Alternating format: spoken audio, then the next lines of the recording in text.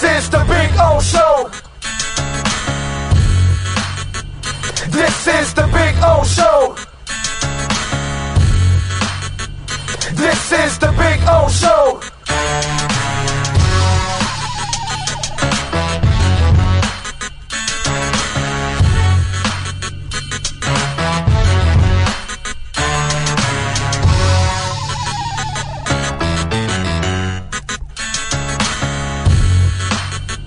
This is the Big O Show. This is the Big O Show.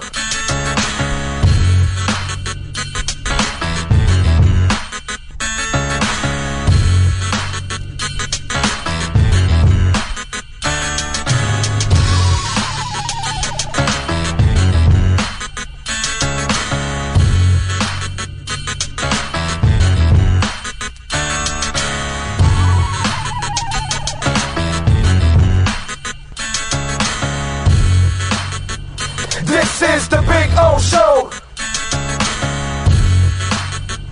This is the Big O Show. This is the Big O Show.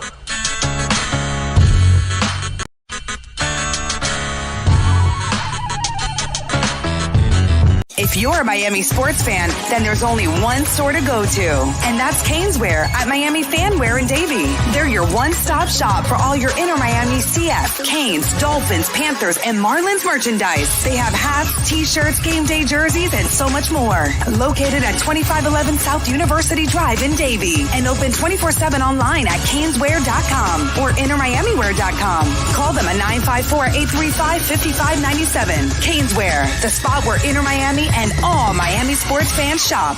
The viewpoint, statements, or beliefs expressed on the following program by the host, guests, or callers are not necessarily the opinions of FantasyXS.com, Media Group Inc. ownership, management, sponsors, or website.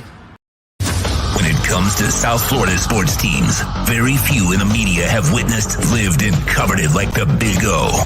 Let's start the program dedicated to your favorite South Florida teams with a passion that's unmatched. The Big O Radio Show is on. Here's the Big O.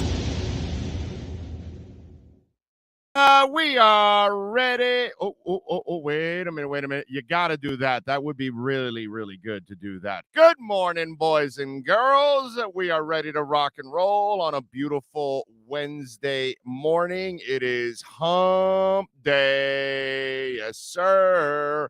We're feeling good. We're inches closer to adding a fantasy football segment year-round, by the way. So just inches closer. So the platform is growing, and this afternoon we could have some really, really, really big news for the platform, and one of the many events that we're trying to put together, and one of the many things that we're trying to put together here on the show and on the platform, obviously. By the way, yesterday I thought Sean and Seaman did a great job. I was listening over. I always catch, some of the wrestling show. I sit in the background, just to check it out, learn a little, all that. Sean was flowing yesterday. That was cool for you wrestling geeks, right? I can call you a wrestling geek. You could call me a Star Wars geek. Got no problem with that. All right. I always those people, so you're a Star Wars geek. Yeah, dude. So I'm a Star Wars geek. I love my Star Wars. It is what it is. I'm never going to stop loving my Star Wars. Who knows? Maybe I'll tell my wife, okay, because hopefully I'm the first to go. And I'll tell her, you got to, bury me in a Millennium Falcon type of coffin. And that's it. So you got to build me a coffin that's a Millennium Falcon. Yeah, it's going to be a little wider. I get it. But, hey, man, it is what it is. Buy a little bigger piece of land, right? The plot's got to be a little wider. So I'm surprised, by the way, nobody's been buried in some kind of a Star Wars-like coffin. Not a coffin, not a regular coffin that's just painted up with Star Wars. I've seen those that, your favorite band or whatever, or Mickey Mouse, or I don't know what the hell I've seen that. No, I'm talking about like you're burying yourself in an X-Wing fighter. You know what I'm saying? Like the coffin's like right here, Isn't that great conversation to start off the show? Anyway, good morning. There we go. This plastic thing under my damn chair. I think how after a while it wears out. After you got it on rug, it kind of gives in. I think it's given in. I think I'm gonna have to go buy a new one. Anyway, good morning to one and all out there. Hope you all are doing well. We're loaded today, as always. Wednesdays are really loaded. 9 to 10, the Red Recover Inside the Paint Show. Ira Winderman, Kurt Heelan will take over for a hardcore hour of Miami Heat and NBA talk. And there's actually several things going on, even though it's kind of slowed down the whole Durant thing. But then all of a sudden, it kind of sped up now. And we'll see what the response is going to be, how much it's going to drag on. We'll hear from the guys. I was listening to one of the guys, the way he gave him an ultimatum. And then one of the guys in the studio was saying, oh no, but you bring them back and you try to get through the season or trading deadline. And it doesn't sound to me like Durant wants to even take the floor with these people if Nash and Sean Marks are in place anyway. It's funny how you had a problem with Sean Marks and Steve Nash sucks. He didn't show me anything as a coach. I have to, anybody that slams Steve Nash, I cannot, but Sean Marks, I'm not going to kill that guy so much, but I'll definitely kill this guy. But the bottom line is you have more of a problem with those guys than Kyrie. That's hilarious, dude. Like, really? That's the guy that really could have helped you. The other two guys are, I get it. Maybe Steve Nash would have looked slightly better because Kyrie was out there, but still. Anyway, we'll hear from those guys. Let me address something before the guys come on. The Dolphins made a trade yesterday, and they did an excellent job. They traded Adam Shaheen. Look, the tight end room is loaded. Okay, so this made a ton of sense. It was a really smart move in many different ways. Let me explain. So you trade Adam Shaheen and a 7th rounder in 23 to the Texans for their 6th rounder in 23. Okay, now, one, you're dumping the Shaheen salary, so you open up a little bit of space. 2, there's a clutter at that position, and Cethan Carter could be is more valuable because he helps you out on special teams. That's why I'm telling you. Remember, I keep telling you the back end of the roster on the wide receiver spot, that it's Trent Sherfield and the other kid. God, I'm forgetting his name now, but it's not going to be Preston, and it's not going to be Sanu, and it's not going to be all those other guys that don't do anything on special teams. Okay, so anyway, back to this. There was a cluttered position. Yeah, you had too many tight ends. You're going to cut people. So you free up salary. You get rid of a tight end you probably weren't going to keep anyways. Okay, you move up in the draft from the 7th to the 6th round. And then here's one more thing. The Texans, they're not expected to be good. They're expected to suck. So that'll be a higher 6th round pick. So all of that actually works out for the Dolphins in every way, shape, and form. So it's a good thing that it was a good move by the team to get both of them going and get all of that in that movement. Why? Because it's too many players anyway. You needed to do something. You freed up money, all of that stuff. And if there's anything that can be done with Roquan Smith, well, now you've freed up a little bit more money on top of all of that, So to me, that was a really smart move by the Dolphins in many different ways. And here's the most important part. Next year, when we're doing our NFL draft show, this might allow me to end the show a lot earlier because I don't have to, I don't know about the compensatory stuff. If they end up getting a 7th round compensatory, then I'm screwed. But see, now you've given up your 7th rounder. Now I can end the draft show in the 6th round, hopefully. See, there's you can always find the light at the end of every tunnel. Just got to search for it sometimes, but it's there. I'm telling you. So you could do that. All right. If you want to get in on the Welt and Rayom text line, 855-912-1056. That's 855-912-1056. So we got a loaded lineup, 9 to 10 inside the paint, the Red Recover inside the paint show. Ira Winderman, Kurt Heenan will be bringing the boys up now to do a little crossover in a minute. Ian Rappaport will join us for his weekly segment at 10:10. Also, our Red Recover look around the NFL. We will get into the huddle with Matt Verderam at 11, and Craig Mish is going to stop by at 12:30 with our Welt and Rayom batters box. So we'll have a little fun with Craig and talk a little baseball also with Mr. Mish there on the program. Let me see something here. I am wondering if did I send a, because I see that Ira is on, but Kurt is not, and I'm wondering if I sent Kurt a link, and maybe I did not send Kurt a link. So I may have to. This is great. Now I'm trying to input it, and it's delaying on me here, so I can send a damn link. It's always great radio, by the way, too. Oh, man. There we go. Okay, now we'll see if we can get Kurt on. There we go. My bad. So we'll get Kurt on to go to do a little crossover now, and we'll get him in. We'll get him involved. Let's bring up Ira Winderman as we await Kurt Heenan. He'll be joining us in just a second. Ira, good morning, sir. How are you doing? I'm doing good.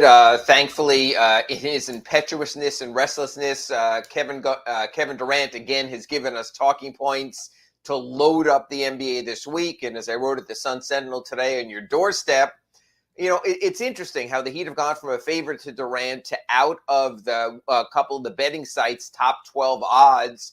And I think it's sort of part of it is, I believe, the notion that Bam is off the table. And part of it is Pat Riley and Andy Ellisberg and Mickey Arison are not going to put up with anyone's BS.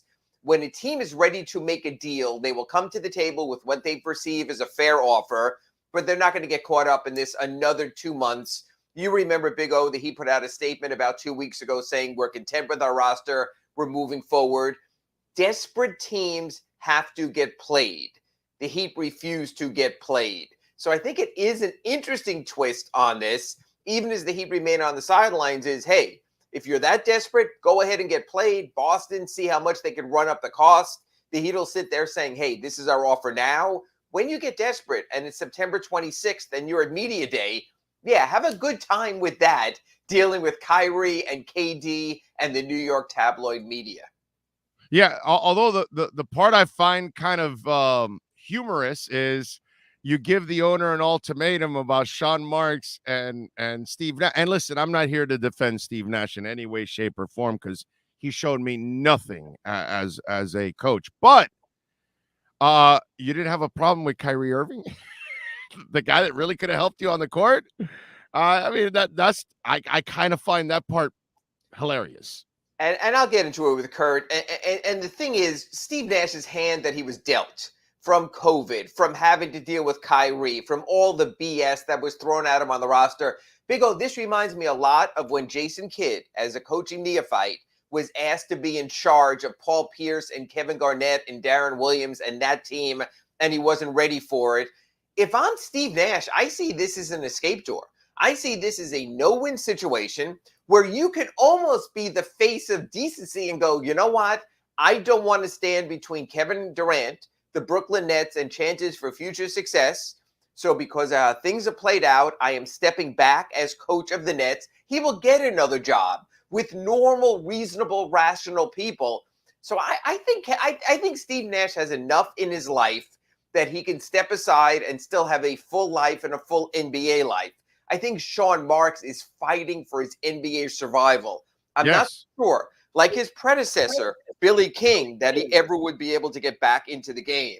I think there's a little more desperation there.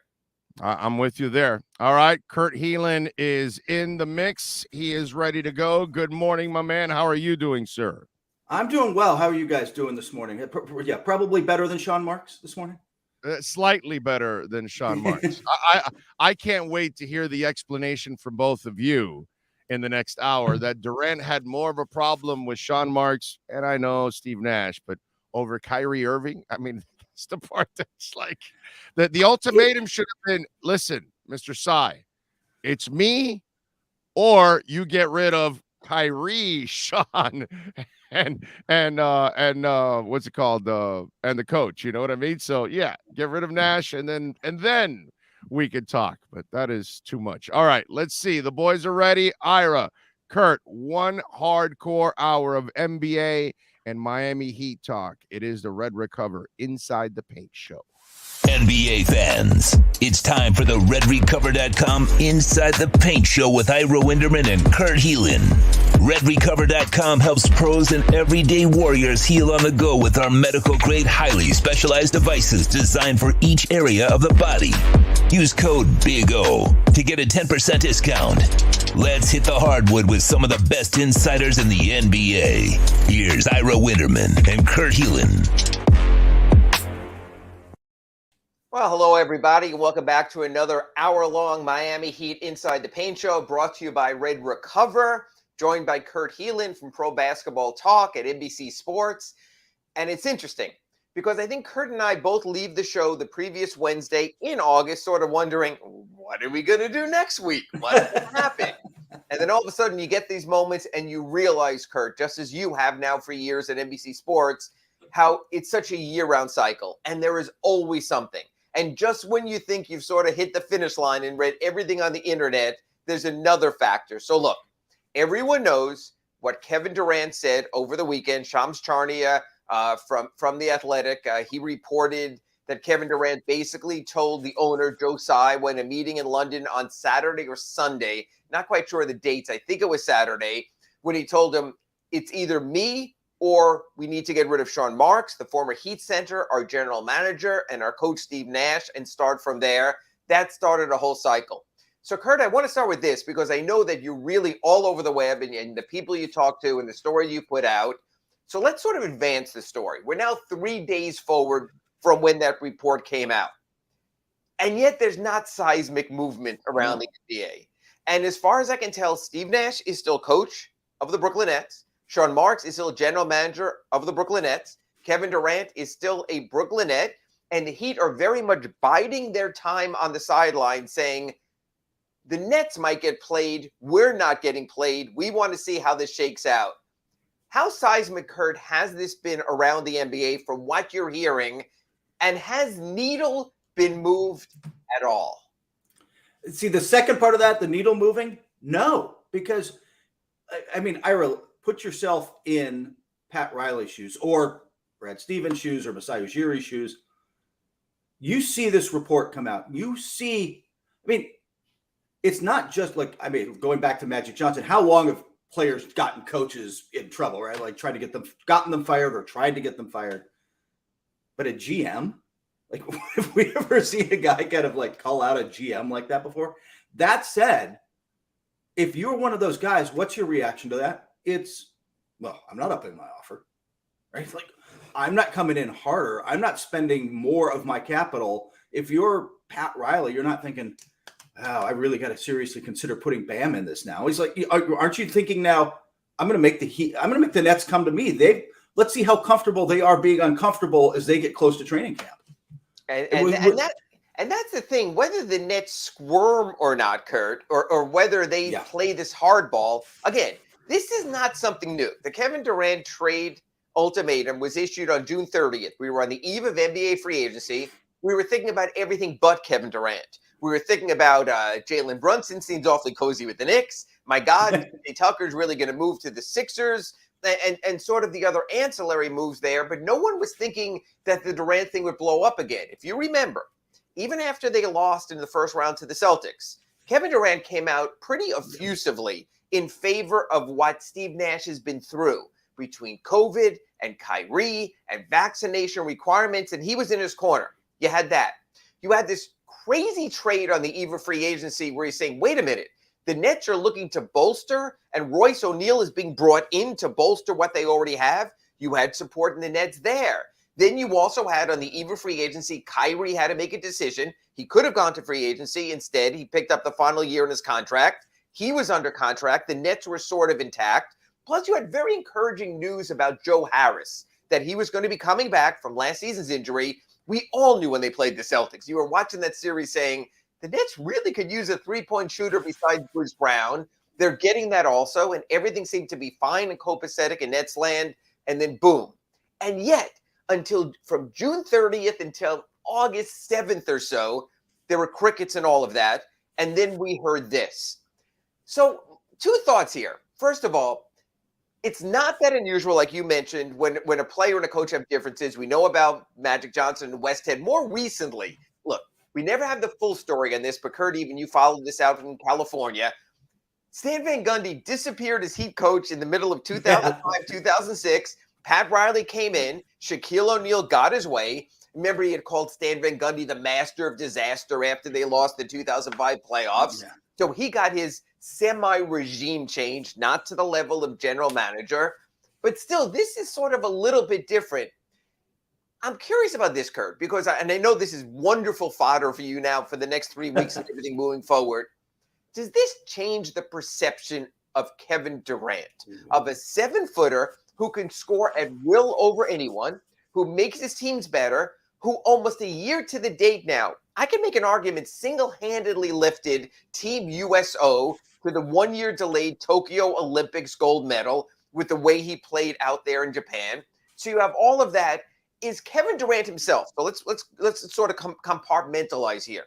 Is Kevin Durant more of a distressed asset right now because of his approach?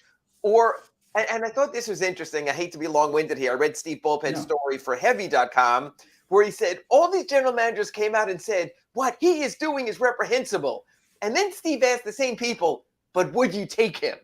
And it was really, they backtracked and they said, well, yeah, he's that good.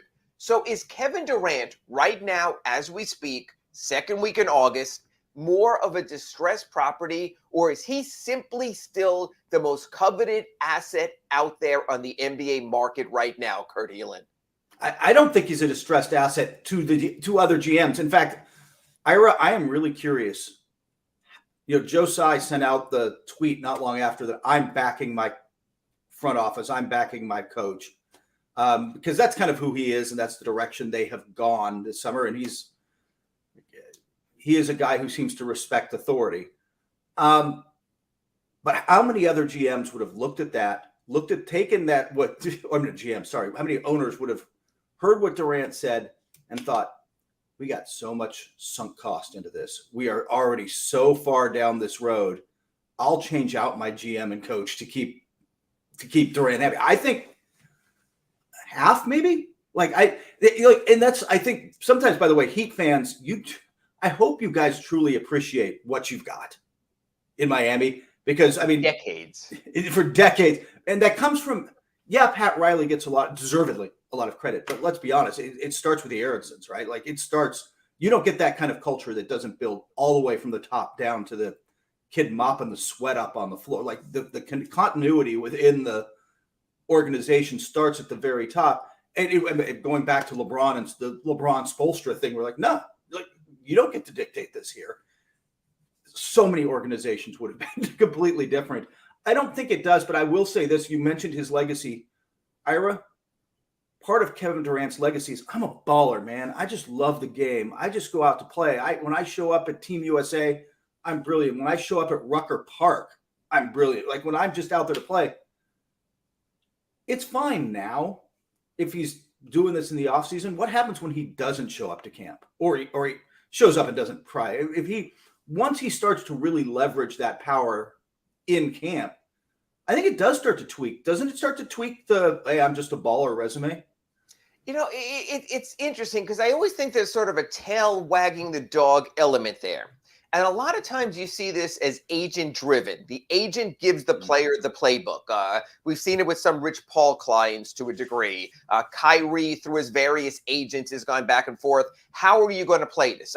Ben Simmons is a perfect example. That was so agent driven that when you saw and I know this is your business, Kurt, but when you saw the NBA sources and you knew it was coming from the agents about Ben is ready, Ben wants out, Ben's willing to sacrifice salary, that was outside driven. With Kevin and his agent, who have been such a strong bond there, the manipulation always seems to stop when the balls start bouncing. And everyone is speculating now, and I wrote this as soon as Joe Tsai's tweet came out and everything else. Number one, I've never seen management respond publicly to what was put out privately. In other words, and again, whether it's you, Kurt, whether it's Sean Stanley back in our studio, if anyone can find on the record video of Kevin Durant asking for a trade, of Kevin Durant on the record asking for his coach to be dismissed, asking for his general manager to be dismissed, it doesn't exist out there. It's all, well, we'll call the agent will call, whether it's Woj, whether it's Shams, whether it's Kurt, he'll call someone, he'll get it put out there. But you don't respond to that because it's all sort of in the ether. Joe Tsai said, hey, I know how this game is played. I own professional lacrosse teams. I own the WNBA team in New York. I get sports. I've been there. I own a lacrosse franchise back in Hong Kong. I get all of this. I understand how this game is played. He put out his tweet, which I found surprising, that he basically responded to something that never was publicly put out there. So I found that to be interesting. I still think, and I believe there is, and I was watching the ESPN guys yesterday in the jump, and they were going, no, there's no deadline. Don't kid yourself. Kurt, you've been to a bunch of these. And I know it's your busiest day of the year at Pro Basketball Talk when we get to Media Day. And you get all these juicy bits out of Brooklyn and out of Denver and out of the Lakers and everywhere else. Can Kevin Durant show up to Media Day, September 26th, whether it's Barclays Center or they have it somewhere else for the Nets, and actually conduct a Media Day?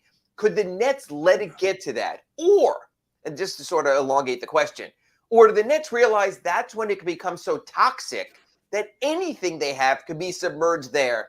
What do you think happens by September 26th, drop dead date, in my view, when you hit Brooklyn Nets Media Day?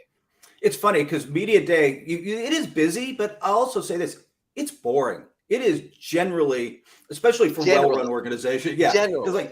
It doesn't come, like there's just not a lot of drama. And this year, Brooklyn, we'll see what's up with Russ Westbrook in LA. Suddenly, like, there's going to be actual drama on Media Day for a change. I don't know that he shows up. I don't know that because then he's got to answer the why do you want to get traded questions on the record publicly. He's got to deal with, it's not just agent driven. And by the way, I'm just going to throw this out there. You mentioned it earlier with Ben Simmons. That might not be as agent driven and more player driven than that got public. Let's just say that there was a lot of Ben there. But that's that aside, which is a randomly different thing. This is a lot of times agent driven, or in Kevin's calculating. He and Rich Kleinman are a calculating pair, right? Like they think their decisions through. The other part that I find interesting in this is they went to Shams and made this, public, right? Like they didn't just go behind. Look, you guys dealt with LeBron in Miami. LeBron's king of the innuendo, right? You learn what he wants, but publicly you got to read between the lines a little bit. There was two words there to interrupt you. Passive aggressiveness. Yes, exactly. That wasn't KD in this case, right? Like this was about as direct and leaking very direct ultimatum. Did he think, Ira, that would put more pressure on the Nets to bow to it, like bend to his will a little bit? I think that he thought in the moment it did, it would expedite things. And here's the deal, and I know we might even cross over and talk about it in the next break also when we talk about the Heat. As far as he had heard, and again, it's really interesting, Kurt, and especially someone like you who deals with this for a living.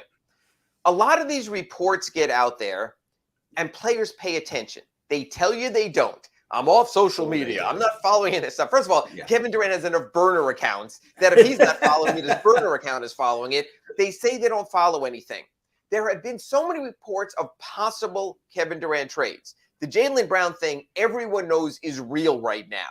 There has been no Brad Stevens. Jalen Brown is off the table, and anyone who says that, have we heard anything from Brad Stevens, the general manager in Boston? No, because it's true. Have we heard from Masai saying no, players X, Y, and Z, even Scotty Barnes, okay? Most people are assuming if you craft a deal with Toronto, it's not going to be for last season's Rookie of the Year. But Masai has not come out and said anything. Nick Nurse at his golf tournament last week in Toronto has not come out and said anything. Matter of fact, one of the few teams that have said something, even though it's somewhat surreptitiously, is the Heat coming out and saying we're content with our roster. At least there was the most subtle of minor without naming names. Because again, at a point, a deal becomes too good for any team. You have to take it. Pat Riley would be the first to tell you no one is untradeable. I mean, my God, he traded for Shaquille O'Neal, so he knows you can get something even at the relative prime of his career. We've seen it now throughout the NBA, so we understand that also. But no one has come out and said that the deal is not possible. Toronto has not come out at any point, correct me if I'm wrong, and Masai Ujiri has not said we are not trading for Kevin Durant. Pat Riley has not come out. Surreptitiously, through Anthony Chang at the Herald, myself at the Sun Sentinel, Woj, Shams, or anything and put out there, the Miami Heat are out. There was, a matter of fact, to digress here, Kurt, a couple of years ago, when LeBron was trying to force his way out of Minnesota, and we were getting closer and closer to the start of the regular season. I remember I was covering an exhibition game in Washington, and Pat Riley actually issued a statement saying, we are not trading for Jimmy Butler. We're done. Yes, I remember that. Out. He had talked to Tom Thibodeau. There were some rough words between the two. They thought they were getting played. And about a week or so later, Jimmy got traded to Philadelphia instead when they made that deal instead. So there have been times when people have said that. I have not seen a single NBA team linked to Kevin Durant come out and saying, we have no interest going any further in a trade. Because for the right price, I think they would. Oh, yeah. Kurt, do you think any team, Heat included, based on what they said about 2 weeks ago, that we're content with our team, is sitting there in their executive suite and saying, forget Kevin Durant, we've moved on? Do you think, of all the suitors we've heard, anyone has said we're out? No, absolutely not, because Ira, it's Kevin bleeping Durant, right? Like at the end of the day, it is a guy who he's 34. So let's say for the next 2 years minimum, if he's healthy and out on the court, is an MVP level player.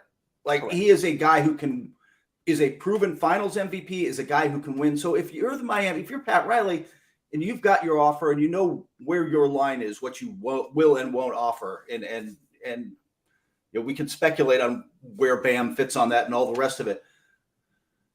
There's a line where you're like, yeah, I'll take that. Yeah, this is the offer I'll put out there. Brad Stevens has got an offer out there, and maybe the line is you don't get Marcus Smart. And again, I think by Kevin going public with this, the way he did, all of those GMs, everybody involved said, man, I don't have to up my offer.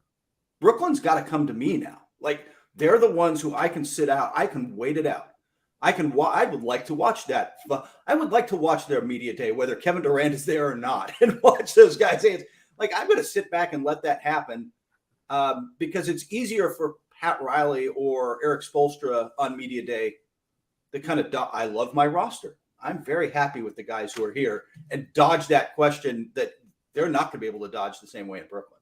Well, you know what? And since Kurt is our national correspondent, I can put him on the spot on stuff like this, just like he'll put me on the spot on Heat stuff through the season. So, Kurt, through your sourcing, through what you've read, you've seen, you heard, and you believe, is Jalen Brown available in a trade right now as we speak at 9:20 or so Eastern on this Wednesday morning here Eastern? Lord help you, 6-something out there on the West Coast. Is Jalen Brown available from the Boston Celtics from what you've heard? I've heard yes, but I've heard that doesn't go deep beyond that. That you know, again, the reported back and forth. And we don't know. I've heard that there were other offers that we kind of don't know, but how many picks were in the deal, all that kind of stuff is still out there. But I heard, yeah, if it's Derek White, who's a nice player, sure. and Jalen Brown, and a pick or two, they'd probably seriously do that because, again, it's Kevin bleeping Durant. And as good as I think Jalen Brown is, and as much as we could debate, frankly, whether they should, because it shrinks their window to 2 to 3 years instead of keeping it at, what is it now? 5 or 7, 5 probably. years. Yeah. I would say that. Although Yeah. Jalen Brown, and because of contract situations, Yeah. you're always going to have those steps of, do you extend? Do you give a raise? Do Yeah. you bring to the max level also? I want to leave it there for now, right now, before we get back after our break on our Red Recover Inside the Paint show for this reason. If we know that Boston has Jalen Brown on the table, is there an offer out there that you can beat from what Boston might offer? Or should you start making the announcement of we're out because you're not willing to go higher than that? So after this break on our Red Recover Inside the Paint show, Kurt and I are going to go around the Eastern Conference, including the Heat, look at other offers and ask, is there something to trump the Celtics? Or right now, as much as you might want the Heat to be in or to be out, is this purely something between the Delta Shuttle up to Boston and back to LaGuardia, between the Nets and the Celtics? And of course, that'll mean mentioning Bam Adebayo. And we'll be back after this on the Red Recover Inside the Paint show. You're listening to the RedRecover.com Inside the Paint show with Ira Winderman and Kurt Heelan.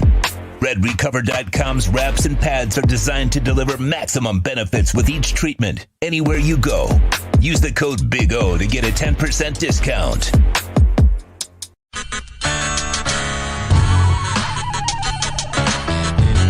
If you're a Miami sports fan, then there's only one store to go to, and that's Caneswear at Miami Fanwear in Davie. They're your one-stop shop for all your inner Miami CF, Canes, Dolphins, Panthers, and Marlins merchandise. They have hats, t-shirts, game day jerseys, and so much more. Located at 2511 South University Drive in Davie, and open 24/7 online at caneswear.com or innermiamiwear.com. Call them at 954-835-5597. Caneswear, the spot where inner Miami and all Miami sports fans shop. Sports Grill on Bird Road, Miami Lakes, and their newest location in Doral is now hiring. If you're looking to join a great company and South Florida institution, give them a ring or drop an email. Sports Grill is hiring all kinds of positions from hostess to servers, bartenders, or join the kitchen staff to craft some great food for their amazing customers. Please send your resume to m.cruz@sportsgrillmiami.com or call 305-219-5726. That's 305-219-5726. Sports Grill. Good food, good drink, good friends. Red Recover now offers a simple-to-use, professional-grade light therapy device designed to help your dog heal and live a healthier life. Red Recover emits red and infrared light therapy based on the same science that NASA developed, all in a soft, flexible housing pad powered by a convenient, rechargeable lithium-ion battery. Give your dog the same therapy that many veterinarians use today, but at a fraction of the cost. Pads are available in 3 sizes and come with attachment straps, clips, and an easy-to-use manual. Red Recover can help your dog with arthritic conditions, muscle soreness, intervertebral disc disease, ACL rehabilitation, performance, aging, and general health and happiness. You simply place the pad over the desired area and allow our proprietary Tri-Light therapeutic wrap to penetrate deep into the tissue where a number of healing parameters will be stimulated. When starting treatment, apply for 10 to 15 minutes daily and lessen the application time as needed for best results. Say yes to science and give your dog the care it deserves with Red Recover.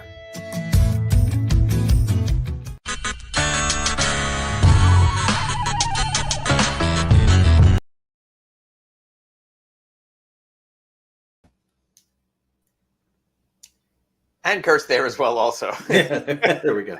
Another clean rejoin on Red Recover Inside the Paint. Kurt, where we left off previous segment, again, I'm trying to relate this now a little bit more to the Heat. We have Kevin Durant's ultimatum, sort of started on June 30th, really ratcheted it up with his discussion with Joe Tsai, the owner of the Nets, over the weekend. Just went back and checked on my Twitter. Ryan McDonough, who is account I follow, and I like to follow it because he gives you a really good general manager perspective. He worked with the Boston Celtics and with the Phoenix Suns. He's been sort of all over this. He put out a tweet after this report first came out of Kevin Durant saying the coach and the GM go, or I go, make up your mind. He said he sees the inevitable trade with the Boston Celtics as being Jalen Brown and either Marcus Smart or Robert Williams plus draft capital. I thought that was kind of strong. I thought especially the smart thing. I mean, you're talking about the defensive player of the year, but as you know, Kurt, watching the Celtics, the real sort of heart of the Celtics and the way Smart plays. Do you think that Boston would go to that level? And again, neither of us have been general managers. Ryan McDonough knows how this stuff works. Although I don't think anyone knows how the Kevin Durant stuff works because it is such a new phenomenon of having 4 years left on your contract and still trying to force your way out. Could you see the Celtics in any realm going as high as Jalen Brown plus either Smart or Robert Williams and draft capital? Can I tell you that one of the first things I heard when I poked around Boston was Robert Williams is probably more off limits than Marcus Smart, which is kind of crazy, but Robert Williams is young and unique. Like he looks like a future. He's got that Bam thing, right? Like where he's 6'9", but can defend fives, can defend fours. Bam's a much more skilled offensive player right now, but what he brings defense, like there's just not guys like that. Not that there's guys like Marcus Smart either. I think that that's an interesting debate. I don't know. For me personally, I don't know if I'd go there, period, if I'm the Celtics, but I'm not throwing in Marcus Smart. I'm not throwing in a guy who is so central to the identity and culture of my team. He's the quarterback on defense. And the reason I don't need to do that if I'm Boston, where I might consider it if I'm Toronto and throw in a big, I'll throw in Pascal Siakam. I might throw in Scotty Barnes as a rookie because I'm already a contender, right? Like I literally just came from the finals. Ira, you know this, and I think Miami might be better about this than others. Most GMs, though, don't think long-term, right? Like, I don't want to say they don't think long-term. Right. But once you get to a certain point where you're a contender, man, if I can make myself 10% better and our window opens 10% more to go get that title, I have to take it. And there's something to that, but the trade-off is, in this case, I have lived that here. I have lived that with the Shaquille O'Neal trade. I have lived that with every incremental move they've done. It's why a lot of times I'm getting ready for the draft. I'm like, they don't have any draft choices. They'll cast them all to the wind. They'll live in the moment.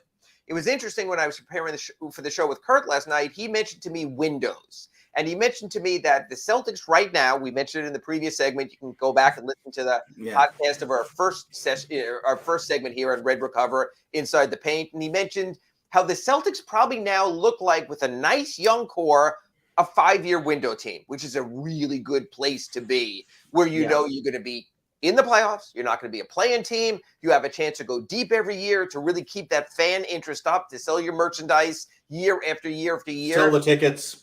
And sell the sponsorships. Always be in there. And I get that. If you move for Kevin Durant at 34, you're saying to yourselves, even though he has 4 years left on his contract, we're probably looking at 2 prime years. Even LeBron, who's had a great season with the Lakers, just not the same player he was in Cleveland or Miami, because time takes that kind of toll. Fine. So now we move to the Miami Heat. We get to the portion of what are you willing to put on the table or not. Again, every week you and I are going to be talking about this liar's poker game. You're Pat Riley, you're Eric Spoelstra, you're Andy Ellisberg, you're Nick Harrison, you're Adam Simon. You're sitting there at 601 Biscayne, even though everyone's all around the country. Matter of fact, I think Andy's Field of Dream game this weekend with his father. But still, you're all linked on Zoom like we are here today. You can get together. Kurt, if you're the Heat, what's the highest offer you're willing to go at this moment, right now, at 9:27 a.m. on Wednesday? I think that I'd be really curious to hear your answer on this, because I think you are more tapped into their thinking.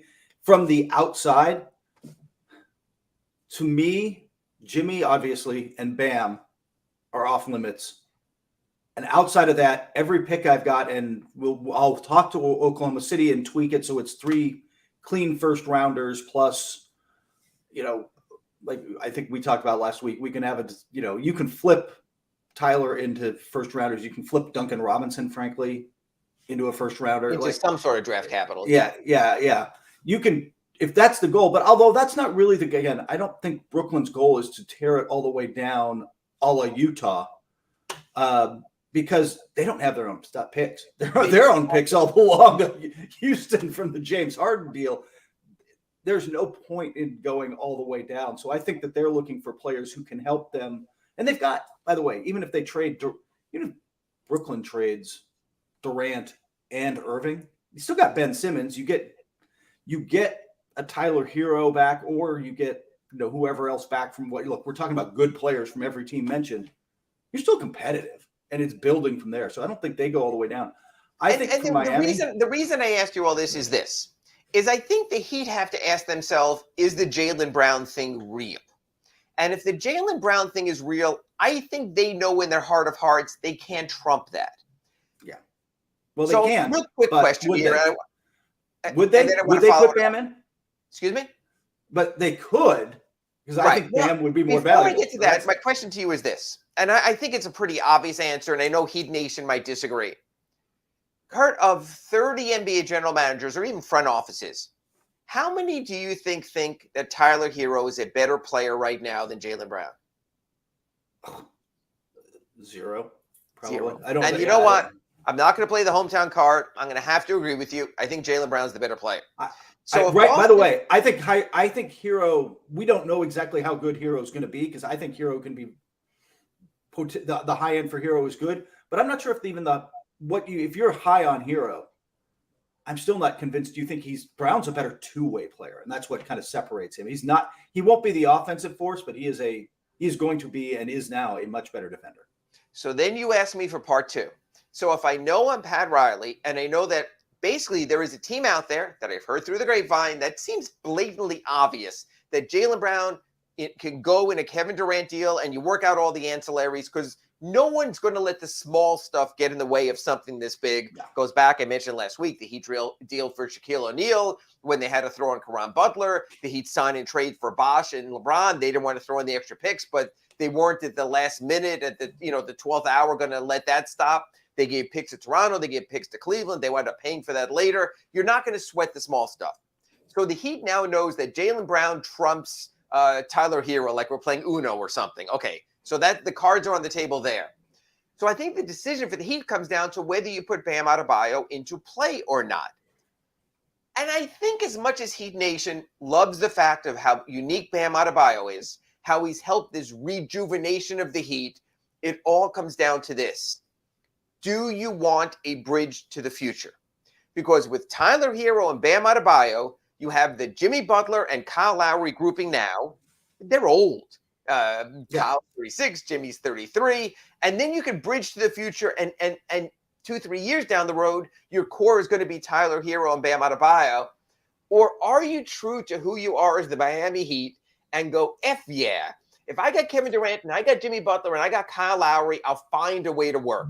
Maybe I'll get Claxton back in the deal from the Nets or something like that, and because they won't need him as much, and I'll put Bam into the deal there. I know there's the Ben Simmons factor. You can't have Ben Simmons and Bam on the same team because they both have designated rookie extensions. You can't acquire two players with that. That, to me, is all the ancillary stuff. That's what Andy Ellisberg will come out of the cornfield in Iowa. He'll figure that all out while he's on vacation. He'll get that deal done. I still think when the Heat sat down originally and discussed Bam Adebayo, there was thought in that room. I'm not even sure, Kurt, that it wasn't a majority. They would be willing to. But there was one vote in that room that said no.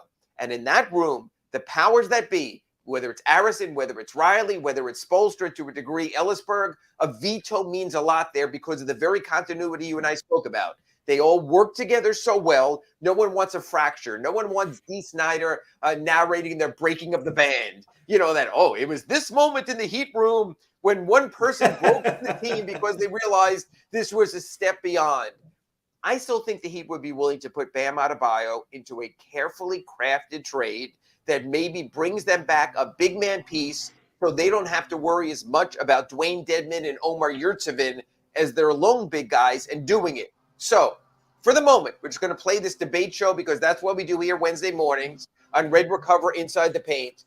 If you were the Miami Heat and you did say, look, Nets, we have to negotiate this. We have a lot of machinations. We are willing to trump Boston. We are willing to put Bam Adebayo in the deal. Do you think that instantly shifts the Nets' interest? Or do you think the Nets say, hey, we're giving up a scoring wing? And the one problem you've always had in Miami with Bam has been you couldn't get the offense out of him. Does Bam automatically trump Jalen Brown? Yes. Well, let me rephrase it. Yes, depending on now you force Boston's hands, and now they've got to put Smart or Williams in to make it a better package. Like it becomes the bidding war that that Brooklyn dreamed of, that just has not materialized. There has not been this back and forth that they wanted and expected and hoped for, right? Like that hasn't happened. You could start that, right? If Bam goes in, now Boston's got to rethink how far down this road do we want to go? Would we put in Smart or consider Robert Williams or whatever? Good point. I think that plays into their hands some ways, doesn't it? Like then suddenly it's interesting. I think Scotty Barnes could have the same effect. Well, and okay, so that's where I wanted to get a part B, and I think we're going to actually take this to a third segment because it's all that's going on in the NBA right now also. Do you think, from what you know and what you hear from people, we've been waiting for this Durant thing to budge? We've been waiting for the little push to get it to the next level. I think we got that with the report over the weekend of Durant meeting face-to-face with Joe Tsai, of saying, hey, you were an organizational disaster. Get me out of here or get your organization out of here. So I get that standpoint. So my question is, if we sort of get this loosening of the talks, where now we know that Boston is willing to put in Jalen Brown, we knew that. Maybe Robert Williams, maybe Marcus Smart. Then people find out, I'm hearing Pat Riley is seriously considering Bam in the right deal. Do you think that pushes the rest of the field, and you just mentioned Toronto with Scotty Barnes and other suitors in there? I don't know if Phoenix has the package now that DeAndre Ayton's not trade eligible because he was a matched offer sheet. Do you think that blows the whole thing up? Or do you think that people go, well, we were going to have trouble matching a Jalen Brown offer. We're going to have a hell of a hard time matching right now a Bam Adebayo offer. And do you think that quiets things? So where the Nets say either Heat deal or either Celtics deal? Or do you think everyone jumps in because they realize this is Kevin Durant? I think it scares off everybody except maybe the only other team out there who can, I think, because, by the way, Phoenix, I like Mikal Bridges a lot. Mikal Bridges and Cam Johnson, they're not enough to win that right now today. They're not. So they don't trump a Bam Adebayo.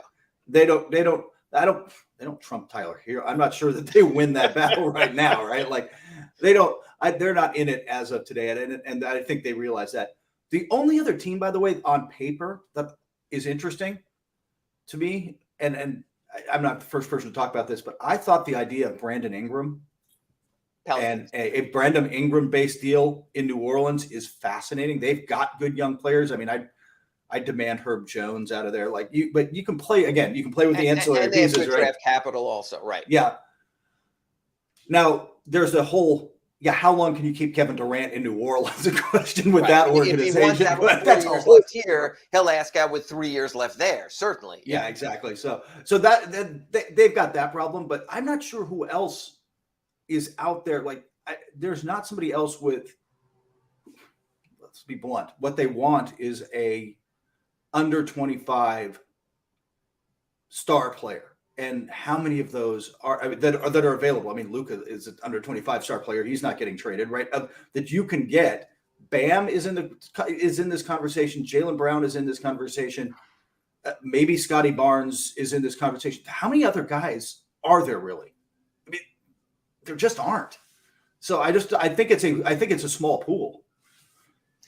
And that's why I'm just curious also how much it would shake up the East and sort of change things if there was a Nets deal or not a Nets deal and a Heat deal. So let me first, before we go to the break and we talk about some of the rest of the Eastern Conference, I know there are more components here, and I know we have to make the math work. If you make a Bam Adebayo deal for Kevin Durant, let's forget draft capital. That doesn't impact this season. Let's leave Tyler Hero in or out of that equation. He might go, if we're going to, matter of fact, I know I'm all over the place today. Big O, I apologize. It might be bad podcasting, but I think Red Recover will like that. We're giving a lot of people aggregational stuff. If you're the Miami Heat and you're offering Bam Adebayo, are you also including Tyler Hero in the package? Not on the first offer. right? Like I But don't know where that deal goes. In the final bag, in the open bidding, where it's September 26th. Oh my God, Kevin Durant is coming to Nets Media Day. This is going to be awful. We're telling our teams that the Kevin Durant scheduled to speak at 11:01 a.m. So by 10:59 a.m. we want final offers. Would you include Tyler Hero and Bam Adebayo for Kevin Durant? Yeah. I mean, honestly, because once you're in, right? If you're going to go that far down the road, as much as I like Tyler, if I'm going down that road, then I'm going down that road, right? If I'm going all in to win now with Duncan, with Jimmy Butler, with Kyle Lowry is going to have to step up and play it better and be healthy. You're going to need a whole lot more from everybody who was a role player last year. Started trying to names. I'm like everybody. The question I want to ask you. I'm a little over the break, but heck, it's internet, so we can change the timing here as long as we mention our sponsor, Red Recover. And this question, as we go to the break, and then I want to follow it up after. So, Kurt Heelan, you've now traded away Bam Adebayo and Tyler Hero. By the way, folks, Kurt lives in California. You can track him down there. I didn't trading both. So both of those are gone. Is the Miami Heat team with Kevin Durant, Kyle Lowry, Jimmy Butler, Max Strus, and Omar Yurtseven starting, just for argument's sake, you might put in Victor Oladipo there. Is that enough to make them an odds-on favorite in the Eastern Conference against Boston, Philadelphia? We always forget Milwaukee. Is that enough? If you make that deal, you send out Bam, you send out Tyler, you send out your future. Is that enough to make the Heat? And in the moment, they are the team to beat in the East, bar none. No, I think that's the ultimate concern. Right now, maybe you take half a step forward. It depends on which Durant you get, but can I say for sure they're beating Boston or Milwaukee or Philly in a 7-game series with that group? No, because you traded away. When you trade away Bam, an all defensive level big, that is away your defensive uniqueness. Yes. Yeah, you trade away a guy that's going to matter in the playoffs, man. And I want to let that marinate for folks out there, and we'll pick this up after, because after the break on Red Recover Inside the Paint, I want to talk about where the East stands right now. That we've spent our first 2 segments here. You can catch it on the podcast. Go back and listen on the What If with Kevin Durant. But I want to go back after our break to the what if not. And let's almost do this on a weekly basis, set up here the first week of August, where the Heat would stand right now in the current Eastern Conference. So we're going to go into that after the break on Red Recover Inside the Paint. You're listening to the RedRecover.com Inside the Paint Show with Ira Winderman and Kurt Heelan. RedRecover.com's wraps and pads are designed to deliver maximum benefits with each treatment, anywhere you go. Use the code BIG O to get a 10% discount. There's no need to drive around South Florida wasting valuable time looking for a new or certified pre-owned Acura. Go to the #1 volume sales dealership in the Southeast United States. Craig Zinn's Acura of Pembroke Pines. Purchase with pace and space in a dealership tailored to your needs. From home buying to providing that personal touch. Contact the 2020 Satisfaction Award winner Craig Zinn's Acura of Pembroke Pines. 888-776-5123. That's 888-776-5123. Or visit them at 15601 Pines Boulevard in Pembroke Pines.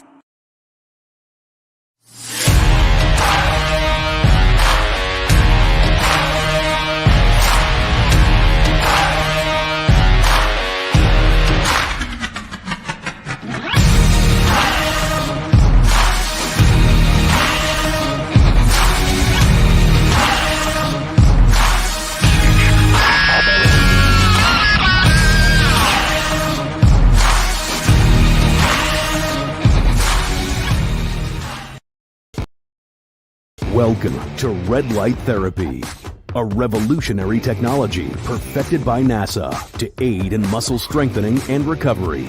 Red and infrared light has the capacity to penetrate deep into the cell's mitochondria, potentially leading to increased energy, faster recovery, and the optimal performance your body demands. Train, fight, recover. Welcome back to the RedRecover.com Inside the Paint program with Ira Winderman and Kurt Heelan. Go to redrecover.com to learn more about red light with videos, blog posts, and 40 years of medical research to treat pain, inflammation, and overall well-being. Use code Big O to receive 10% off your order. Here's Ira Winterman and Kurt Heelan. Welcome back to the Red Recover Inside the Paint Show. And just like Red Recover, we've tried to shine a light, our own red light, on the Kevin Durant trade situation. It's our first two segments. You can go to Big O Show, just type it there in your browser, and you can listen to the podcast of those two segments. Kurt, I want to go in a different direction now as we complete this week's show with our third segment. Let's assume what we really thought until that report came out in The Athletic over the weekend of the meeting with Joe Tsai and Kevin Durant and what Kevin Durant's demands or aren't, that we thought things might very well remain copacetic. Kyrie Irving and Kevin Durant in Brooklyn to start the season, the East as it is. I want to go through the East right now, and this is going to be in relation to where the Miami Heat stand. Sort of, are they better, not better? Are they trailing? Have they fallen behind? So even though the Heat finished first during the regular season, let's start with the Boston Celtics, whose major move obviously was picking up Malcolm Brogdon, giving themselves the backcourt depth they needed, a little scoring boost, defensive boost, and to a lesser extent, I do not think this is as big a move as some people think. Danilo Gallinari, I saw him as a defensive statue against the Heat in the first round when he was with the Atlanta Hawks. The Hawks thought so little of them, they passed him along to San Antonio in the DeJounte Murray deal that was based on draft capital. And the Spurs thought so little, they're like, yeah, we don't need this guy, bye-bye. They waived him, Boston picked him up. Are the Celtics the clear number one in the East going into the start of training camp 6 weeks from now? Yes. First off, I agree with you on Gallinari. You know what he is? He's an innings eater, right? Like he can shoot the ball. He can play some – he can give you 15, 20 a night during the regular season. But you're right. I mean, what's the Draymond Green phrasing? He's an 82-game player, not a 16-game player. Yes. Like he is absolutely that guy. And with your baseball analogy, they'll let him pitch the sixth inning, but not the ninth inning. Exactly. He'll be sitting on the bench. There was no way Danilo Gallinari in a tight game is in Boston Celtics defensive-minded closing lineup. We know that. Yeah. Again, they push past the Heat in 7 games. Jimmy Butler makes a 3. We might be talking about a different reality right now. Yeah. Hey, it might have been a higher pay grade for both of us, but that didn't happen. But when you look at the Celtics, what would you call them now? Would you call them favorite? Would you call them clear favorite? Or would you call them just in the top 4 mix? Where do you have the Celtics? Regular season, I think I would say favorite only because they finished with a 2 seed last year, right? Yes. They didn't figure out who they were until midseason. Well, let's be honest, they benched Dennis Schroeder, right, and started shifting their offense. Even Marcus Smart, for all his flaws on offense, Dennis Schroeder was not a fit. And so once they moved on from him and shifted, they found their identity. And also the move to Robert Williams as defensive anchor. They had no confidence. Again, his nickname is Time Lord. He might show up. He might not show up to games, to assignments, to anything else. I thought that was the bigger of the 2 shifts. And I think he put himself in at least conversation for Defensive Player of the Year. I thought he was that dynamic. Yeah, he was. And so I think the fact is, with them in the regular season, I expect they'll probably finish first in the East this year, only because they're young, so they can play their stars. They're deep, so they can, they've got the depth to match up and go through the back-to-backs and the 4 and 5s and everything that will come out when the schedule comes out next week. But they just know who they are now. Like, I just think that they're going to hit the ground running a little harder. I don't know how that's going to.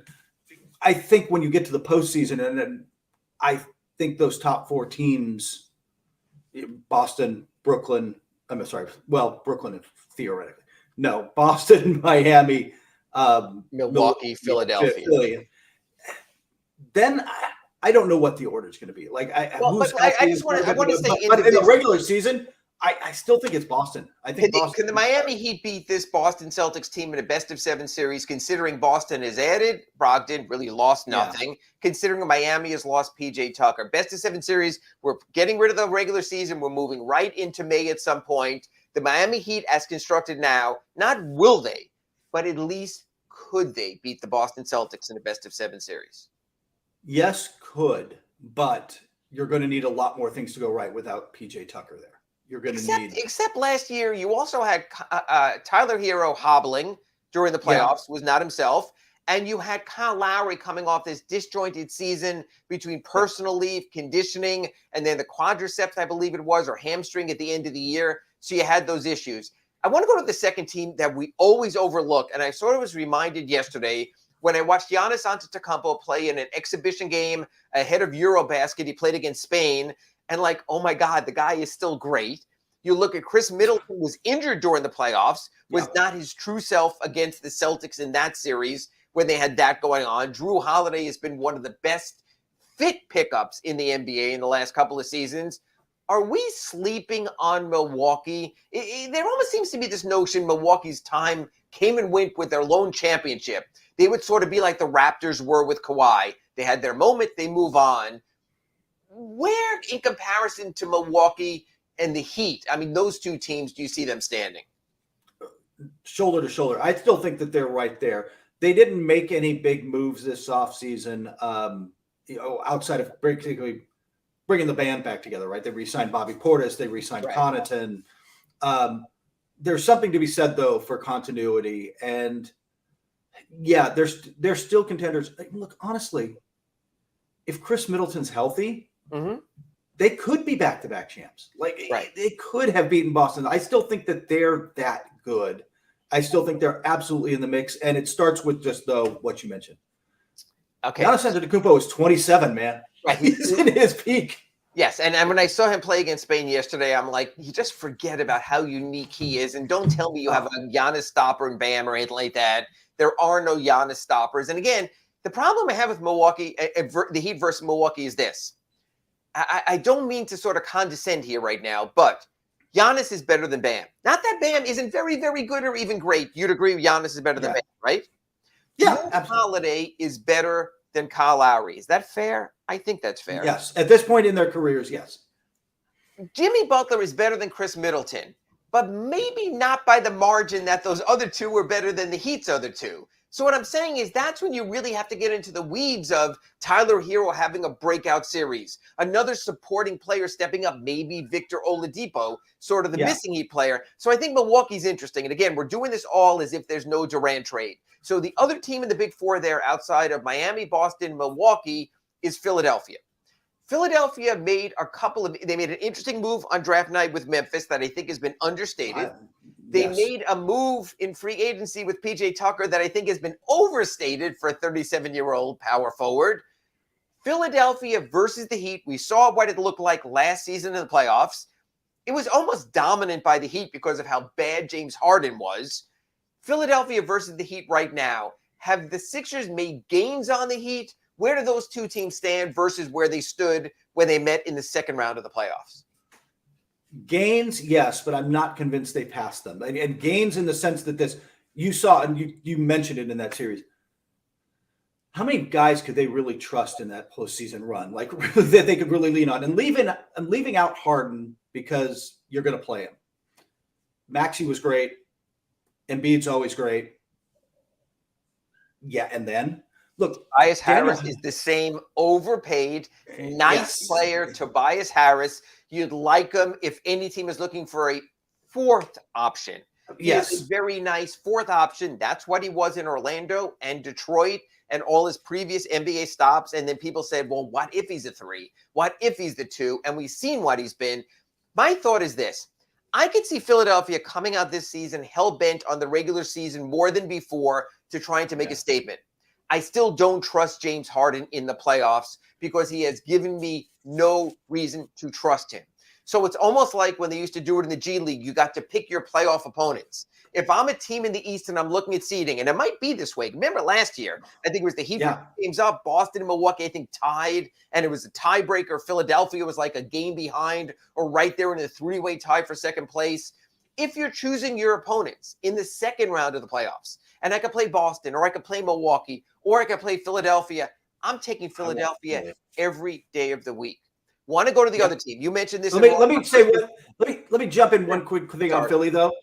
I think with the Daniel House, which is an underrated pickup, with PJ Tucker, with the moves they made this offseason, they put solid guys they can trust in the playoffs around Harden and Embiid. They're deeper as a playoff team. But you mentioned it. It now puts everything on Harden.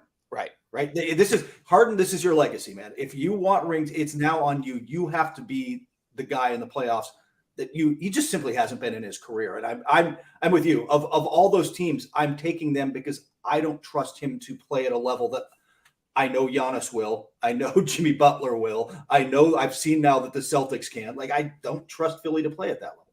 And I think it's going to be very interesting in tampering town if Harden does not have a great playoffs and opts out and gets a maximum scale contract, whether Adam Silver doesn't go, that extra money he gave up that wasn't a pre-existing deal will look awfully curious. It's almost like James Harden has to have a great playoff to justify the wink-wink deal we all know is in place that created the salary cap space for the machinations that the Sixers went through. Which brings us to the team we had in the top 4 or top 5 all last season until we saw them in the playoffs. So Kyrie Irving should be able to play every game this season except in Toronto, where you have to be vaccinated. So that'll be 1 or 2, usually 2 in the Eastern Conference games. So he'll be eligible for at least 80 Nets regular season games. How many he feels like playing, I'm not quite as sure. That's a different number. Kyrie Irving, Kevin Durant, unhappy. The player formerly known as Ben Simmons, the recovering from injury player we know as Joe Harris, losing the glue guy in Brown and what they had from him. They miss him more than they think. Former University of Miami player. When you look at all of that, I think it's interesting. Like if we were to do the best and worst case scenarios, I think you could look at the Nets, and I know Big O hates when I do this, as a potential 70-win team based on talent and pedigree and what the players were. Yeah. You could also, I thought ESPN had them as like a 40-win team because you don't know who they are. Are the Nets today, everything is copacetic. Adam Silver said there's a personal moratorium through the trading deadline. Are the Nets today a legitimate threat to win the Eastern Conference? On paper, sure, but not in reality. Just in the sense that, like you said, look, if you tell me that Durant and Irving, and by the way, and Ben Simmons comes in and accepts a Draymond light role, right? Like he's not quite Draymond, but plays more as that secondary creator, guy who attacks the rim, passes whenever, when you double Durant or Irving, and he could be, and by the way, plays great defense because I think we kind of forget Ben Simmons is a great defender. Right. Yeah. Like in theory, and then you surround them with Joe Harris and Curry, Seth Curry. Like they've got shooters, they've got Patty Mills coming off the bench who can give you some solid minutes. Like I just, on paper, Royce O'Neal they picked up right. Royce O'Neal, right? On paper, this team is a contender because you're assuming that everybody's pulling the rope in the same direction. I just don't think. Let's put it this way. I'm not convinced Steve Nash at this point can get everybody pulling the rope in the same direction after what we've heard. So if it even is, I just don't. I don't fear them because I don't. What are they going to be? Who's going to show up? Like I don't even know what they are. I found the same thing. I did my power rankings near the end of the summer league just as an annual tradition, and sure. I think I had them 13th because I don't know what to do with them. They could be 3. They could be 27. Let me ask you this. And by the way, this is all on tape. We save our podcast on the Red Recovery Inside the Paint, so we can go back to it. I know Sean will pull it up to me during the season. If I had to give you an ultimatum, the mortgage on your house out there in beautiful, although still way to get the hell too early, Southern California right now, and you had to bet the mortgage, Brooklyn Nets over under 49 wins. Which way would you go? This is your mortgage. This is your family. Yeah. I'd still go under. I don't think they're going outside of the trades that I think are coming eventually. That team has got dysfunction screaming all over it, no matter what direction they go. That if I would have told you 2 years ago, I got you a team with Ben Simmons and Kyrie Irving and Kevin Durant. What do you think? Or Joe Harris? You would have said, okay, everyone else is in chase mode of them in the East. So to go real quick as we wrap up, I want to sort of go through the contenders. Right now, you have the Heat basically on equal footing, I would say, with the Celtics and Bucks, maybe a little behind the Celtics. Would that be correct? Yeah, and maybe half of the PJ Tucker loss concerns me, and you're going to need Oladipo or someone to kind of step into a bigger role this year, but in a different way. But no team, no franchise in the league is better at finding the guy and bringing him along than Miami. So, I'd say, I look, when it comes to power rankings and standings, I might have them third or fourth in the East, but I think those top four are almost interchangeable. Yeah. I have one other team. And again, it's really interesting how I view the standings. I used to view the standings as always, Kurt, we grew up this way. Top 8 make the playoffs. You want to be a top 8 team. I think now you desperately want to be a top 6 team. We know the vagaries of the play-in, 2 losses, your whole season it's like almost like MLB's wild card. You got to win the game. My number 6 right now is Atlanta because of the DeJounte Murray trade. They're right as of now, they still have John Collins. They have Trae Young, who I think would have to have a bounce back based on after the playoffs. I know some other people have said, hey, don't sleep on the Toronto Raptors. They still have Fred VanVleet. Pascal Siakam had his bounce back year. You have OG who's going to be there. You have Scotty Barnes we'll see sophomore slump or not. Who would you put as the 6th team in the East if we're doing our core automatically the playoffs? Would it be Atlanta? Would it be Toronto? Would it be Chicago or another team? No, not Chicago.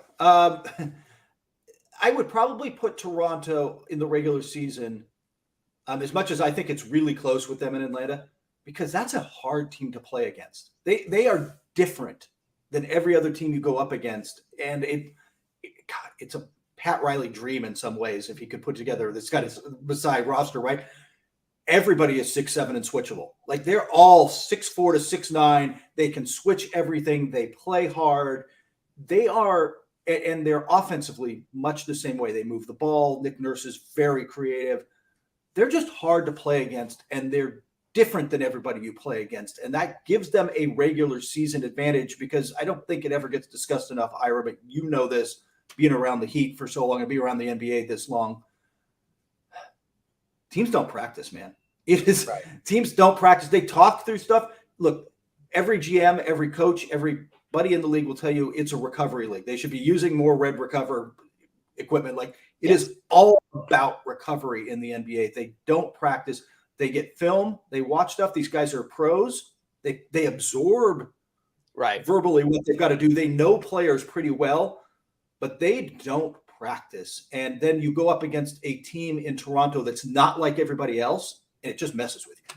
So on the way out here, because I know we're running a little bit over, and I'm going to pick this up. Next week when we do our Red Recover Inside the Paint show on Wednesday, we'll either have the NBA schedule or we'll have enough leaks about it to talk about the schedule. We know it's all based on national TV, which is why the NBA is held off on this. So if you're the NBA and you can give a maximum of 20 national television appearances between the ESPN networks, ABC, and TNT, do you go all in on the Nets, or do you think we'll see limited Nets national TV because the league schedule makers, Matt Winnick's former staff, the people there, yes or no, do we get a lot of Brooklyn Nets this year? Yeah, because they're in New York. So yes, and the potential. By the way, you were the only person you broke the one schedule release this week with the Mexico. He going to Mexico against San Antonio. We'll talk about that next week. On the way out, the other thing. Are the Miami Heat right now is constructed sexy enough to get close to 20 regular season national games, or are they viewed more as sort of a methodical team without a number one alpha level star? No, they're going to be on a lot of national TV games. I don't know if it'll make it all the way to 20, but it'll be close. Late starts. I'm looking forward to it. Well, another action-packed Inside the Paint brought to you by Red Recover. Next week we'll have more on the schedule. We very well could have more on the direction of Kevin Durant. We know we'll be talking about him anyway. He's Kurt Heelan. I'm Ira Winderman, and the Big O Show rolls on. You've been listening to the RedRecover.com Inside the Paint Show with Ira Winderman and Kurt Heelan. Go to RedRecover.com to learn more about red light with videos, blog posts, and 40 years of medical research to treat pain, inflammation, and overall well-being. Use code BIG-O to get a 10% discount. The RedRecover.com Inside the Paint Show is mastered by executive producer Sean Stanley. Please search Sports Grill on Bird Road, Miami Lakes, and their newest location in Doral is now hiring. If you're looking to join a great company and South Florida institution, give them a ring or drop an email. Sports Grill is hiring all kinds of positions from hostess to servers, bartenders, or join the kitchen staff to craft some great food for their amazing customers. please send your resume to m.cruz@sportsgrillmiami.com or call 305-219-5726. That's 305-219-5726. Sports Grill. Good food, good drink, good friends.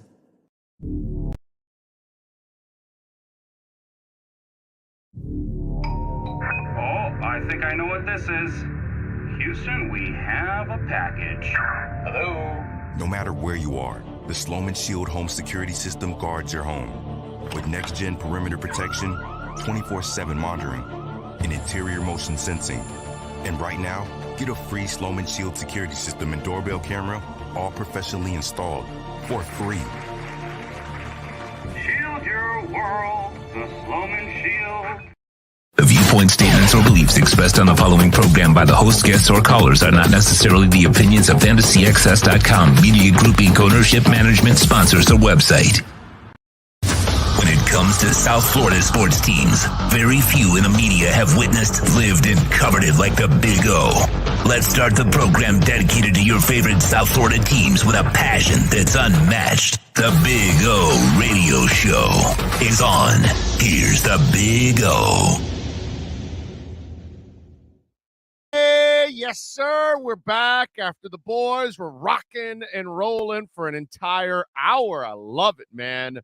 Great job by Ira Winderman and Kurt Heelan. Excellent information. And, you know, that's what this platform is all about. Information, insiders, giving you want to know about the Panthers? George Richards and David Dwork are going to know the most about it. You want to know about the Canes? We got Manny Navarro. You want to know about what's going on with the Miami Heat? Well, we've got Ira Winderman. We've got Anthony Chang. We've got Kurt Heelan. You know what I'm saying? Ian Rappaport normally will join us at 10:10. He'll join us in the next hour, in the third hour, in the 11 o'clock hour. Why? Because he's at Dolphins Bucks practices. Information, insiders at the places that you need to know about. Like, we're at the draft. We're at Dolphin practice. Omar's at Dolphin practice. Poopart's at Dolphin practice. That's what this entire platform is all about, baby. Insider information. Nobody does it better.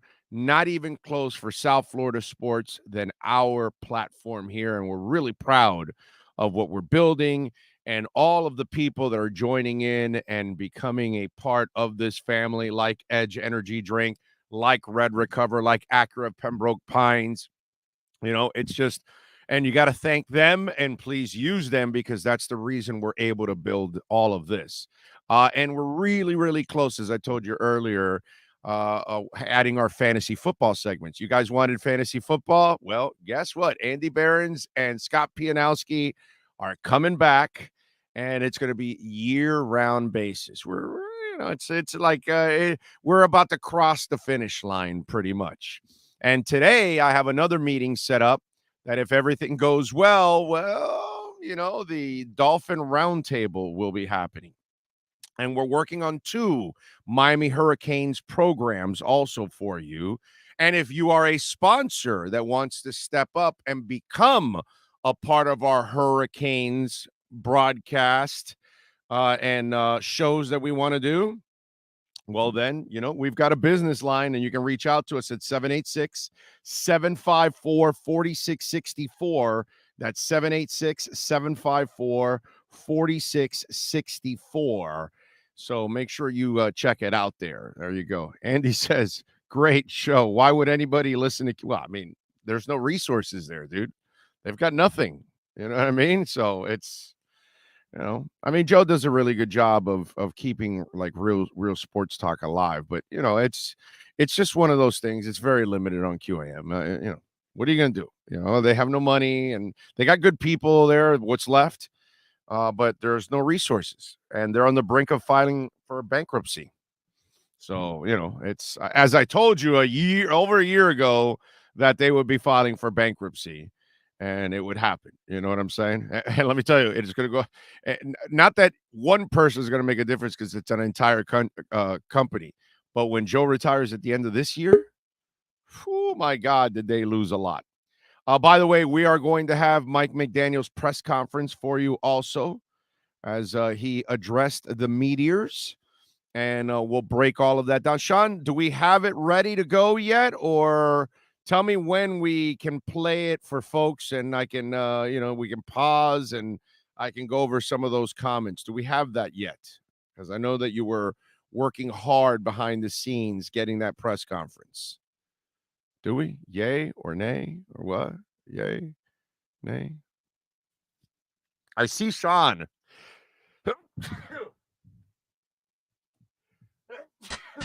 Excuse me. Ah. Ah. I'm not getting a cold. It's just one. I get those things where I sneeze 4 or 5 times. Oh, look at you. Look at you. Look at you. Look at you. And you two sounded great yesterday doing the wrestling stuff. That was good. That was good. There was good flow on the show yesterday. Good interaction by the chat room and everything. Watching a little, not that I understood jack shit that you guys were talking about. I'm trying to, just piece stuff together that I've seen over the years. And then you mention this or that or whatever. And then you're coming up with these names from every. I'm like, what the hell are they talking about? You know what I'm saying? It's it's like me talking about I don't know, crypto to some of these guys. Which, by the way, injective protocol is up 24%. It's pretty good for those of us that are in injective protocol. Got in around $1.50. It's at $1.97 right now. So it's not bad. And it looks like the reports were pretty good for the economy because the crypto market, the markets are bouncing back and they continue to go up right now. So maybe this whole recession talk, maybe we were in the recession and now we're out of it. Who knows? And maybe it was government induced. Nice job there, Joe. Way to go, buddy. But anyway, Bitcoin right now, for those of you, it's up 4%. It's up over 24,200. It just shot up. It was down at 23,159. Let me see. Yeah, 23,104 at 8:30 this morning. 8:30 this morning, 23,104. And it is now 10:10. 2 hours and 20 minutes later, and it jumped up $1,100 after those numbers started to roll in that, hey, it's not bad. It's not going down. It kind of leveled off. So people now think it's going to go, down now next month. So, bam, markets have responded. And now Bitcoin is responded, and so has, pretty much everything else is responding overall. So if you're in the markets, you are having some fun right now. V-Chain up 9%. I love it. I love it. I love it. I love it. Nothing better than buying the dips here over the last couple of months. And those of us that are patient and stayed strong, and you're down the line, we're the ones that are going to be laughing in the end. But you got to be patient. You got to have guts. You got to in investments, whether it's stocks, whether it's crypto, you got to have the guts of a burglar. That's what you got to do. You got to have that kind of gut. I don't know what it's like to be a burglar. I don't know what it's like to be a criminal, but I would imagine you need those kind of guts. You know what I'm saying? Although sometimes maybe criminals don't have guts. They just are crazy. or they're just, driven mad or something. I don't know.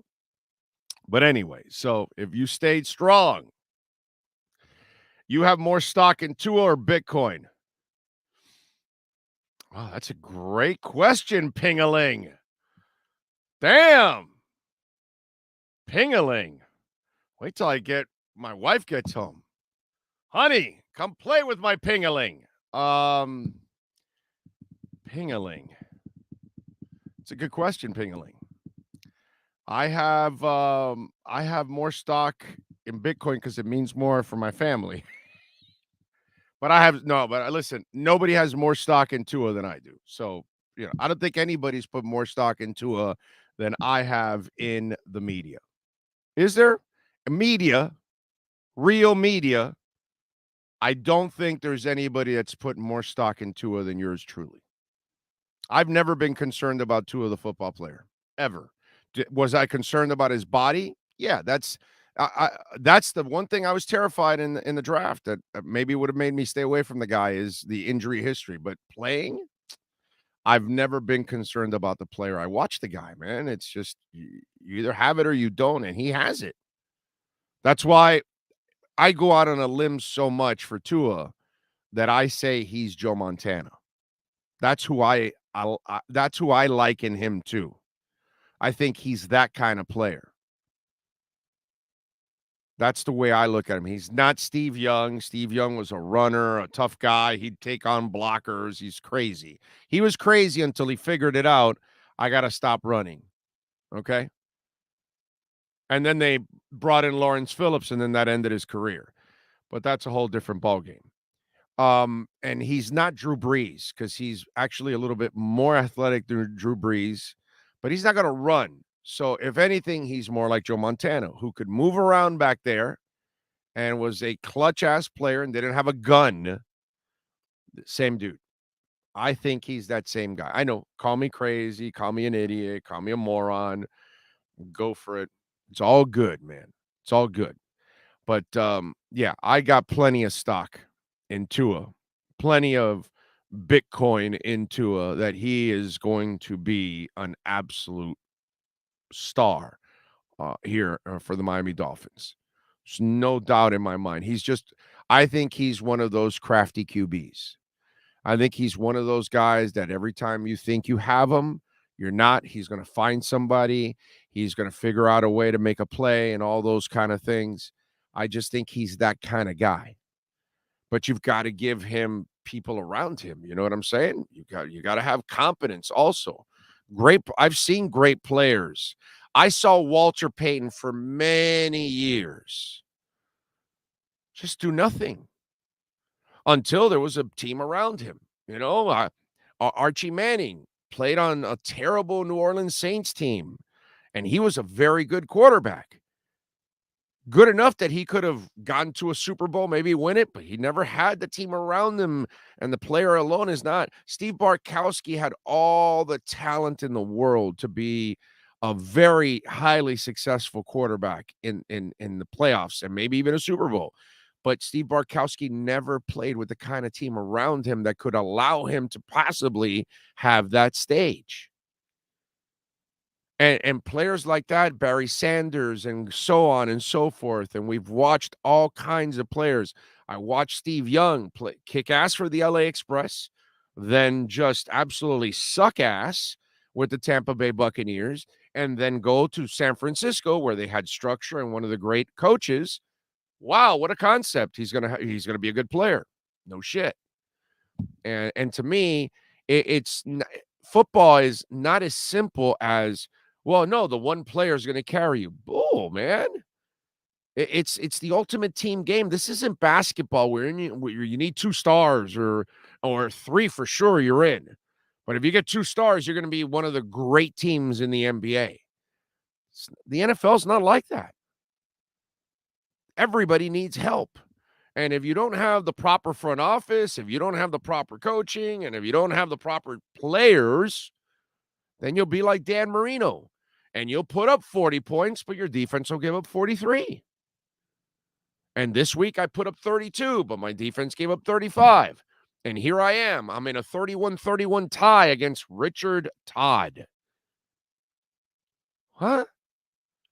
Richard Todd, that guy can't hold Marino's jock, but he's there. Why? Because your defense sucks.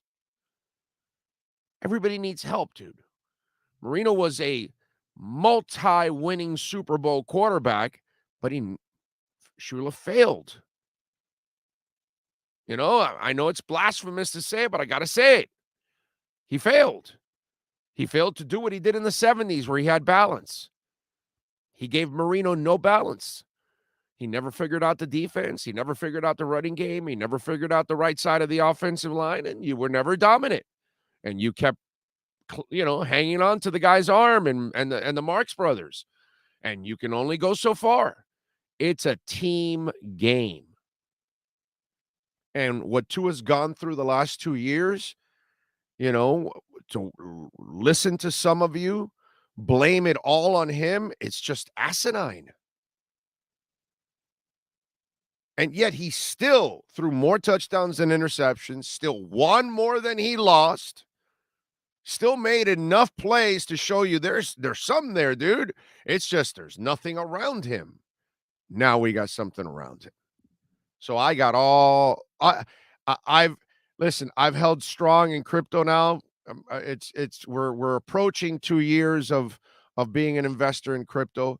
And to me, I've kind of, since I got in it, I basically got in right before there was this short rush and then, a short pump and then the dump that's gone on. And so basically what we've done for, 9 months to a year now is you've been in an accumulation phase. So it's a matter of staying strong and holding on and waiting for mass adoption and for it to turn, right? And then eventually those of us that stayed strong, Ethereum, ADA, Polygon, Avalanche, Bitcoin, whatever you like, whatever you're in that you think is going to, turn things around, it will end up happening. And you're going to feel good about it. The same thing here. We've hung on for 2 years, all right, with Tua. And now this offseason, we were in an accumulation period where we accumulated Tyreek Hill and Cedric, right? And a slew of running backs and Armstead and Connor Williams. And so now, and a couple of draft picks, right? As Ukama's doing really well and Tyndall and so on and so forth. So now we had our accumulation period. And now we've had our maturation period too for 2 years. Tua got to mature and got to see the worst of the worst under the worst conditions. So now hopefully he'll see better conditions and you'll see better production because that's kind of the way it goes, as I told you about the other examples. So now that we have stayed strong with strong hands and we've hung on and hodled here, because that's what we call those that stay strong and hang on to their crypto and wait for the bounce back, right? Those that have hodled, well, I have hodled. I have been strong in my faith of Tua for 2 years. And those of you that have joined me on this road of having faith and investing in the Bitcoin that is the Tua coin, the Tua currency. By the way, how have we not made a Tua coin? We can make coins, right? There's a company, it's with an R, and they make crypto coins. You can make your own crypto coin. We should make a Tua coin. But those of you that have hodled the Tua coin with me for 2 years, we will now see the bounce back. Okay? And it all ends with Dean Brown saying Tua will be replaced by week 5 or 6. Bill Walsh, most innovative head coach of all time. Yes, one of them, no doubt. Well, Paul Brown. I'm going to go with Paul Brown. Then I'll go with Bill Walsh as one, because Paul Brown's the one that invented the West Coast offense. That's the problem with that whole. It wasn't Bill Walsh. It was Paul Brown. For those of you that don't know, I've told this story before because a lot of people really may not know. Sometimes they're not really historians and they just go by what other people repeat. Oh, the West Coast offense. Oh, yeah, Bill Walsh. No, Bill Walsh. No. Bill Walsh was the offensive coordinator for the Cleveland Browns under Paul Brown. So Paul Brown was having trouble running the football. He couldn't run the football. And the Browns the Bengals were an expansion team back in those days. So they struggled to run the ball. Bob Trumpy was the tight end. What's it called? The coach for the Cincinnati Bengals. It's funny. Damn it. He was the quarterback. He took him to the Super Bowl with Boomer Esiason. damn it, what's the name of the guy? Somebody help me out. There's 200 people on the damn chat board. Come on. The Cincinnati coach. What's his name? Cool dude, bro. Sam White. Sam Weish. Damn it. Thank you. So Sam Weish was the QB. Bob Trumpy was the tight end. Bill Walsh was the offensive coordinator. Paul Brown was the head coach. So Paul Brown designed a offense that was called a short passing game to Trumpy, to the running backs. Why? Because he couldn't run the ball. So he designed short running plays to get rid of the football quickly because the offensive line wasn't good. Ooh, I wonder where you've seen that before. Anyway, wow, what did Waddle have to do last year? Yeah. Anyway, so they ended up creating, out of desperation, the West Coast offense with Paul Brown. The West Coast offense was born in Cincinnati, Ohio, under Paul Brown. And so when Bill Walsh left Paul Brown to then become his own head coach, he took that concept from Paul Brown and made it his offense in the West Coast offense. So the originations of the West Coast offense was not in the West Coast. It was in the Midwest, or whatever you want to call Cincinnati. And that's where it was born, under Paul Brown. Bill Walsh was there, and that's where he picked it up from the genius that is Paul Brown. Okay? So give Paul Brown the credit as the guy that, obviously Bill Walsh made it glamorous and he took it to another level and he had players and he deserves his credit in his own right and all that good stuff. But it's really Paul Brown that created the West Coast offense. And so him and Bill Walsh, obviously, too, because it was kind of an experiment with the two.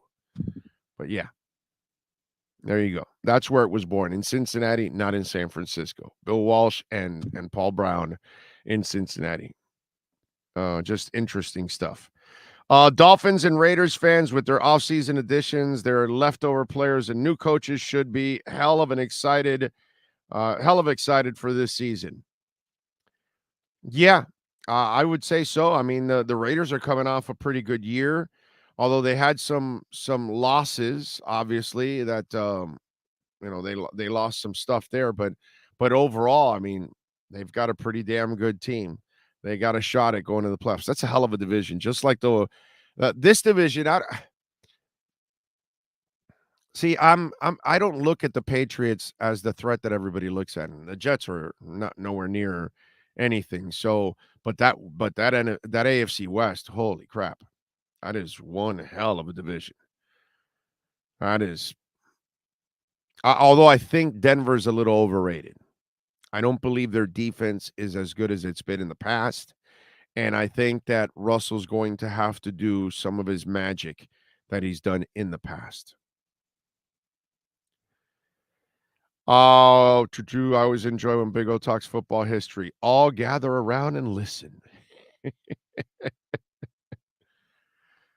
Sean coming off the mat with the answer. That's right.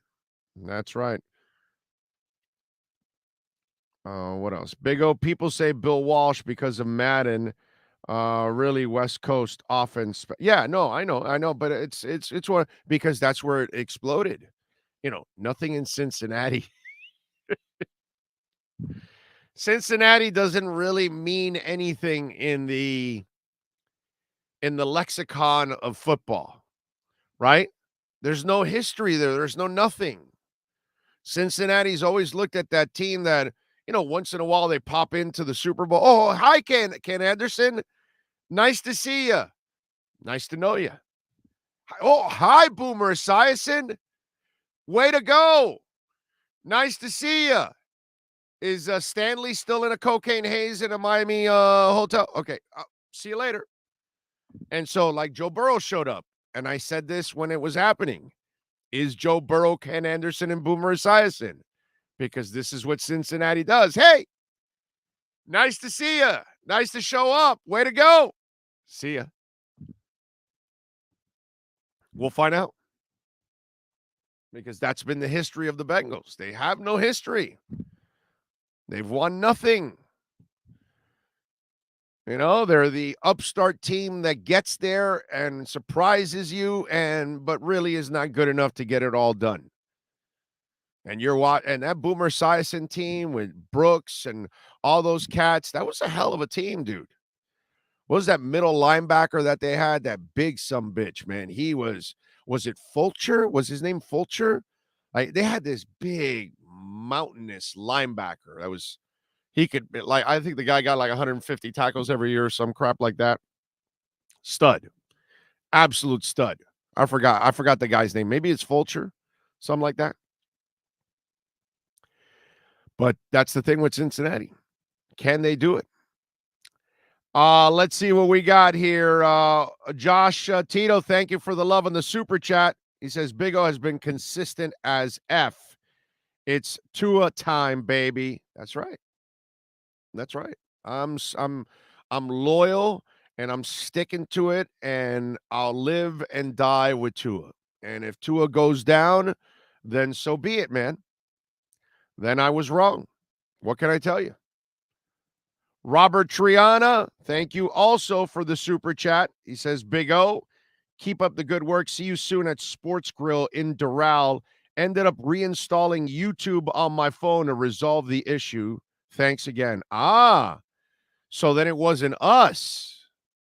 That's why we couldn't find your name. Because, one, I don't even know where to look because I'm an idiot. Sean's, without Sean, I'd be so effing lost. It's not even funny, dude. And so Sean's the one that went to look for it, and he says, dude, I can't find his name there. So that means I wasn't dumb enough to block you because, I'm a moron. I'm trying to block these bots, and, it happens. You know what I'm saying? And so I'm glad that you're able to chat in and you super chat and everything, Robert. So thank you very much. That is very kind of you. Thank you. I'm just glad that I'm not the idiot. Oh, wait a minute. Sean's about to tell me I was the idiot, right, Sean? No, I would never say that out loud and in public. Out loud. Javon Holland pulled down his first INT during one-on-ones. He intercepted Kyle Trask. Keep you updated on the joint practice throughout. Okay. All right. Okay. All right. But it's a Gator. That's like the Cincinnati Bengals. If a tree falls in the woods and nobody's around, does it really matter? Nah, but good for Javon Holland.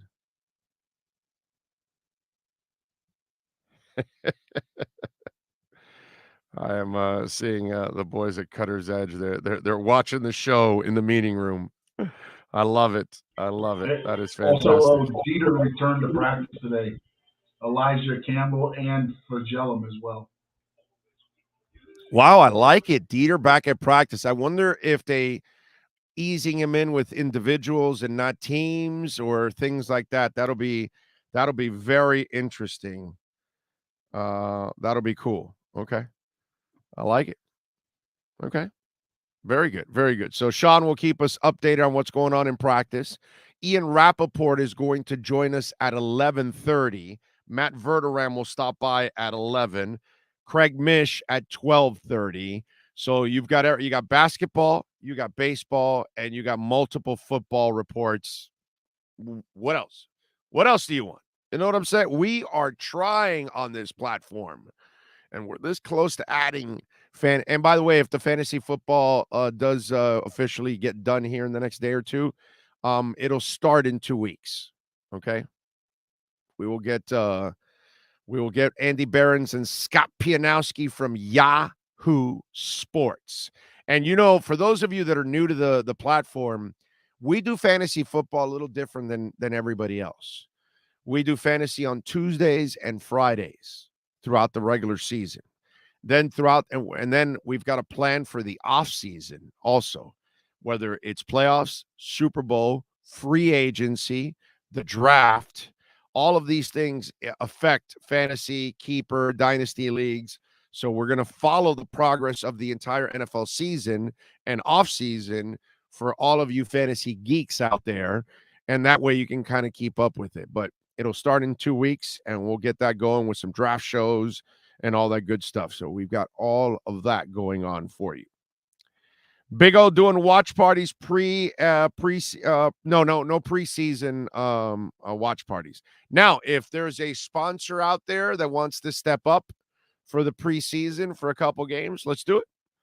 Give us a ring. You can reach out to us. Remember, if you want to join our platform and your business wants to get great exposure, great branding, and reach a lot of new customers, 786-754-4664 is our business line, 786-754-4664. It's not a request line. It's not to talk sports.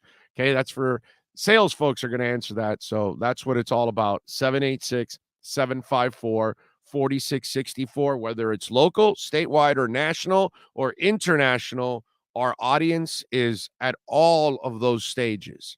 So you'll reach a ton of people in South Florida. You'll reach a ton of people in Florida. You'll reach a boatload of people in this country, and you'll reach worldwide too. So it's great branding at the same time. So if you want to be a part of our platform, 786-754-4664. And I do want to remind you, Nature B, proud sponsor of our program, 27 vitamins and amino acids. And I take it every day to keep away from those nasty colds, man. You want to stay away from the colds. 2 Golden Capsules has powered me for 20 years. Not 2 months, not 1, not 2, not 3, 20 years, okay? And I rarely ever have a cold. That's why I'm telling you all the time, check it out. If you get a chance, go to natureb.com, and right now, we're going to give you, listen to this, we're going to give you 1 month free. All you got to do is buy 2 months, and you get the 3rd month for free, okay? So go to natureb.com, use our code BIG-O, and you will get the first month for you buy the first 2 months, you get the 3rd month for free and free shipping. Buy 2 months, 3rd month free shipping. Use our code BIG-O, and you will get it right there, man. Go to natureb.com and feel what I say is the power of pollen, which is always a beautiful thing. All right. What else do we have going on in the world of sports? All right. Let's play Mike McDaniel. Why don't we do that? Let's bring up the Mike McDaniel press conference. Let's go over his comments to the meteors before practice against Tampa Bay. You ready there, Sean? All right. Here we go. Fire off, and I'll tell you when we pause. Well, I mean, I think it's more about learning stuff from going against an opponent, and an opponent is qualified and that has as much esteem as the Tampa Bay Buccaneers. You know, winning the Super Bowl 2 years ago, being in divisional playoffs. Contrary to popular belief, Tua doesn't play one snap against Tom Brady. They'll be on separate fields, but it's more about the quality of this organization and the type of football they've played is a tremendous opportunity for really all the guys when we're trying to play football at a high level. Do you want him watching him at all? Do I? Huh? Again, I would actually be very disappointed if he did. He'd probably be taking a sack if he was watching them because there'll be simultaneous plays. But no, I think again it's more about going against a different defense that not just schematically, but how they play football with different techniques that they emphasize. Those things are a big part of the NFL game. You know, you're adjusting every week, so those subtle differences are huge differences. That's what I want, really what I'm focused on them taking in.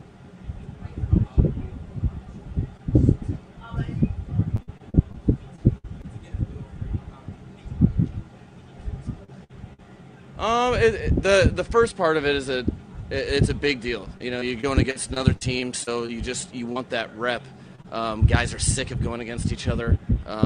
Generally 10 days into camp everywhere you're at, so it kind of revitalizes football to a degree from a practice perspective. You know, we've been practicing against each other for a long time, but then outside of that, it's all about how we really.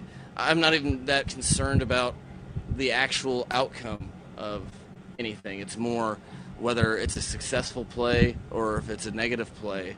It's about how we respond, because you know that this game, that's all it's full of. You're never just anytime you're content or anytime you're satisfied with the last play, that's when you get hit in the face and hit in the mouth.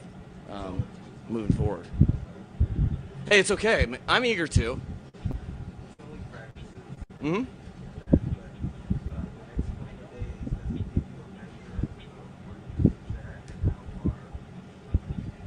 No, every time you're on the football field is something I really try to instill in the guys.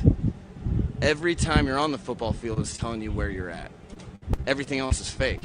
It's all made up. So you're exactly right. It's something that, you're excited to see where your team is at that day. And then whatever that is, can they best handle that for the next? Do you use whatever's happening, successful or failure? You use that for the next day. To me, that's the trick, because whatever records are in the first quarter of the season, for instance, nothing is decided by that. There's countless number of teams that are 4-0 that don't make the playoffs. There's teams that start behind the 8 ball. I mean, I think I was on a team last year that was 3-5, and we were in the NFC Championship game. So it is all about that day, and it tells you a lot. But then even more so, you get an opportunity to figure out what they're going to use with whatever the result was for the next day, which is why we're all so pumped to be here. Mike, you mentioned that you're going to make sure that everyone knew the rules of engagement Mm-hmm. going into it. So what are the rules regarding tackling, blitzing, fisticuffs, and shenanigans? The shenanigans, that's a subjective thing. A lot of things that you guys perceive as shenanigans by me are not shenanigans. Really, we're approaching it like it's exactly like we approach our own practices, where, it's important to me for guys not to fight with their teammates. Sometimes it happens, but you make sure that players understand why anything outside of the whistle is only hurting the team and has a lot more. There's a lot more implications in whatever you're doing than just yourself. So we're handling, in terms of tackling those things, the same way that we've done in practice, where if you have a direct shot on someone, we're thudding up. If you're on the side of someone, you're protecting the team, because there can be unintended consequences about drilling somebody in the side. And then we're taking tracking angles and tagging off down the field in space. So it should, and the way that I addressed it was the same way that we've been in Miami Gardens. This is to get you better. Anything outside of getting people better, we don't really have time or patience for that. Mike, what have been your thoughts on presumably tomorrow on Todd Bowles?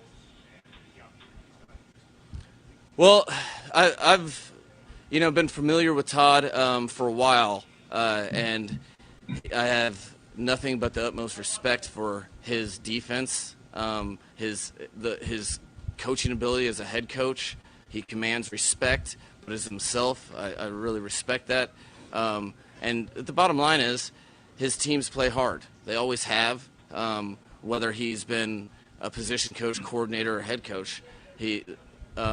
Whatever his elixir is, he inspires his players to play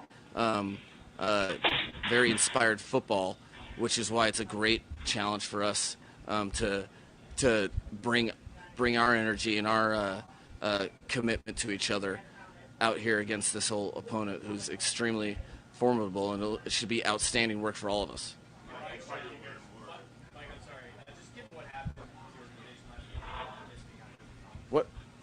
What happened? I mean, for me, nothing happened. Everyone else is the one making it awkward. That doesn't occupy a single iota of space with anybody. It's hard enough to be good in this league. as the Miami Dolphins, we're very all of our energy is very coordinated and only has to do with us getting better, and everything else would be an opportunity cost that we're not willing to expend. Let me run that by you there. And if we can pause that one for me there for a second.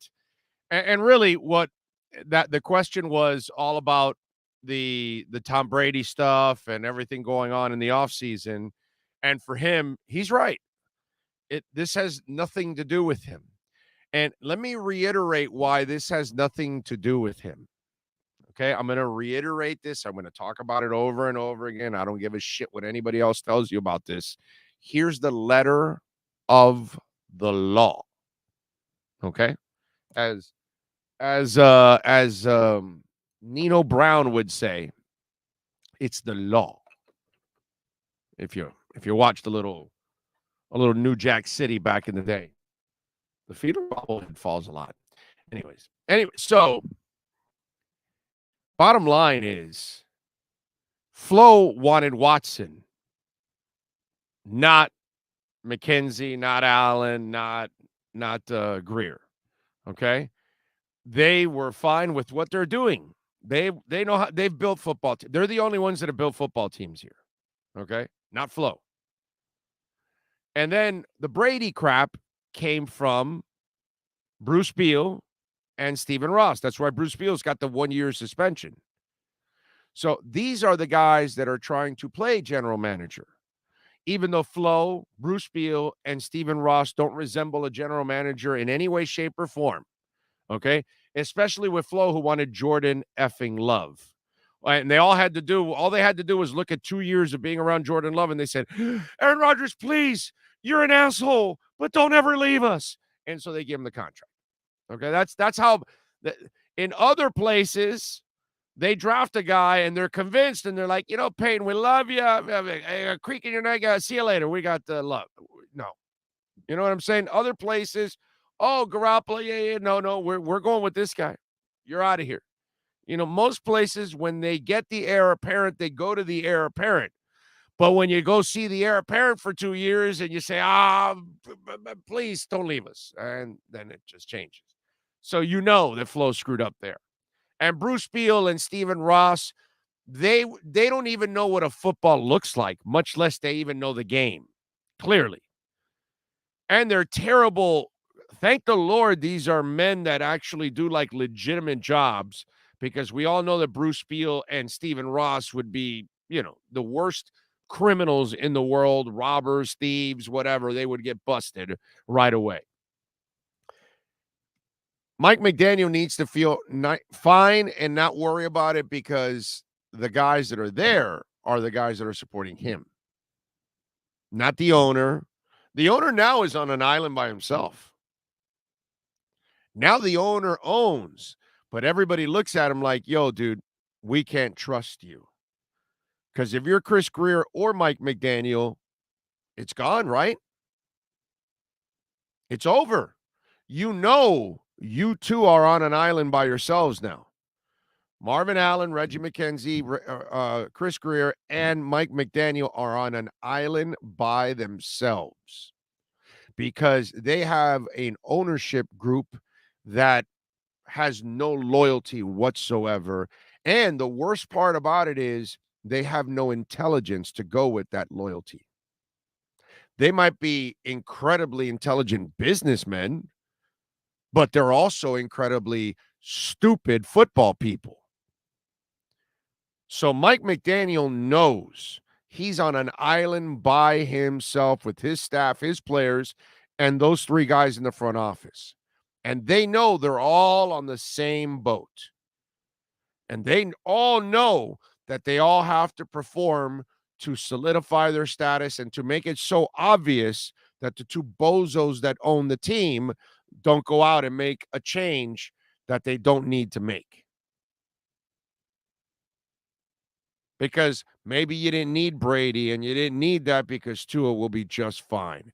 And if Tua goes and balls out, do you know how stupid you look? And I hope that, Brian Flores sits back somewhere and says, I'm a moron. I had the quarterback. I just had to learn how to work with people, and I could have gotten it to think about this. How do you not get along with Tua, bro? Like, really? Seriously? You're not going to get along with Tua? So I think in the end, and if these guys ball out, if Mike McDaniel proves to be the coach, if Tua proves to be the quarterback, and Greer, Allen, and McKenzie prove to be the front office, then now Bruce Beal and Stephen Ross, now it's so obvious for them that even their dumbasses can figure it out. Oh, and by the way, they will be labeled stupid from here on out. They are stupid football people, and that's what we're going to call them from here on out. Until proven otherwise, show me intelligence on the football side. I don't care what you do in business, bro. I know you're a genius there. I know you both are billionaires. I know you got a lot of money. You're more successful in business than I will ever be. But I forgot more about sports than both of you morons combined will ever know. So until I see you at my plateau, well, no, I'm sorry. You're too old, Bruce Beal and Stephen Ross, to ever get to my plateau of knowledge in sports, period. You don't work at this. I work at this every single day of my life. You don't. So I don't expect you that, but I expect you, hopefully, to have some common sense in football. I know you'll never know more than the fans that pay for the tickets, the fans that go to the practices. They know more. They all forgot more football than Bruce Beal and Stephen Ross will ever know. So what I want you to know is that all of us should be behind Mike McDaniel. All of us should be behind Tua. All of us should be behind Greer, Allen, and McKenzie. The people that are on double secret probation is Stephen Ross and Bruce Beal, because they're the ones that are constantly sticking their foot in the wrong place and ruining this kind of situation, because they're not football people. Non-football people extend the contract of Joe Philbin after a meaningless game against the Minnesota Vikings. That's what non-football people do. They hire Mike Tannenbaum and put him in place. That's what non-football people do. They go out and get busted trying to bring in Harbaugh, who really is not anything special at the NFL level. I don't care what train he was on in San Francisco, because he was not the conductor. It was the front office. So this is the kind of guy that gets busted going after Brady and Peyton and everything else, and Deshaun Watson and everything else. That's what these clowns do. So Mike McDaniel should feel nice and comfortable and secure. Just go out and do your job, bro. So that way you can shut the two morons that own the team and know nothing about football. And I'm dead serious about this as Dolphin fans. You need to put these owners through the ringer. Any chance you get. Okay? Any chance you get, you can tell them about it in an email, in a text, in a tweet, in a phone call, in a fax, in an airplane over the stadium or whatever. I don't know if they still let you do that kind of stuff. All that, do it. No violence, none of that silliness. We don't need any of that ignorance and stupidity, all part of it. We don't need to act like San Diego Padres, San Francisco Giants, and Los Angeles Dodger fans. Let's not act like that. Let's not act like those animals in the West Coast. By the way, what the hell is going on in that state with their baseball teams? Like, well, and it's baseball on top of all of that. Old man sport, and these guys are playing the baseball Furies. It's freaking amazing. Anyway, so they need to be sent clear messages that they're the ones on double secret probation. Stop messing with the football team. Let football people do the job. If not, hire a football person to do the job. You don't need to do the job. You don't know how to get Harbaugh. You don't know how to get Brady. You don't know how to get Peyton. You don't know how to get anything. And it's been proven over and over again. So it shouldn't be awkward for Mike McDaniel. it should be awkward for Stephen Ross and Bruce Beal. Let's continue, Sean Stanley, sir. This everything in NFL training camps. I've always thought it was kind of funny. Like general managers are working day in and day out while the rosters stay the same. So the different opportunities come across your board, and Chris is outstanding about communicating and talking with a bunch of general managers about everything.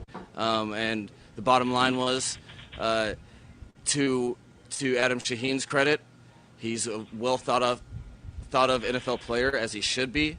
And to our tight end room's credit, we thought that it would be that we could afford investing in the future draft capital, because we felt pretty good about the position as well. So the nature of trades, both sides end up having an advantageous situation. This is why they agree upon them. So we were happy for Adam. We were happy for the Dolphins that we could do that.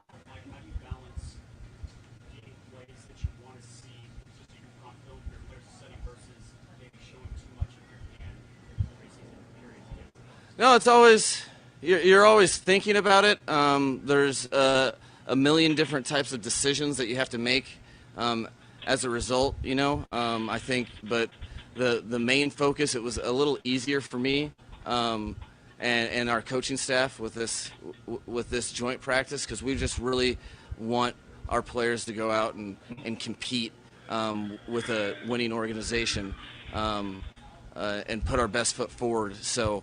I think there's some of that chess match, but at the same time, there's a lot of overlap in plays in the National Football League. So, putting too much into we can't do X, Y, or Z isn't the best thing as well. It's kind of a fine balance.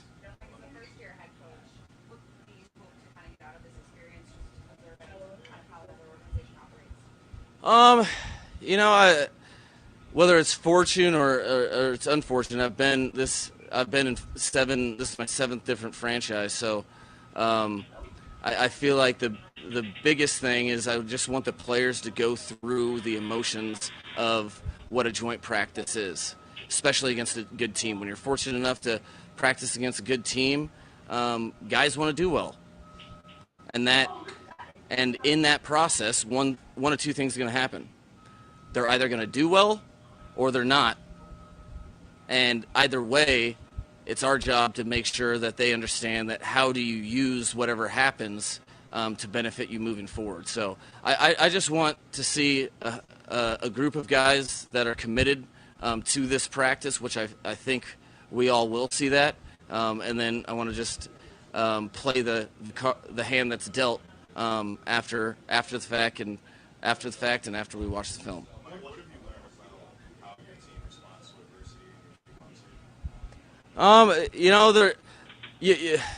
That's such a big deal to me. That's one of the pillars that we talk about a ton. So, adversity is relative, and I think that we've had our own set and our own share of adversity internally with little things that don't go the way you want them to go. In that, thus far, that's one of the reasons I love the guys and love the team, is because they've responded exactly the way that they've been called upon at each and every turn. So that in the game of football, like the game of life, now we're moving forward, steadily awaiting whatever piece of adversity falls our way in the near future, because it's not if but when. And when that happens, I've gained a lot of confidence in how they're going to respond. Once games begin to be played, are you willing to play Tyreek Hill or Jalen Brown on the challenge for Raheem Mostert on kick return? I'm willing to do anything at any given time, at any moment.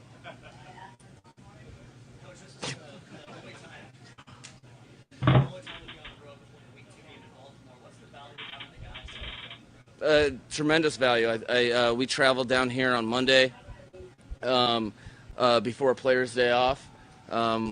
purposefully, because this is where you get a lot of camaraderie, and you know, guys have so many things going on in their lives. You spend a week together. There's nowhere to go but hang out with each other, and I think that over the course of my career, I've found that to be extremely beneficial. And you end up looking back at these type of days when you're reflecting upon the entire season, and a lot of times this is where the bonds solidify, which is why it's one of the cool experiences that we're fortunate to do.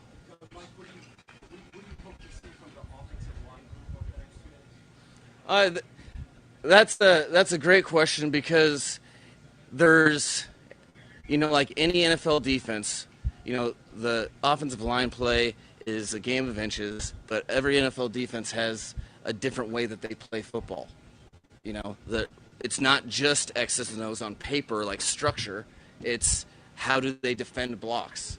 And this group is awesome at coming off the ball. They amongst the entire league, they're one of the top teams in defensive line penetration. They really launch off that, and that's an adjustment for our guys, which is that I'm not necessarily concerned with the first play or the first period in the game of the NFL football. It is you're mastering the week by week adjustments. So I want to see a progression of tailored techniques to what they're seeing. It's going to feel different.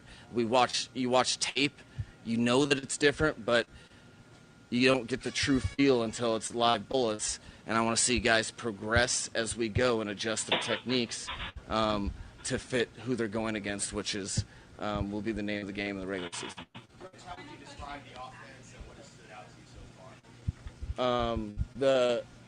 The Miami Dolphins offense, offensive.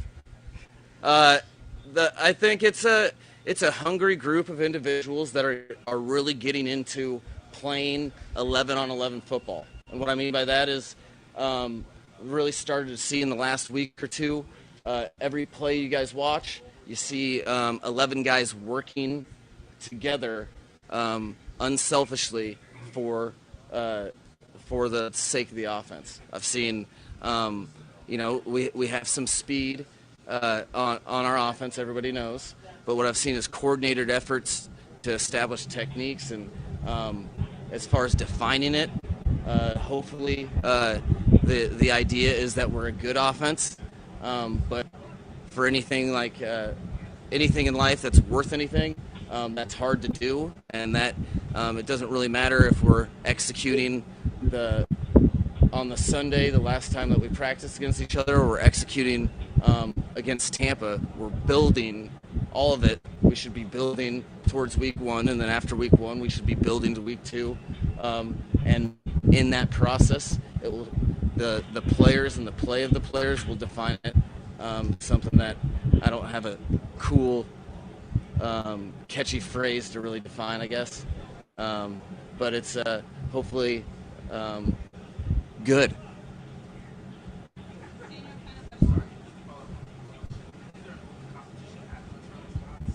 Let's wrap it up here. We will continue. We'll finish it off. I don't think there's much left of the press conference overall. But on one point, I didn't want to stop it, but when he said that he would do anything that he has to do, they were basically asking him about, would you use Tyreek? Would you use Waddle? Would you use Mostert as returners? And he said, I will do anything that I have to do. And what's going to happen, and what he means by that, okay, he didn't say this, but I'm going to read between the lines. It's late in the game. I'm the Falcons. I'm going to pull out my regular returner, and I'm down by a touchdown. I'm going to put in Deion Sanders. It's late in the game. I'm going to take out my regular returner. It's late in the game. You get what I'm saying?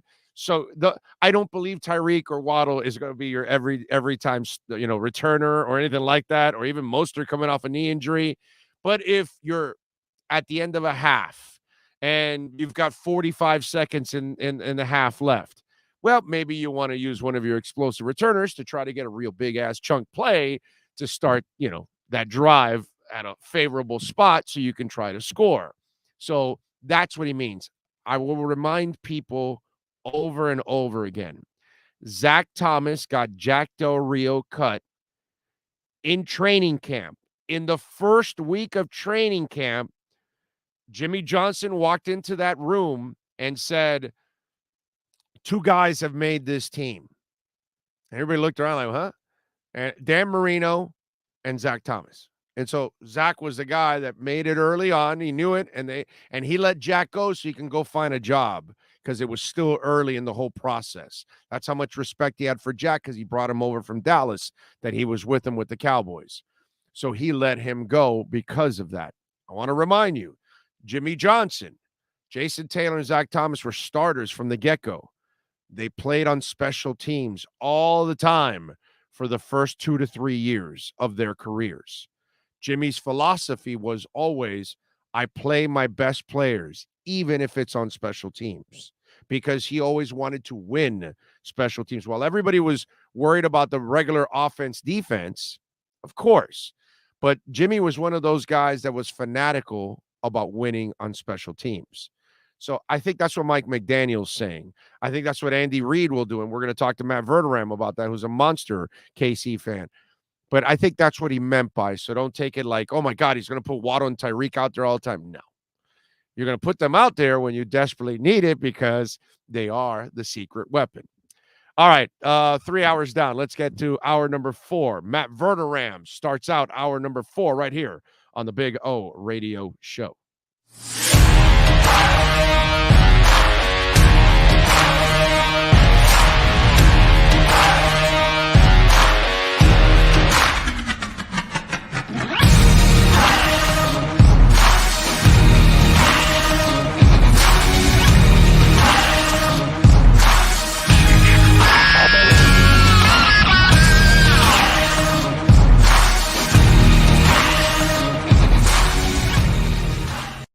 Welcome to Red Light Therapy, a revolutionary technology perfected by NASA to aid in muscle strengthening and recovery.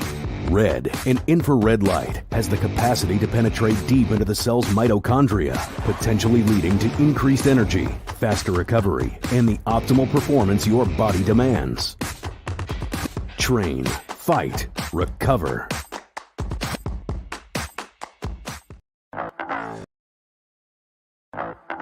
Let's huddle up with Fanside National NFL reporter Matt Verderame. The huddle is brought to you by RedRecover.com. RedRecover.com's wraps and pads are designed to deliver maximum benefits with each treatment anywhere you go. Go to RedRecover.com to learn more about red light with videos, blog posts, and over 40 years of medical research to treat pain, inflammation, and overall well-being. Here's NFL reporter Matt Verderame. Good morning, my man. How you doing, my friend? You doing good? I am doing great. How are you?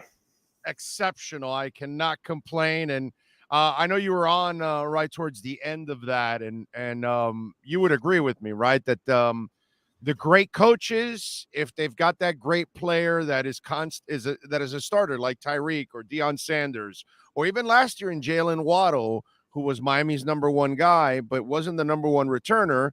But if you needed something in a pinch, you would throw Jalen Waddle back there. And I'm sure in Kansas City, they had the regular returner. And then once in a while, they said, we need a little juice. Let's get Tyreek back there. Yeah, well, his rookie year of 2016, he was their primary returner. He was incredible. He was an all-pro and was a Pro Bowler based off that, not as a receiver, which was a famous Jalen Ramsey quote the following year. But he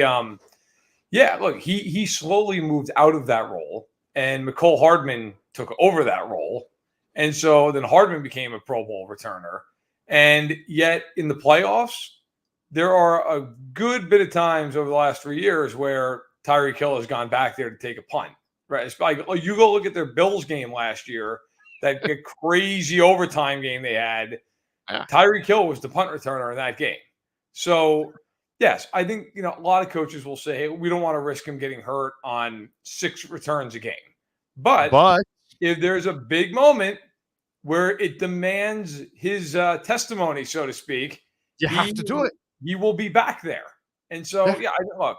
If they don't do it, Matt Verderame is in the postgame show, in the postgame press conference, asking Andy, did you think of using Tyreek in that last return? Right? Because in the end, you gotta go with your best weapons. And I think that's what he was saying with Mostert, with Waddle, and with Tyreek, because really Miami has 3 guys that they can kind of, like, you could really make an argument all 3 of them can get you chunk plays in the return game if you needed it. I would love to see Miami do what teams used to do, which was put 2 guys deep and just threaten you. I mean, that used to be the thing you did all the time, right? Yeah. You had 2 deep guys, and whoever caught the ball, fine, away you went. I'd love to see Miami do that. I wonder it's because we lost the wedge.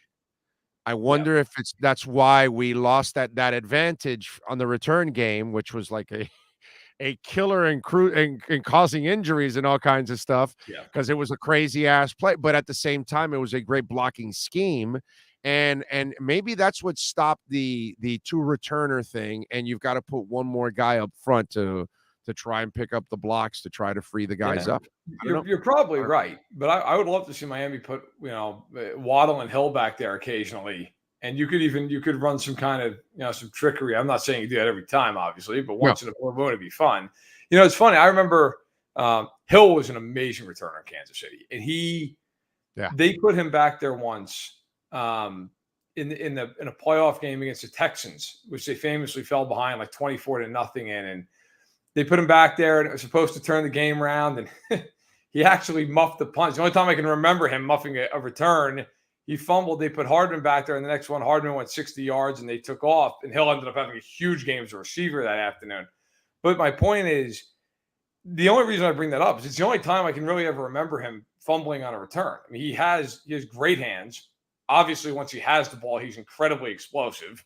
So, I mean, if you're Miami, if you're playing Buffalo and you're trying to make a statement early in the year, and maybe that's the game he goes back there and you try to steal 7 points, you try to flip the field. I mean, They must have been mother effing everything in that building the day Miami made that trade, because that's the one guy for the Bills that they don't want to see, dude. They don't want anything to do with Tyreek Hill. I mean, if you're a Dolphins fan and you want to just get yourself a little more hyped up, I'm trying to go watch the 2020 AFC Championship game with Kansas City and Buffalo, where I forget his exact numbers, but they were insane. I mean, he and Kelsey, if I remember right, and I'm going to be a few ticks off on this, but it was something like Mahomes threw for 330 yards in that game, and Hill and Kelsey combined for 310 of them. Like, it was ridiculous. Like, they just could not. They had no answers. They put White on, and they tried to double him. Nothing mattered. The Chiefs just ran slant after slant after slant, and he would just take off and go. Oh, and let me tell you something. Now watching him practice, because you probably had the pleasure of doing that at some time. How do you stay with that guy? You don't. And let me tell you, Miami's got some pretty good corners. X can lock him down at times, but even he can get some separation off of X. And even Tyreek will say, damn, X can lock me down at times. And it's hard but anybody else, dude, he shakes you because he cuts at a high rate of speed. He doesn't have to slow down to make a cut. Him and Waddle actually cut on the high end of their routes, which is not normal. Sometimes guys normally have to slow down a little bit to make that cut. These guys cut on a dime, dude. It's impossible if you're a corner to stay with these kind of guys. The secret sauce for Tyreek Hill, people watch him afar and just say, well, he's really fast. Okay, yeah, well, he is really fast. There's a lot of really fast guys in the NFL. The difference with Hill is how well and efficiently he can run his routes at that speed. That is what makes him so hard. And the other thing with him, too, is he gets free yards. I always call them hidden yards. Like there were a lot of times with the Chiefs where it'd be 2nd and 8, and he would run a quick little 5-yard hitch. But guys are so terrified of his speed that they'd be 10 yards off of him. And he would catch the ball, turn around, and just walk to the first down marker because guys didn't want to get beat deep. I think the only way he's ever been slowed down in his career, well, 2 ways. One is obvious, which is a safety over the top, and teams just will do anything they possibly can, which then, of course, in this case, should open up for Waddle and Gesicki and so forth. The other way, and I will say, New England was the team that always did this. And New England was very good against him over his career, was they climbed up on the line of scrimmage and they basically said, we're going to maul you, and we're willing to take a couple of holding penalties. We're willing to take those illegal contact penalties, but you're not going to get past us. Now, the flip side of that is you better not miss, because if you miss him on a jam at the line of scrimmage, it's a house call. He's gone. Right. Like there's no safety in the world who's coming across the field to catch him. So that is the Niners actually did a lot of that in the Super Bowl. And at the end of the game, there was one big play, Wasp, where he got loose in the secondary, and Jimmy Ward had to run across the field with him. It was over. Like, it was 44 yards, and that started the whole end of the game. But that's the only way. Like, you're gonna have to get up and be physical with him, and then not miss at any point in time. Because if you can do that, okay, but that's a hell of a chore for 60 minutes and probably 65, 70 snaps. That's I mean, that to me, that's the one. And look, last year, I know no one's Tyreek. I get it. But Waddle, okay, so who else are you throwing to last year? Just Waddle, right? Gesicki and him. They have no line. They have no running game. Tua has, 2 seconds to get rid of the ball. You know where it was going. The kid caught 100 and something balls last year when everybody on the field knew it was going to him because all the other receivers were either injured or not good enough or whatever. Right. And now you add Tyreek. And let me tell you something, Cedric Wilson as a slot. Yep, he's a big, fast slot, which I thought that was very smart on their part because with Gesicki and Cedric, you've got big targets in the middle of the field. Yep. And then your outside guys, that's the other thing. McDaniel came here and goes, why are they playing this guy in the slot? What a waste. And now Waddle's where he's supposed to be. That's the other thing about Waddle last year. I think Waddle showed you how great of a player he's going to be because what he's going to do this year with McDaniel is what he did his entire career in Alabama. And then here you asked him to become the tough inside slot player that can move the chains because you don't have time for the long routes anymore. And so that, everything changed. And yet he adjusted to that and played the tough game, which is playing the slot. You know what I'm saying? So to me, to have those two guys, who, by the way, Waddle has that gift too. He can cut on the high end of his routes too. When he's at top speed, he can change directions also, which is what helped him last year. I got to tell you something, man. The more I look at this offense for McDaniel and Chris Greer, when those guys sat down, I think they constructed the proper offense that is going to cause all kinds of fits for people to try to stay with these guys. I'm curious because you're obviously down there. Like, what is your perspective into the national? Like, where do you going into now? Because now we're starting the preseason, right? Like, obviously, I know we had the Hall of Fame game, but now we're getting into like everybody's going to play this week. I don't mean to take over the show here from you, but where do you rank them? Like, where do you in the AFC? Just in the AFC, like where are your expectations of the Dolphins? Who are the teams? I got to see the line first, doggy. Okay, I got to see the line first in the next. Look, I'm not the guy worried about Tua, and I'm not worried about the offense. I'm really not worried about McDaniel. I like his staff. I really like what they do, and they know running game. And he gave us a nugget earlier in the week. When I asked him about the snapping issues that Connor's had, and he had a clean day on Sunday, and so far I haven't heard anything right now in the practices against Tampa, so that's a really good thing. Frank Smith, his coach, was the center for Ben Roethlisberger at Miami of Ohio. So not only is he an O-line coach, he's also a former center, which I didn't know that. And so this whole switch of Connor from guard to center, as you know, any of us that have covered, we've seen that. It's a very difficult transition. It's a hard adjustment. Yeah, the other way it's not. Center to guard is not. Playing without the ball, it becomes easier for the center. Yeah. But the other way, you got to make the calls, snap the ball, and then block. Yep. You got a lot of shit on your plate. Yeah, it's hard. And so that tells me that they have the people. But I still have to see Austin Jackson, Liam Eichenberg, all these cats cross that threshold. Connor, sealed down the center. And why do I say that? Because I saw your guy, one of the greatest quarterbacks in the history of the NFL, and he couldn't find Tyreek, and he couldn't find Kelsey. Why? Because he was on his ass during the Super Bowl. And why? Because he didn't have a line that year. And then Andy and company said, oh, shit, we better go get some guys. And they went and got some guys and drafted guys and all that. So before I see the magic of McDaniel, before I see Mostert and Chase and and these guys running around, and before I see Waddle and Tyreek and Gesicki and Cedric do their thing, those 5 guys have got to do their thing, because if they don't do their thing, none of it works. I don't care how smart you are, dude. Okay? I just don't care. The West Coast offense was born in Cincinnati. I was just talking about this earlier. Not in San Francisco. Why? Because Paul Brown and his offensive coordinator, Bill Walsh, looked at each other and said, we can't run the damn ball. Well, we've got to start creating a short passing game with Bob Trumpy and others and all that shit. And all of a sudden, they started to move the ball a little bit as an expansion team because they didn't have a lot of talent. And the West Coast offense was born. And then Bill Walsh then took it over to San Francisco years later, and the rest is history. It's kind of born out of desperation. I don't expect that to happen here. This league is too smart now. You're not going to overcome a bad offensive line. You know, you can do it for a couple of games as an expansion team, but if you're going to be a playoff team, you need to have a line. So until I see those 5 guys over the next couple of games show me the light at the end of the tunnel, then I can't tell you Tua and Tyreek and everybody else is going to be able to do their thing. No, first of all, good for you. No, people always think it was born in San Francisco. It was not. It was Virgil Carter and Bob Trumpy and Isaac Curtis and all that in the 70s. But yes, that's actually the late 60s. You're right.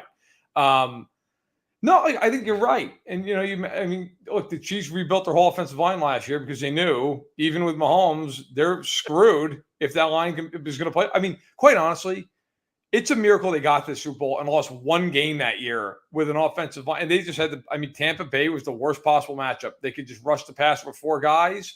Right. I will forever argue that's one of Mahomes' greatest games. If you just watch Mahomes in that game, it's unbelievable. So they couldn't catch, couldn't block. But that's neither here nor there.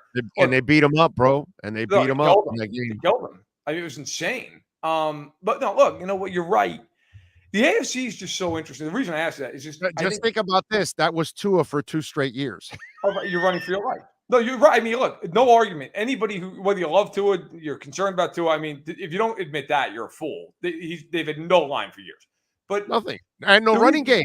At least in Cincinnati, they tell, no, Joe Burrow's line's not good. Yeah, but he can hand it off to effing Joe Mixon for 1,200 yards and 13 touchdowns. Well, that keeps your linebackers at bay a little bit there, dude. You know what I'm saying? Tua's line and the coordinator situation has been a train wreck. So, I mean, that's totally fair. No running game.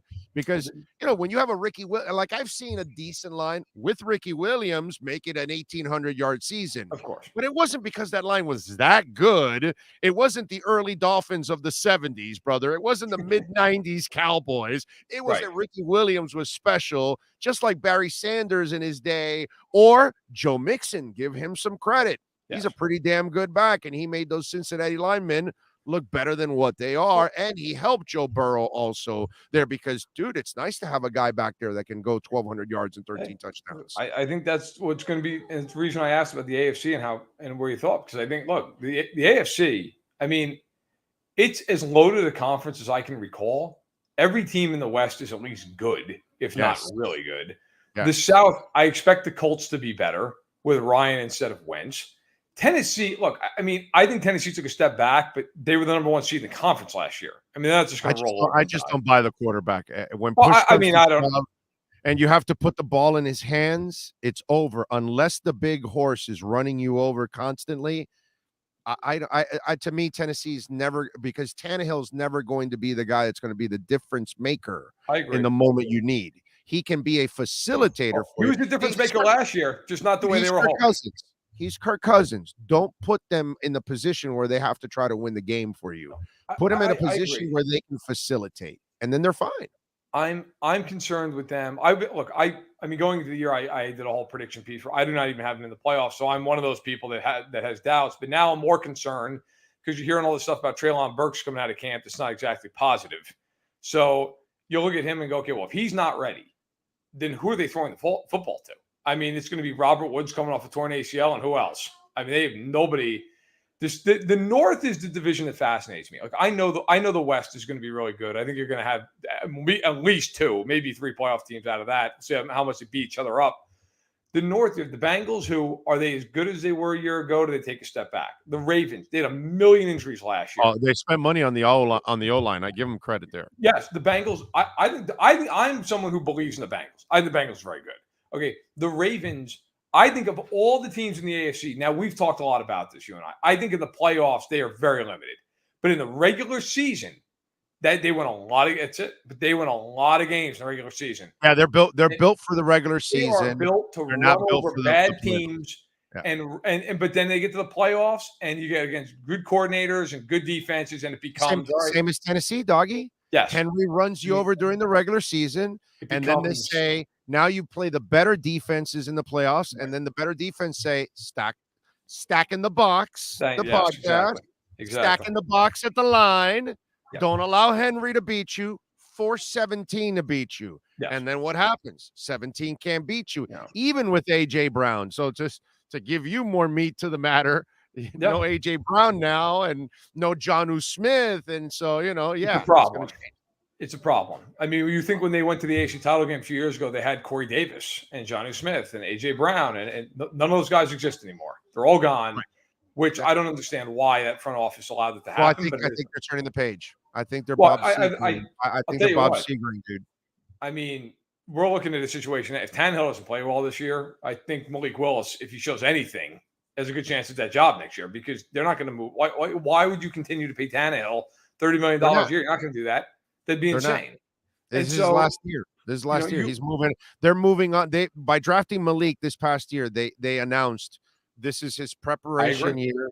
This is the transition year, and that's why they didn't pay. That's why that's why I agreed with the AJ Brown move, because while you develop Malik over the next couple of years, why are you going to be paying AJ Brown? Go draft a young kid that you don't have to pay for 4 years during your development of Malik, and then you can pay him down the line if Malik turns out. Now you can keep everybody and move on. So I thought that was very smart, and that told me right there. Okay. Oh, we're letting Jonnu. We're letting AJ. We're moving on. We're moving on. I am fascinated overall by the conference because I think the only, other than of course crushing injuries, which can happen to any team, provided there's health, the only two teams in the AFC, as good as the conference is, that I think are absolute stone cold locks to make the playoffs are Buffalo and Kansas City. After that, you have a lot, and then on the flip side, the only teams that I'd be shocked if they made the playoffs are Houston, Jacksonville, and the Jets. I mean, so that leaves you, at least in my opinion, with 5 spots and 11 teams. I almost would say I don't think Pittsburgh has a shot, but Pittsburgh's Pittsburgh. I would never count that team out from winning 9 games and finding a way to get in there. Same thing with New England. Can I tell you something? I would have just gone with the kid and turn the page and start the rebuild right away. I think you're wasting your time with Mitchell Trubisky. I would have too. I agree with you. I know Mason Rudolph isn't a player. I never believed in him coming out of Oklahoma as it is. So I wasn't a Mason Rudolph guy. For me, you drafted the kid. I like him, actually. I like Kenny Pickett. He's got some moxie to him.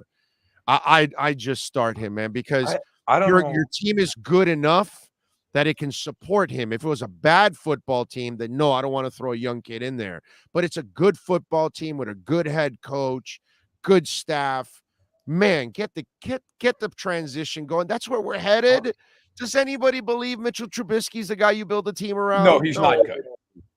He's not good. But it's kind of like New England last year. Everybody thought Cam was going to start.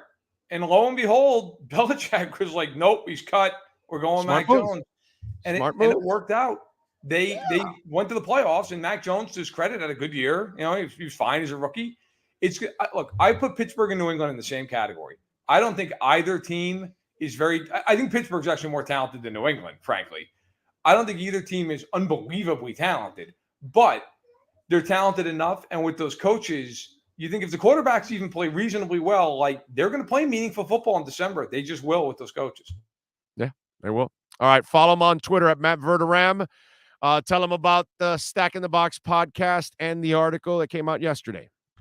Yeah. So first of all, check out Stack in the Box podcast. As you said, you can find it anywhere: iTunes, Google Play, Spotify, the whole deal. You can subscribe on YouTube, and also there's actually a giveaway going on right now. It's the first one I think we've ever done where You can check out my Twitter feed, but essentially, if you retweet the tweet, you subscribe on YouTube, and you win the contest, you win any NFL jersey of your choice. So, nice way to start the season, right? You get some new fresh stuff. Maybe you get a Tyreek jersey in Miami, a new fresh number 10. And then also, I did write about your Dolphins on Monday in the Sack in the Box column. We had actually quite a conversation about it. So I wrote about. I tweeted it out yesterday. I appreciate that. It basically, hey, look. This is what it means. I wrote quite a bit about Derwin James and his continuing hold-in, which nobody's talking about, by the way. That is becoming more and more of a thing here as we're getting into preseason games with a Chargers team that does not like to spend guaranteed money.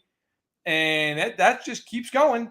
So I wrote a little bit about that. But go check it out. It's all on the Twitter feed, and I appreciate anybody who does so. Wait till they have to give Justin Herbert a ton of guaranteed money that they're going to have to put in escrow. Oh, God.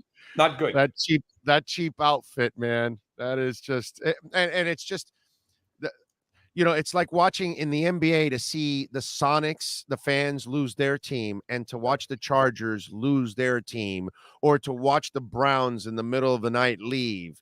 These are things that have become sports crimes because these fan bases were amazing. They were always incredibly supportive, and they never deserve to lose their teams if it's not for these twisted ownership groups. And that one for the Chargers has been a thorn in the side of the NFL. They just added the richest of the richest billionaires now with the Walmart guy. They need to, replace a couple of those guys that, don't really hold up their end. And that family is definitely one of them. The Spanos family has been just, it's sad, man. It's sad. It's tough. And those San Diego fans, they deserve so much better, man. By the way, shout out to the Bengals who renamed the stadium. They know a contract's coming. They need it, man. But you know what? Here's what they need to. Here's what the Bengals and the Dolphins need to do. Okay, let's bring it full circle for both of us. I'm pissed also that it's Hard Rock Stadium. It should be Joe Robbie Field at Hard Rock Stadium. It should be Paul Brown Field at whatever stadium you can still make your money, bro. But honor the guy, man. Honor the person that freaking built what you're all about. And you happen to, your history, your team history, whether you're Cincinnati or Miami, dude, you have one of the godfathers of football in your history. Honor the sumbitch, bro. Honor him. You know what I'm saying? So it should be Paul Brown Field at whatever.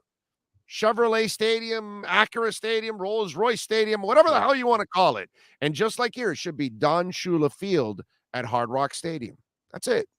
I don't have a problem with that, but fair enough. What can I tell you? We will catch up next week, Matt. Appreciate you as always, my friend. Thank you. Take it easy. You got it. There you go. Matt Verderam, baby. Let's step out of the huddle. This has been The Huddle with NFL reporter Matt Verderam.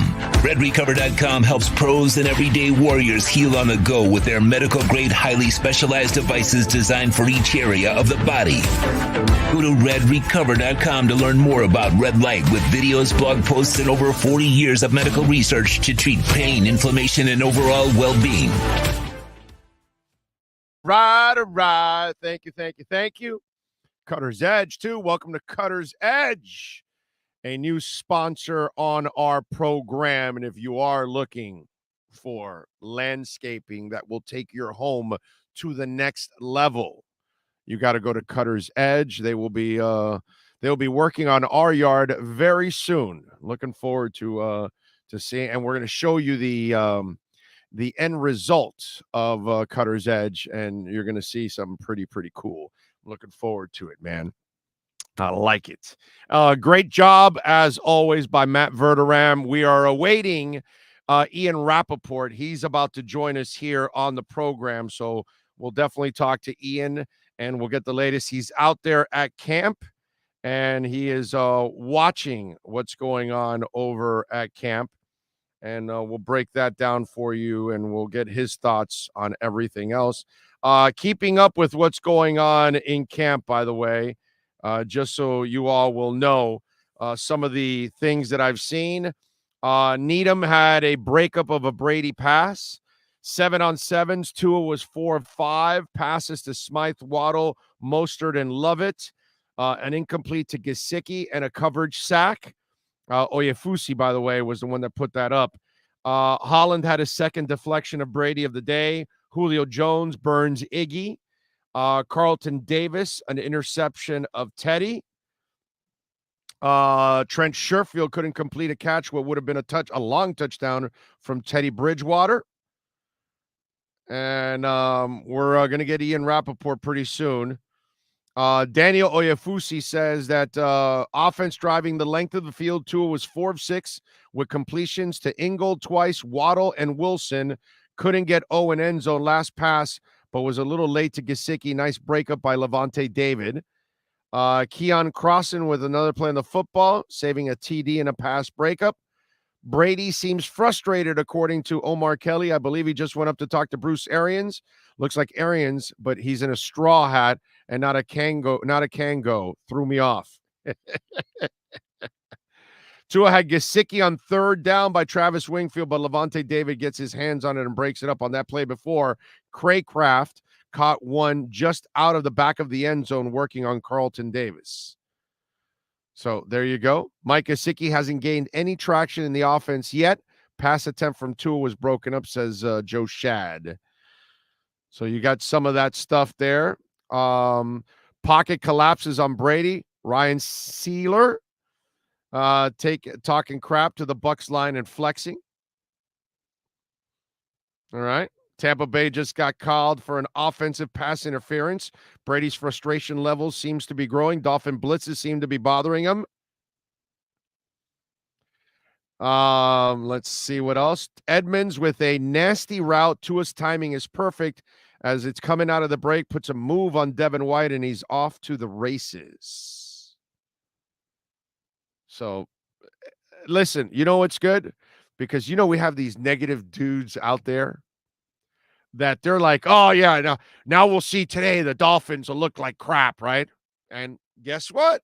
They're winning some, they're losing some, they're holding their own against the Bucks.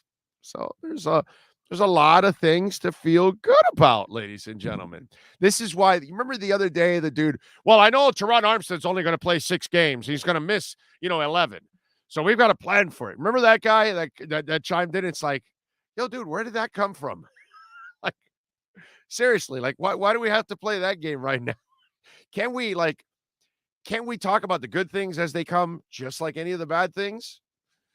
Like a year ago, I wasn't saying, well, I know that Stephen Ross will do something stupid again. Oh, actually, I can do that right now. Well, I'm sorry. I apologize for that. No, seriously. I mean, you just can't predict what the bad stuff is going to happen. Although with Stephen Ross, that might be the case. I mean, we can count. Can't we count on Stephen Ross to do something? What's the next stupid thing he'll do? We lose draft picks. We celebrate the Gators, right? You re-sign Philbin. You hire Tannenbaum and give him power. You keep him around. You extend Tannehill. There are so many things that goes on. Under this guy, he brought us the whale logo. My God, that's really. I'd rather lose a first and a third than have to have that whale logo on the jerseys. Seriously, because at least the first and the third, they come and they go. I'm stuck with that whale logo. And all I can think, it's like that Maroon 5 logo that we had for the Marlins with Loria. Those deadbeats were so cheap, they had to copy a band's logo. They couldn't even make their own.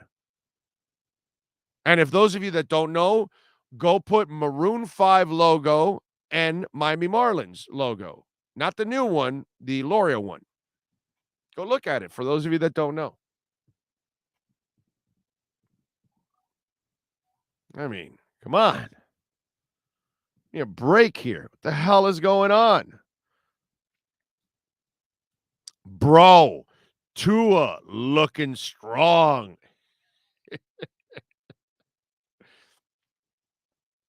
Let's see. Unimpressed Joe Shad, he would be great for Grey Poupon commercials. Looking forward to getting Joe back here. We're working on that too. Okay. All right. And if, by the way, while we're working on, could be competition. If you want to be a sponsor of Joe Shad's reports, your business, be a good thing. It gets a lot of traction. So there you go. Big O, the only thing Ross did correct was give kudos to the Gators. Frankie, a Gator guy, obviously. All right. It looks like the rap sheet is in, baby. It looks like we're ready. Although I see a gray screen. I'm not seeing the rap man. There he is. Okay. So now we are locked and loaded. He's in Tampa, baby. Watching the Dolphins and the Bucks. So we'll get his thoughts on that. Let's get ready, baby. Let's step in. Let's take our look around the NFL, brought to you by redrecover.com with Ian Rappaport. Football fans, it's time to take a look around the NFL. It's the redrecover.com look around the NFL with Ian Rappaport. RedRecover.com helps pros and everyday warriors heal on the go with our medical-grade, highly specialized devices designed for each area of the body. Go to RedRecover.com to learn more about red light with videos, blog posts, and over 40 years of medical research to treat pain, inflammation, and overall well-being. Now, let's find out the latest in the NFL with one of the best reporters in the business, Ian Rappaport.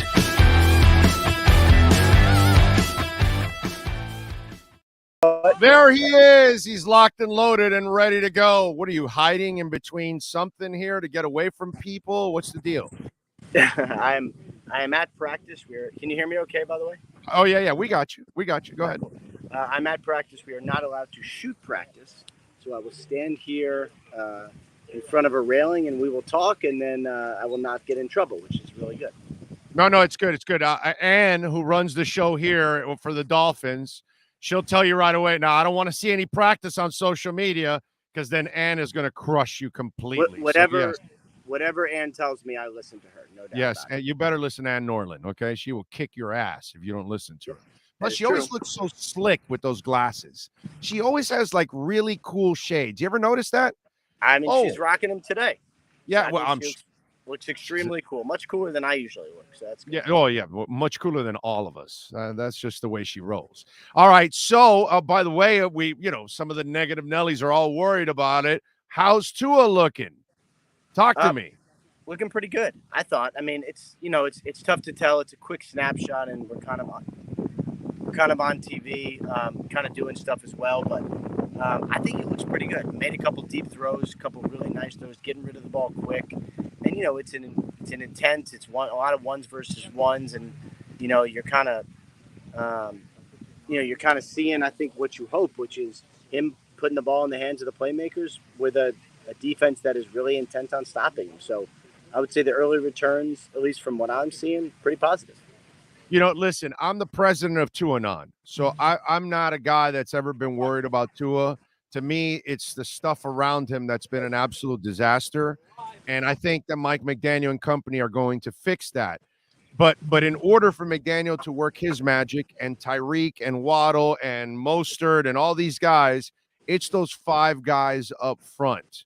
What are you seeing from the Dolphin offensive line? Because, hey, man, I watched it 2 years ago in Kansas City, some guy named Pat Mahomes, and he was on his butt the entire time in the Super Bowl, and he took a beating against that Bucks defense. And it shows you, no matter how good you are, if those 5 guys aren't great and aren't getting the job done, it's not going to happen for Tua and everybody else. How is the offensive line for the Miami Dolphins doing? I think it's looked fine. It's not perfect, but what you sort of look for in some of these practices is, you look for plays that have really no chance, right? And so what I have not seen is plays where the quarterback drops back, everyone's covered, or he's getting sacked and he throws the ball into the ground. You haven't seen that. Whereas, you talk to people who are, say in New England, it sounds like you hear that a lot. It looks like a well-functioning offense. The other thing is, I would say the run game, and we saw plenty of, runs at the first defense. It looks fast, man. It all looks fast. And I think if you're the Dolphins, this was sort of the goal, to make sure that speed and quickness is sort of what you feature in the run game. I'm definitely seeing that, especially out here today. Are you seeing anything from some of the secondary guys that are not named Xavier Howard? That's really what's tough to tell. I mean, Xavier Howard, I believe he got a nice stiff arm from Julio Jones earlier today, which is always fun. Julio's actually looked really nice in practice for the Bucks. But, part of the problem is guys are covering tightly, but they're not tackling. So I think what happens during joint practices is a lot of times the staffs are really just trying to avoid anyone getting hurt. So you haven't seen a lot of contact down the field. What you'll see is guys in good position, but maybe not guys making plays on the ball because they don't want to injure someone else, I'm with you there. Ian Rappaport joining us, as always, redrecover.com. By the way, you can go there and get 10% off. Use our code Big O. So if you have any pain in your shoulders, neck, back, ankles, knees, man, no side effects. It's all natural. It's great for everybody, adults, kids, and even your dogs too. I'm using it for my dog's back hips. You know what I mean? Because they, as they get older, dogs develop some hip issues. That's so true. go to redrecover.com, man, so you can help out everyone in the family, and very affordable. By the way, you mentioned the Patriots, and I got to tell you something.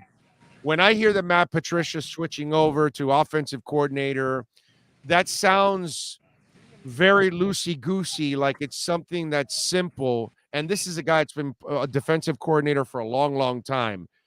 I don't believe you can just make that switch, because the value of being an offensive coordinator for a while is that you face that defensive coordinator and that defensive coordinator and that guy and this guy, and you know exactly how they think, and you know what their history is and all that. And he's not used to that. He's used to facing offensive coordinators, and all of a sudden you're going to make that switch, and instinctively you're going to know about things you've done in the past against it. What of that history is in Matt Patricia's mind?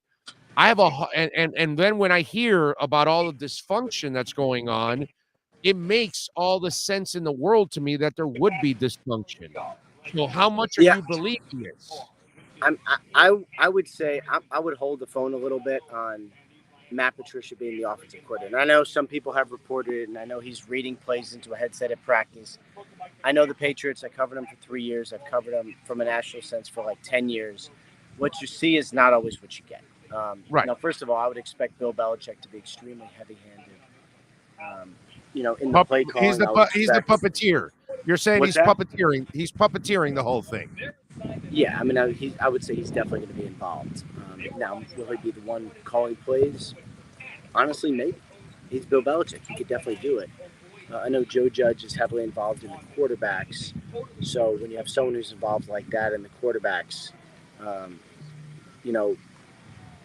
generally, I just got a text that the Bucks' new center is down with an injury. That's not great. Oh, the guy that's filling in for Ryan Jensen. Yeah, that's not good. Yeah. But anyway, I would say that, I would kind of hold the phone on who's doing what offensive responsibilities, because I would expect Joe Judge, who now handles the quarterback, to be heavily involved as well. I'm with you there. By the way, Watson, were you surprised at how hard and public the commissioner went after this? And it looks like he, reports say he's aiming for a 1-year suspension. But were you surprised at how honest Goodell was about this whole thing, and how much he really maybe wants to go after this case? Yeah, I mean, I was definitely surprised. I did not. He was asked the question in public, so like, what are you going to say? But he came out pretty hard publicly and said that they believe a year suspension. Now, is there? What I'd be curious about is how much of this affects settlement talks, because I don't think either party wants to see Deshaun Watson take him to federal court to have this be the story of the season. So, is there a settlement somewhere in there? It's not going to be 6 games. But is 10 games enough? Is it 12 games? Is it 10 with a fine? Roger Goodell coming out so hard and saying that they're going to seek a year. Is that something that Deshaun Watson and his people can look and say, like, okay, like, it's going to be a year, we better settle? I think that's sort of one of the big questions going forward. Is the league concerned about the PR effects of this? Because as we spoke last week about this, they have not handled cases against women very well. It's been very poorly handled over the years. And at one point or another, you got to kind of draw the line in the sand and maybe you make it someone an example. I kind of get the feeling that maybe that's where the tide is turning here, and this will be the example and the message that's going to be sent. Kind of like what they did with the receiver that was gambling. What's his name? Yeah, Calvin Ridley. Yeah. Yeah, they wasted no time, and they sent a strong-ass message on that. I'm wondering if that's what they're trying to do here because of past failures. Well, I think public opinion is always important in the NFL. It's Roger Goodell and the people, high up. And, when the 6 games was announced or reported, the reaction was swift and vociferous. It was extremely loud. And, I think that's something the NFL paid attention to. And it's not the only reason why they appealed, but certainly it was part of it. You do not want a situation like where Ray Rice, where you suspend him 2 games and then, the public reacts in a way and you have to go back and kind of redo everything. So public opinion does matter. Public relations does matter. I think it's all part of it with Deshaun Watson in the NFL. All right, one more thing before I let you go. Let's have a little fun with this. Does it sound good, the Seattle Dolphins, to you? Seattle Dolphins. What's that? Seattle Dolphins. How's that sound to you out west? The Seattle Seems Dolphins. Kind of weird. No, because if you're going to start Geno Smith, you're basically trying to start Josh Rosen. So you're basically trying to tank. Because, I mean, when I hear Geno Smith is the guy, I mean, hey, listen, he's our guy. He's our South Florida guy. He's a Red Raider, okay? All right, so Geno Smith is close to home here to us here in Miami, but nice kid, great young man, but come on, man. Yeah, I mean, I would say that's Josh Rosen all over again. They're trying to tank over there in Seattle. Yeah, I mean, I would say just because he's taken the first team reps doesn't necessarily mean he's the starter. I mean, listen to my buddy Tom Pelissero on NFL Network talking before about really how impressive Drew Lock has been. I think that's a good sign. Might Drew Lock start the second preseason game? I think he might. So, yeah, I mean, I would say it seems like some of the other quarterback battles are all but over. Trubisky, Baker. That one I'm keeping an eye on because there is a possibility if Drew Lock continues to impress that he ends up as the starter in Seattle. Not for nothing, but I would have gone with Pickett right from the get-go in Pittsburgh. Turn the page. I've seen enough to Trubisky. I don't think he'll ever be the guy.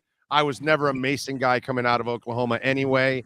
I like Pickett. I like his moxie. I'd give him a chance, but that's just me. I'd turn the page already. And they're a good franchise. They're a good coaching staff. They're a good team. It's good support for that young player. It's not a bad football team. Yeah, it is what it is. All right, we'll catch up next week, my friend. I appreciate you as always. Good stuff, man. Thanks for having me. You got it. There you go. Ian Rappaport. It's our look around the NFL. You've been listening to the RedRecover.com Look Around the NFL with Ian Rappaport from the NFL Network. RedRecover.com's wraps and pads are designed to deliver maximum benefits with each treatment anywhere you go. Go to RedRecover.com to learn more about Red Light with videos, blog posts, and over 40 years of medical research to treat pain, inflammation, and overall well-being.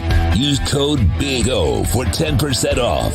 The RedRecover.com Look Around the NFL with Ian Rappaport is mastered by executive producer Sean Stanley. All right. I love it. Thank you, as always, to Ian Rappaport. Alex Palenzuela, thank you, sir, for a little love on the super chat, and he brought a super sticker. He brought a bird with a mic drop. You can't see it here. They don't show it, but, it just says super sticker on it. But I see it on the chat board. Alex, thank you, my brother. Appreciate you. I'm a fan of those super stickers. So very cool. I never knew they had a mic drop one. There you go. By the way, Fuhencio, you dropped that argument already of money? Fuhencio came out, hey, Stephen Ross, don't forget. Don't slam Stephen Ross. He's willing to open his checkbook. Checkbook and stupidity equal nothing. Check out Jerry Jones. Jerry Jones, checkbook equals nothing. He can't win a damn thing without Jimmy Johnson because that's the football people. But that's all right, some of you can fall for, the banana in the tailpipe if you want. KSDT, by the way, proud sponsor of our program, forensic accounting, business valuation, management advisory services. They do it all. Healthcare advisory, property management, wealth management. So if you're planning for your future, if you're buying a business, it's not just about doing your personal taxes or your business taxes. They do so many other things. And the best part about it, they continue to grow. Yeah, we can tell you about them. They are one of Forbes' best accounting firms. They are one of Forbes' best tax firms. And now they have another location in South Florida. They've got one in Dade County in Doral, got one in Broward County in Weston, and now we've got one in West Palm Beach. So got 3 locations to help out all of you out there in South Florida, business or personal. KSDT CPAs, 305-670-3370. That is KSDT CPAs. All right. Yeah, I know. What's it called? Rappaport just told us that the backup center just got carted off. The thing is that Ryan Jensen's only going to miss 2 months. 5 of those 8 weeks are during training camp in the preseason because he got injured over 2 weeks ago, or about 2 weeks ago, and there's still 3 more weeks. So he's going to have 5 weeks before the season starts. So he's going to be there by the end of the first month of the season already playing. That's why they didn't go after J.C. Treader, because a lot of people thought they would go after J.C. Treader right away, and when they didn't, and that's because that news came out that he's not going to be out that long. But obviously this becomes a problem for them if they can't keep him, if they can't keep the backup actually, in there. So that definitely is an absolute problem there. If you want to get in on our Welt and Realm text line, it's 855-912-1056. That's 855-912-1056 if you want to get in on the Welt and Realm text line.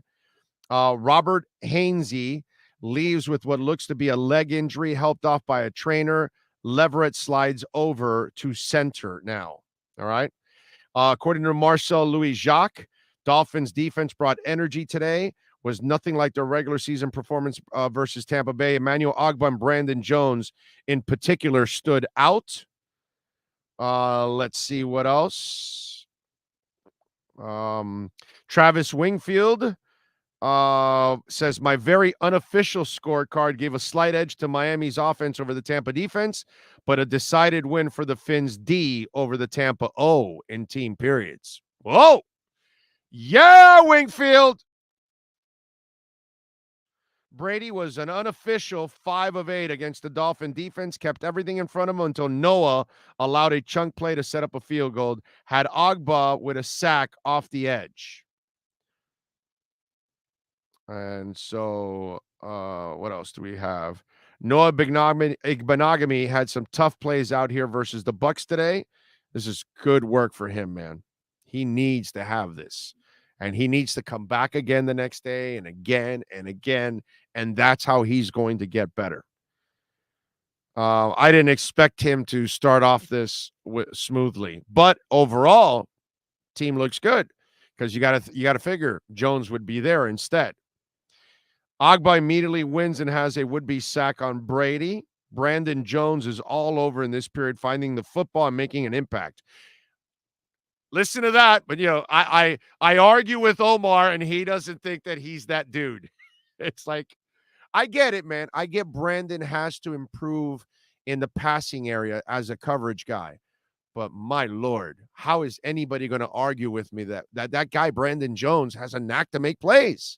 He's around the football. He'll hit the shit out of you. I love that kid, Brandon Jones. I think that's one of the steals in that draft that year. Let's see. What else do we have?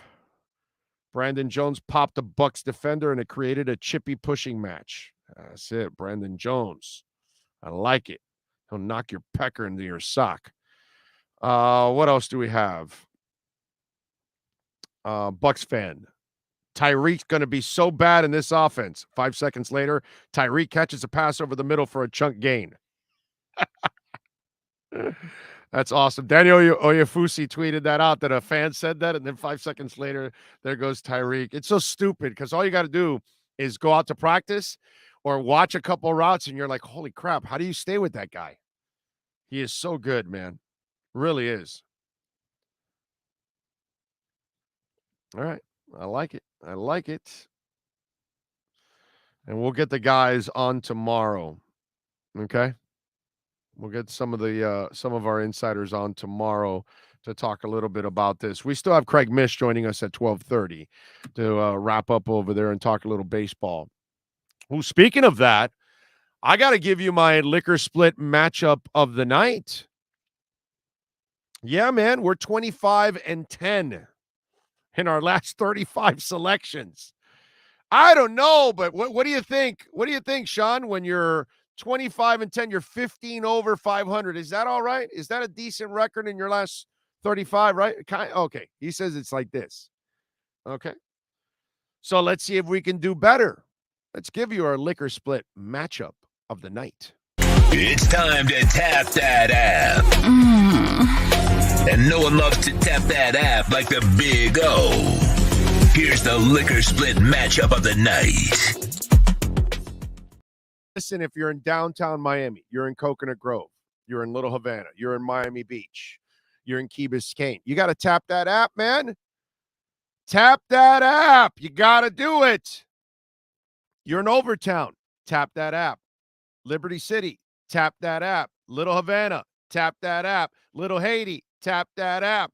Coral Gables, tap that app. Wichita, tap that app.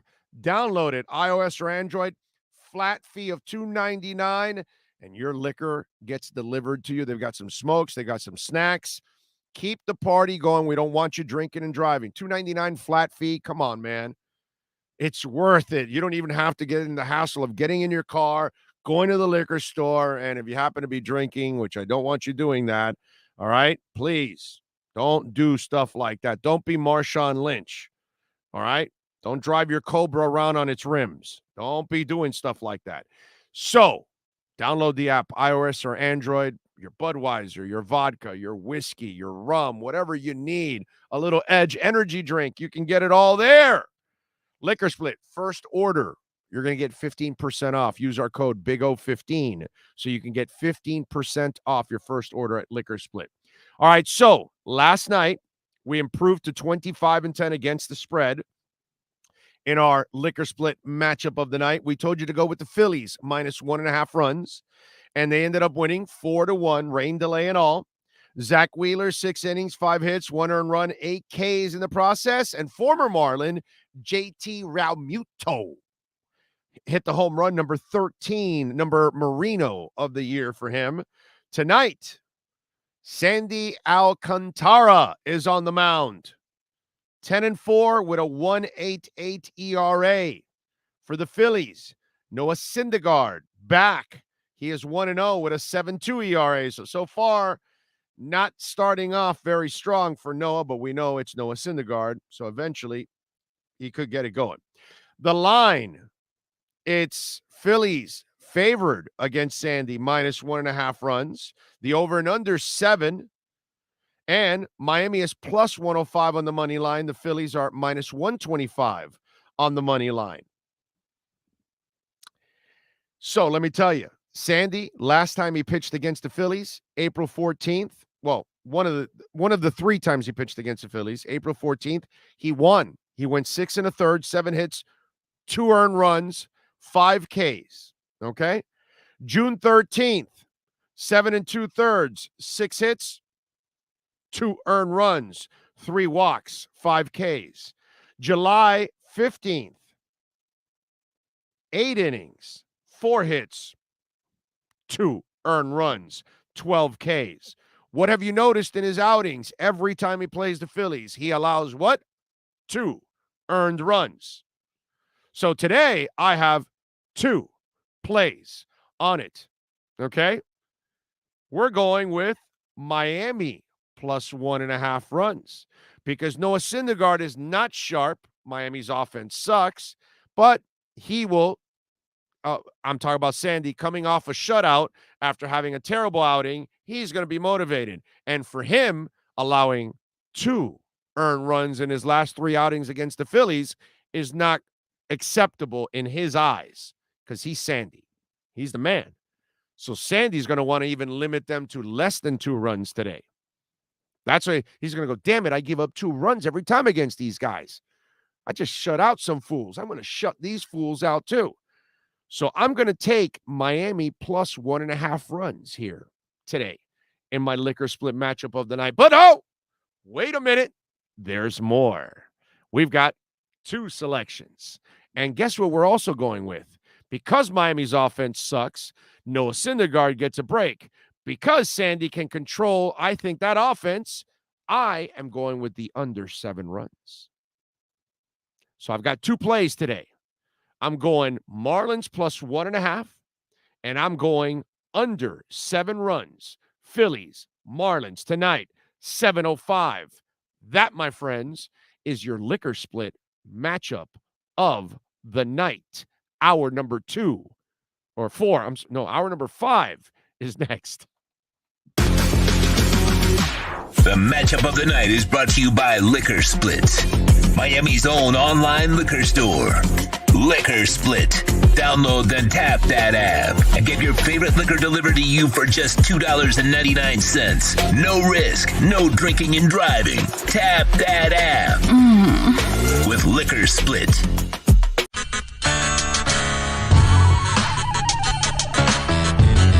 The Big O Radio Show is looking for partners to join our growing platform. If your business is ready to reach an audience that starts in Florida, crosses the nation while expanding internationally, this is the program that provides that vehicle. The Big O Radio Show is ready to broadcast live anywhere in the world to represent your event or product. To reach out by phone, 786-754-4664. That's 786-754-4664. Or email bigoradioshow@yahoo.com. Help us grow as we provide the content and personal connection corporate entities will never achieve. If you're a Miami sports fan, then there's only one store to go to, and that's Caneswear at Miami Fanwear in Davie. They're your one-stop shop for all your inner Miami CF, Canes, Dolphins, Panthers, and Marlins merchandise. They have hats, t-shirts, game day jerseys, and so much more. Located at 2511 South University Drive in Davie, and open 24/7 online at caneswear.com or innermiamiwear.com. Call them at 954-835-5597. Caneswear, the spot where inner Miami and all Miami sports fans shop. Welcome to Red Light Therapy, a revolutionary technology perfected by NASA to aid in muscle strengthening and recovery. Red, an infrared light, has the capacity to penetrate deep into the cell's mitochondria, potentially leading to increased energy, faster recovery, and the optimal performance your body demands. Evolve your training and step into the new era of muscle recovery. Red Recover.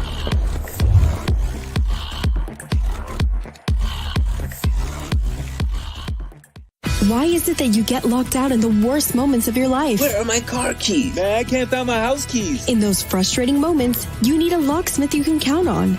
A. Lenny Locksmiths in South Florida, from Miami to Port St. Lucie. In Central Florida, A. Lenny locks it down in Orlando and Tampa Bay. Lockouts or lock changes for home or business. Car key replacements and programming all model cars. 24-hour service. Call them at 855-869-5625. Go to the website at alennylocksmith.com. For over 16 years, EJDconstruction.com has provided South Florida residents quality craftsmanship, accurate project management, and exceptional service. That's why EJDconstruction.com is an A-rated member of Angie's List and the Better Business Bureau. When you're looking for the right custom home builder for additions or home remodeling, please call my friend Eric at 305-433-4843. That's 305-433-4843 for EJDconstruction.com. The viewing statements or beliefs expressed on the following program by the host, guests, or callers are not necessarily the opinions of FantasyXS.com, Media Group Inc., ownership, management, sponsors, or website. When it comes comes to South Florida sports teams, very few in the media have witnessed, lived, and covered it like the Big O. Let's start the program dedicated to your favorite South Florida teams with a passion that's unmatched. The Big O Radio Show is on. Here's the Big O. All right, there we are. It is technically hour number. The first hour is really short. You know, the 8 o'clock hour is kind of short. But yeah, technically this is the 5th hour of the program as it is, and feeling good. The Dolphins looks like they overall pretty good performance against the Bucks, holding their own, frustrating Brady, tipping passes. Tua looks pretty good, hitting some guys out there. Defense for the Dolphins look really, really good. I read you Omar's quote earlier that he even saw something he had never seen before. So it's nice. Okay. Obviously, Noah had the struggles, kind of expected. I didn't expect him to be clean. What I want to hear, here's what you want to hear about Noah Igbenogany. Okay. I don't mind that he struggled today. I really don't. I kind of expected him to struggle today. But what I love is that what I'm going to love to hear is that he improves the next day and the day after that and the week after that. And that's what I want to hear. By the way, I'm sorry. Did you catch anything there, Sean? Help me out. You were watching the practices, Sean? Pay attention to me here, Sean. Did you read anything about Connor miss snaps? No, right? Not one time. Not one time. What did I tell you guys?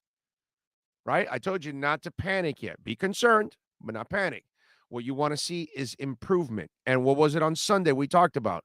He had a clean Sunday. Let's see if he can follow it up. It sounds like it was a pretty clean day again today now. So now he has put together 2 clean days straight up. That's what you want to hear about Noah. That's what I'm hoping to hear in the next couple of weeks with Noah. That he's in these practices and he's getting better. That he's in a game and he's getting better. That he's in the following practices against the Eagles and he's getting better. And he's in that game and he's getting better. That's what we need to see. I'm not saying it's going to happen because I don't know. But that's what you want to hear about it. I'm not surprised that he struggled today. I'm not surprised that he got burned today. Because he's just not there yet. It's not who he is. He's not a finished product. And the poor kid hasn't even played much. And he's also completely new to the position, making a switch to it in college. This is all a process. But you have to have patience. Some of you have no patience for Tua. You gave up on Tua already. Well, you gave up on Tua because you didn't pay attention to everything else going around him. That's the reason why. And now he starts to look better. Well, of course he looks better. He actually has coaching and players around him. Kind of what you need, right? You take away the talents from any big quarterback, and it's going to hurt them. They're not going to be the same player. It's just is what it is. We have to have patience. And Noah's the same thing. You know, the good thing about Tua for the last 2 years, he played. So he was able to get experience. Even under the worst conditions, it's still experience. He still got to see defensive fronts. He got to learn about different defensive coordinators and prepare for them week in and week out and what they like to do. So now he has 2 years of that. So it's very important. But Noah does not have that. He doesn't have 2 years of making mistakes and learning and playing and getting better. None of that. Practice just doesn't get it for you, man. You can only do so much in practice. Eventually, you got to be put in the games where you've got to really think, react, and you can play the game. In practice, you can't completely unleash. And then people get injured. And we have to have patience with Noah. We have to give him time to actually play. But I'm going to hear the same shit that I heard about Tua. Like I've heard of about a bunch of you that you give up on young players too quickly. And you don't even give them the benefit of the doubt. And nobody's given Noah any of the benefit of the doubt. I didn't hear a lot about Austin Jackson being beaten a whole bunch, right? I mean, I know I'm doing the show at the same time, but I know, Sean, you read a bunch. I read a bunch. I didn't even see them saying Austin Jackson got beat up a bunch. No, I didn't read any negativity toward anything with the offensive line. Yeah, that's a great point. Eichenberg too. Yeah, there was nobody from the offensive line that stood out, I guess. Right. Well, okay, but that's good. That they didn't stand out. I'm not saying it's a bad thing. I'm just saying, that you didn't notice them. That's good. Right. Like referees. Right. And the fact that Ian said the offense was moving fast when they were doing the run, that's everybody, I guess, is comfortable with where they're at. So, and maybe we start seeing improvement on the offensive line that, poor Eichenberg last year and poor Austin Jackson the last couple of years. Maybe now they have coaching and they start to look better. Sometimes the answer to your question requires a lot of factors. And sometimes you don't mix all of the ingredients inside that bowl to come up with the right answer. Sometimes you're left with some of those ingredients out and then it doesn't taste that good. That's because you had a bad opinion, because you didn't really mix in all the ingredients. Oh, Tua sucks. No, dude. What sucks is what's around him. Okay? When he was with competence at Alabama, he wins. When you're with incompetence, well, you're not going to win nearly as much, even though you're the only winning quarterback under Flo. The other two guys had losing records. But don't tell those people that love Ryan Fitzpatrick and the beard and the happiness and all that. Don't tell them that. Make sure you have all the ingredients when you're formulating your opinion. That way the opinion comes out tasty. You know what I'm saying? All right, 855-912-1056. If you want to get in on the Welt and Rayom text line, that's 855-912-1056. We'll be at Hialeah Park tomorrow, folks, so come on out and join us. We'll be out there in the second floor poker room. They've got so much going on out there, man. The gaming action. They've got a ton of machines. They've got the loosest slots in all of Florida. That is on record, that is online, that is done by the state. Loosest slots in the state are at Hialeah Park, non-smoking casino.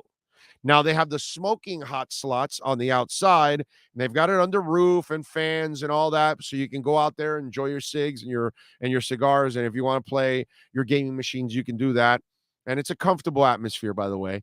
But inside the casino, there is no smoking. So you can check it out. The poker room is gorgeous, dude. Awesome. So go check it out. 2022 technology package at Craig Zinn's Acura Pembroke Pines. Folks, take advantage. Right now, $449 for the TLX, the Acura technology package. The 2023, the Integra, you got to go check it out. $369 a month. We'll be out there. It's this week, right? Yeah, this week. We'll be out there this Friday at 15601 Pines Boulevard, just off of I-75 in Pines. Boy, that Integra is sharp. The MDX, the 2023, is in. We can get you $1,000 loyalty savings. And also the RDX 2022, $1,000 loyalty savings. Tell them that Big O sent you. They will take care of you, baby, at Craig Zinn's Acura of Pembroke Pines. Yes, sir. All right, what else do we have? We talked about the Shaheen trade earlier and the positives to that. I love what I'm hearing so far from what's going on between the Bucks and the Dolphins, as it looks like the Dolphins held their own and won and did not look bad. Remember the last couple of years that we were, oh, God, this was bad. This was bad. The writers aren't coming out of there going, oh, my God, this was a disaster. They were like, whoa, hey, this looks good. That looks good. It's actually nice to have, like, real coaches. You know, it's awesome to have real coaches out there. You know what isn't awesome? I'll tell you what isn't awesome. What isn't awesome is that you have a Mustang GT 500 and this is how you're treating it.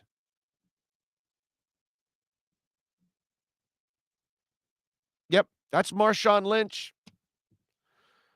After getting arrested. How do you like that? DUI for the moron. I mean, let me ask you something. What kind of a stupid ass mofo gets in a car? Like, I mean, are you that drunk that you don't realize you're effing up your Mustang GT, bro? A Cobra? Like, this is a badass car. This is something you should be taking care of. And you're driving it down to the rims and the bone. You're screwing up the bottom of that car. You're causing thousands of dollars of damage. And you're telling me you're too drunk and too effing stupid to just say, let me get an Uber? You know, I get it. With Marshawn Lynch, it's all fun and games until he runs a woman over in Buffalo. You know, let's not forget, he's got plenty of issues. So he does all the cute stuff that everybody laughs about, but he's also been a king-size a-hole in the past, too. Sure, badass football player, all that, yeah. Sure, he plays with an edge. No doubt about it. But he also doesn't have much of an edge when it comes to his brains. I mean, seriously, dude, you're that effed up that you're still going to get behind the wheel. And you've got such a nice car. And please, don't start with, oh, he's got all that money. Oh, it doesn't matter. Dude, it's about the principle of everything. You're putting people at risk. You're putting lives at risk. You're a former Raider. You just want to add to the terrible example that the Raiders have shown everyone else the last couple of years with all the idiots that they draft? Is that what you want to do? Just let's carry on the dumbass legacy that John Gruden had there with that team, picking all kinds of morons to go over that team. Arnett and, well, what was the name of that moron that is in jail now forever after he killed that woman and her dog? I mean, give me a break, dude. Marshawn Lynch, come on, brother. Half a brain? Are you really that drunk? I've never been that drunk that I'd be that stupid to do that. I've never been that drunk. I don't even know what kind of drunk that is. But whatever kind of drunk that is, you got serious problems, like monster problems inside. And you need to take care of it somehow or another, because anybody that is that stupid and that effing ignorant to do something like that, you don't belong on the street at all. Hey, dude, the late Bob Kuchenberg, I don't give a crap who you are in the Dolphin Nation, in the stadium, the 70s team. You all can kiss my ass, okay? Rest in peace, whatever. But that dude had multiple DUIs. He had 3 of them, which meant he drove drunk all the effing time. So what you did on the football field doesn't mean jack shit to me, because you put everybody at risk and didn't give a shit about anybody else but yourself, because you got behind the wheel wasted over and over and over again, and so many times that they busted you 3 times in DUI. Do you know how many times he must have been drunk? That's not cute. There's nothing cute about what Marshawn Lynch did. It's catastrophically stupid. It's disrespectful to all of humanity, because the second you get behind the wheel wasted like that, you are now putting people at risk. Marshawn, you want to kill yourself, bro? Go get your little Mustang and drive it off a cliff and go, what was the name of those 2 chicks that drove off the cliff? Gina Davis and the other one was, you want to do that? Then go ahead, bro. Go hurt yourself. But that's not cute. There's nothing funny about that. And he needs help. I hope he gets help, because you've got a serious problem when you're that effing stupid. Okay? Serious problems. You got to be a stupid mother effer to get behind a wheel like that. Disgusting. Nothing cute about it.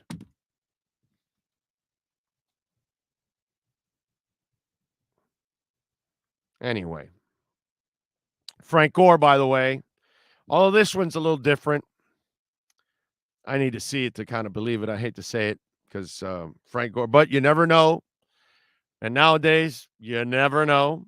Even with Frank Gore, charged with assault, the 28-year-old was involved in a domestic violence incident. According to TMZ, back on the 31st of July at 8:11 a.m., officers were called to the Tropicana, Atlantic City in New Jersey regarding a report of domestic violence dispute. A 28-year-old woman who they did not identify was speaking with hotel security but did not exhibit signs of injury, and complaints were not filed at the time. Police, though, say an investigation was launched. Gore ultimately charged this week with simple assault related to a domestic violence incident. No further details regarding the alleged allegations were revealed, and according to court docs, 39-year-old running back is due for a hearing in mid-October. And then they go into his stats. This is one where I kind of, no injuries, no pictures of it, no videos. There are no charges, and then it comes after. And knowing Frank Gore, I don't give Marshawn Lynch any benefit of the doubt because he doesn't deserve any, because he has a track record. Okay? All right? He has a track record of criminal activity, of stupidity. Frank Gore does not have any track record of criminal activity or stupidity, so I will give him the benefit of the doubt that I will not give Marshawn Lynch whatsoever. Need to see a little bit more, kind of have a problem because Frank Gore is, he's a pretty good dude, bro. Yeah, Ruggs is the guy. Thank you, John. Yeah, Ruggs is the scumbag that's in jail. Hopefully he'll rot there forever. He doesn't deserve to see another bit of day ever again. What he chose to do and end that woman's life, and the way he ended that woman and that dog's life by them dying by fire. Yeah, no. Yeah, Henry Ruggs doesn't deserve any sympathy whatsoever in my book. You can't be driving 100-some miles in a residential zone and all that, and oh, I'm sorry. Sorry just doesn't cut it anymore. But sad to hear the deal with Frank Gore, although that one is, I kind of need to see a little bit more before I really go into it. Oh, here's the other thing that I wanted to talk about. Can I ask what the hell is going on the West Coast? Seriously, I need to know what's going on the West Coast. Because, and for those of you that live out there in the West Coast, help me out. Please help me out, because I need to know what the hell is going on here, right? Because we had here it is, Padres fan and a Dodger fan, and this is a major brawl that busted out the other night.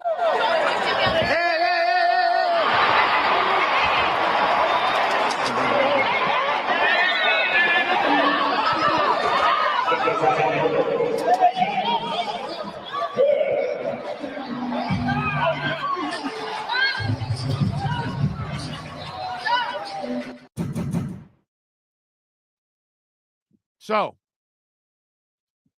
what is it? And for those of you that live in Los Angeles, San Diego, San Francisco, and you're constantly beating each other up, killing each other, putting each other in comas, I'm just wondering what's going on in San Francisco. Rams games, I've seen it at also. It's like it's a legit thing in that specific state. I'm not saying it doesn't happen in others, but there seems to be something bigger going on with the morons in Los Angeles and San Diego and San Francisco. There's like these king size idiots that I know they have an idiot running the state. I get that. But I'm not saying the idiot running the state. I'm wondering about all the morons that show up to sporting events in the West Coast. Just wondering, what is it? What is it with you boneheads? Don't get it. And this is a constant thing out there. You're animals. You're a disgrace. And they should ban all of you from sporting events. Every time you fight like that, they should take your picture and they should ban you from every sporting event in the country. Okay? And every arena and stadium should have those cameras that are reading your faces as you're coming through the turnstile. That way your face is already on record, and now they're already busting your ass and not letting you in. That's what they should do. There is no room for any of this, and I don't get any of it, to be quite honest. It's just baffling to me. Well, we'll ask Craig Mish about that. He'll have that answer next. Okay? We're going to step into the batter's box, baby.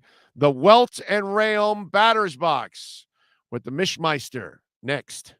Time to step in the batter's box with one of the best insiders covering Major League Baseball and the Miami Marlins, Craig Mish. The batter's box is brought to you by Welt and Rayom Attorneys at Law.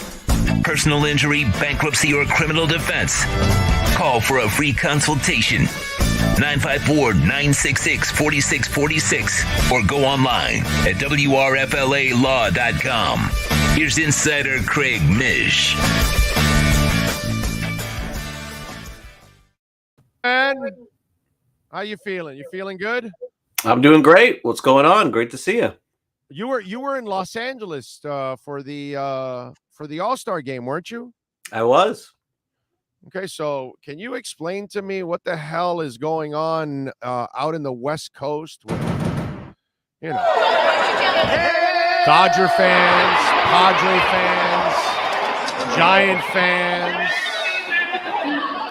I mean, dude, it's there are more brawls at those games, not brawls like in brawls, right? In those, I'm sure there's a lot of brawls too there, but there are so many brawls in between Giant and Dodger fans, and now San Diego fans, and I see it in Rams games also. Dude, what's going on with baseball on the West Coast? Why are they violent idiots over there? Yeah, I'm not really sure, and it's a good question. I know the Dodgers and Giants have had a lot of fights, and one They was kill very people. They put them in comas. Yeah, one guy had really serious head injuries from that. There have been 2 coma incidents already in those. Yeah, I don't know. I don't know. Maybe it's just because they play each other so often, and the proximity is right there, and I don't have a great answer for you on that. I really don't. I mean, Rays and Marlins fans don't fight like that. No, they don't. Let me ask you something, just to, I don't know, because it's what we've been beaten down to. And when it comes to Sandy, and he's pitching tonight, yeah, are the sands of the hourglass also going through for the next couple of years? Because it's nice to have him under contract, but do you think Sandy, in a way, is kind of, okay, it's great I'm getting paid now, but I ain't signing another deal with these guys unless they prove they're going to spend? So at this, while we get to enjoy Sandy, I don't know if we'll get to enjoy his whole career. And I really wonder about that when he goes to the mound. What does he think? What kind of support? Because we're talking about a guy that should be the ace of a World Series type of team. That's what that guy should be. You know what I'm saying? So you know that better than I do. So I'm just wondering, what kind of a dude is he? Can he just Mike Trout his way around his career and not really worry about winning? I wonder. Yeah, well, it's a good question. I know him pretty well. I know him very well. I've known him for many years, going back to when he was just a kid with the Cardinals. And it's the dynamic. I think for that question to be answered will begin next season, because this is real. Even though he was really good last year and he had that good postseason run in 20 Orlando, when players like that start having opinions, is when they start becoming like the team leader or leaders on the team. It's not to say that Sandy is not that right now, but is he one of those leaders, or is he a he's on the Barkov? verge. He's on the verge of it. So he's not Barkov. He has a personality that will go out and absolutely, but I don't think that he has imposed will on anything. And while I think that he's helped some of the young guys, I don't think that he has been the most vocal guy in there yet. Maybe that changes. I don't know. Does he have the personality for it? Yes, I think he does. So I think that is a fair question for next year. He is slowly starting to expand in some of the things that he says for what he believes the future will be and play. You know, when Pablo was not traded, I think he made the comment publicly about, I don't know why he was even on the trade block anyway. So it's like you start to see those things happening, and then you wonder how far he'll go with it.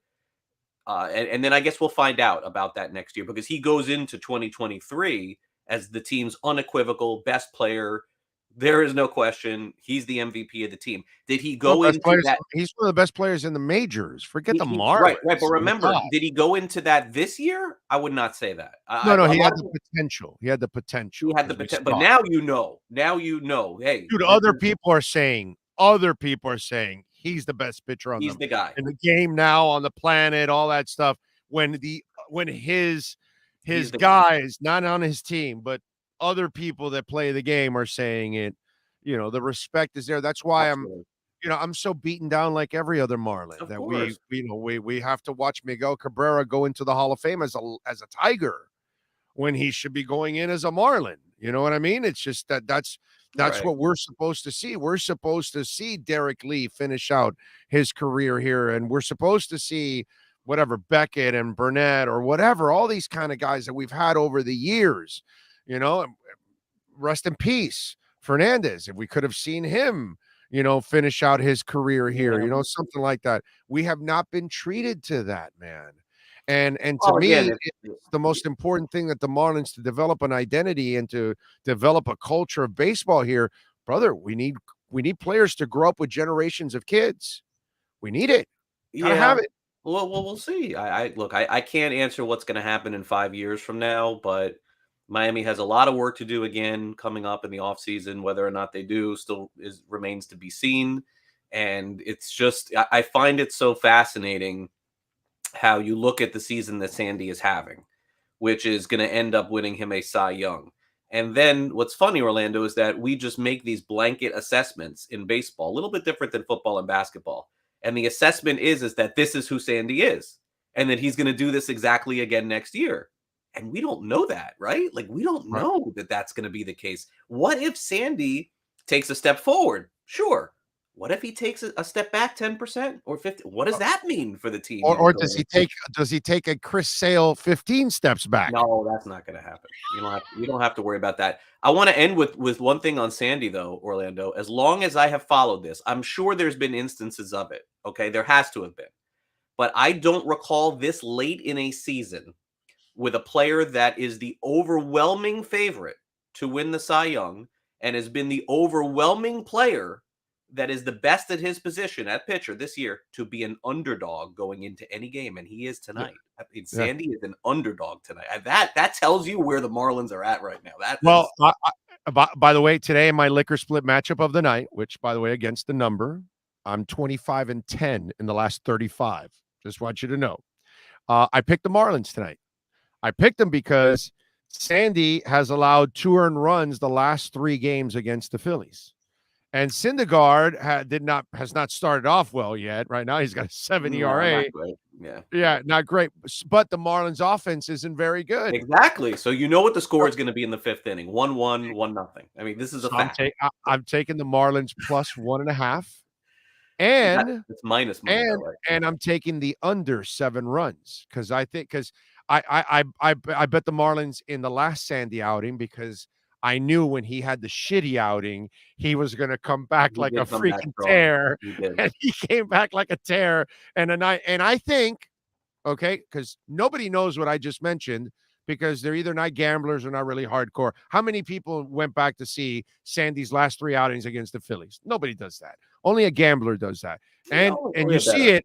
And to Sandy allowing 2 earned runs each time to the Phillies in his 3 outings, I bet you that some bitch is going in there going, shit, man, I'm not allowing 2 runs to these guys. I don't know that factors in. I bet you he wants to have another one of those. I don't know. 0 earned run type games when he walks in there. And he may. My point isn't even Philly down this time around. I bet. Listen, my point is not the outcome for this whole conversation that we are spending too much time on. It's the sure. fact that I'm the just talking Cy about Young my Award game. winner I'm on a is an roll underdog.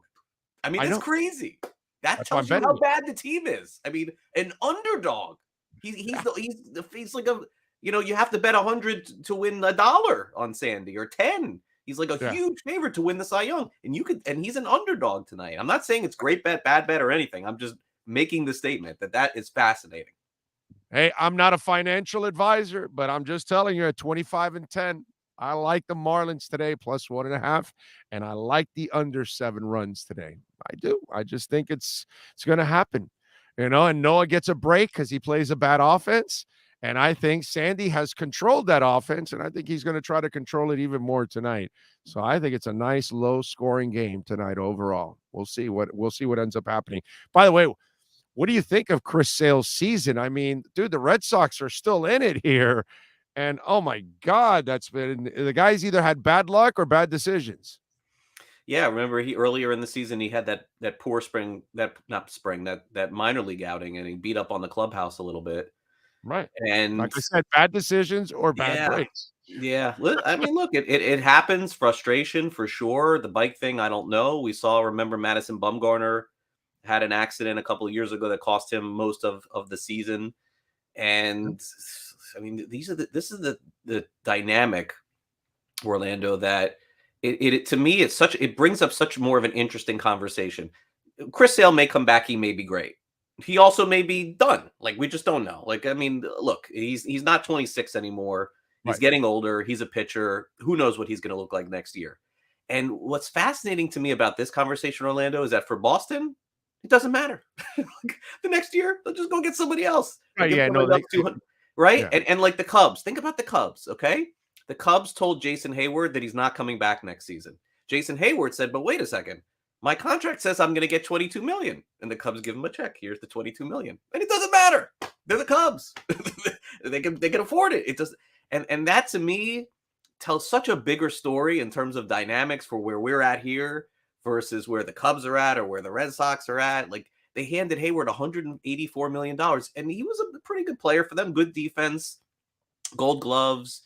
It wasn't the player that anybody thought he was going to be. Let's be honest, in Atlanta, and even when he went to St. Louis.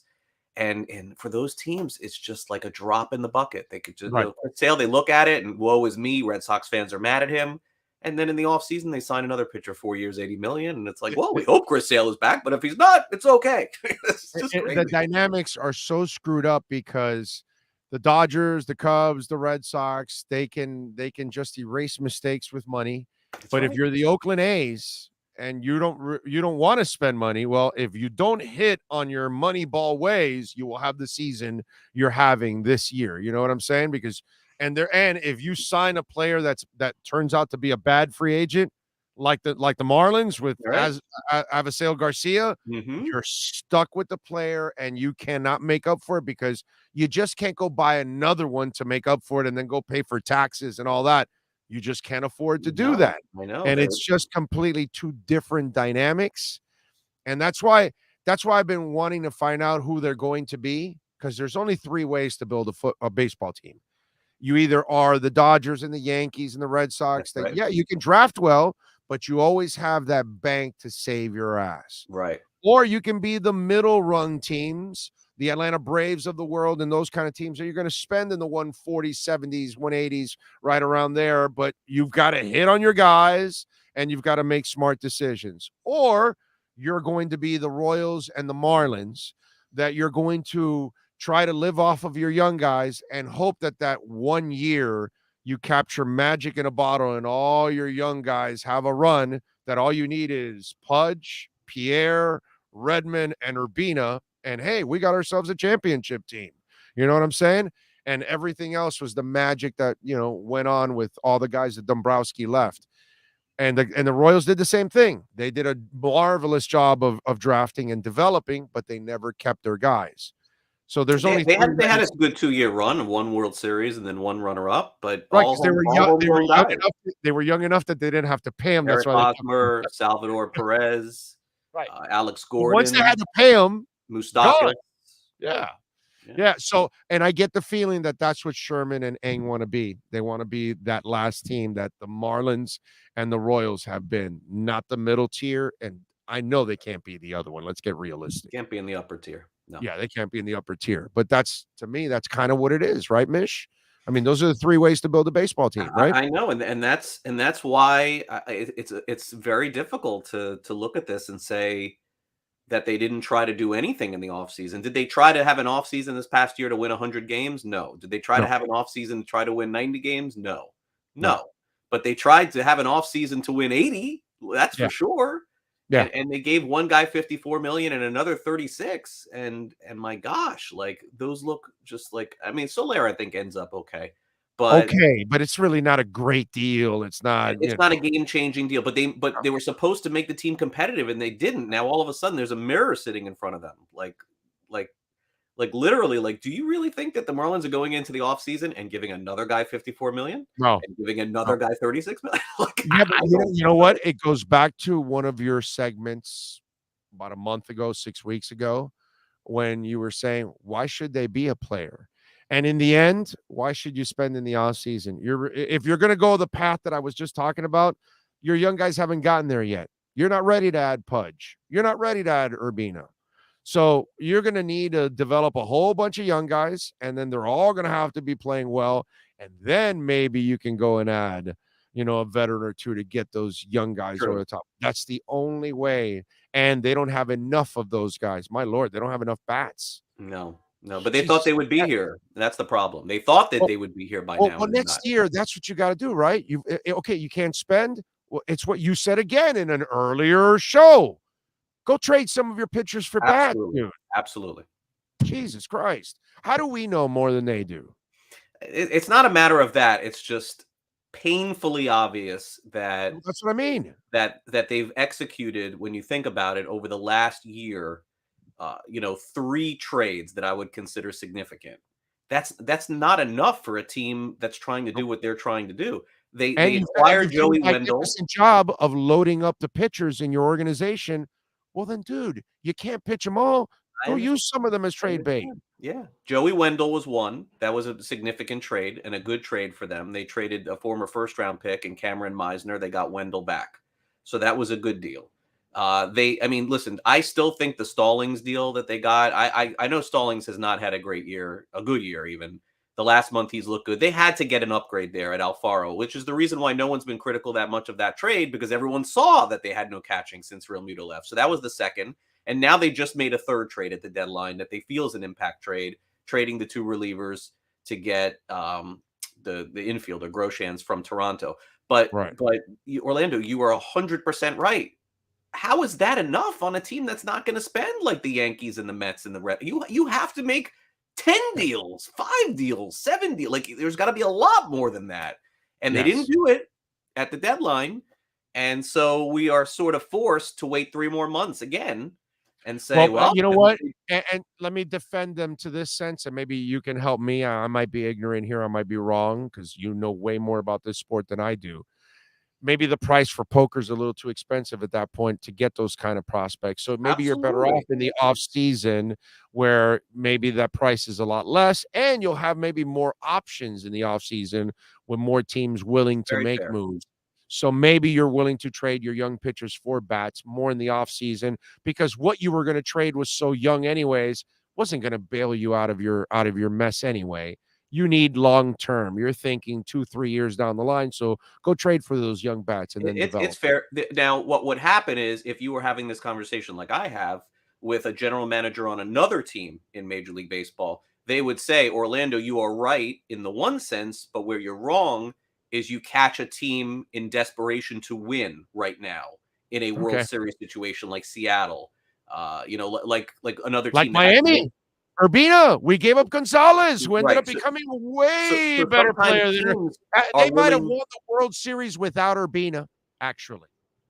Maybe. But anyway, you catch teams in desperation mode at the trade deadline. Now, I wasn't there to know exactly what was on the table for all of these deals, so it's hard for me to say.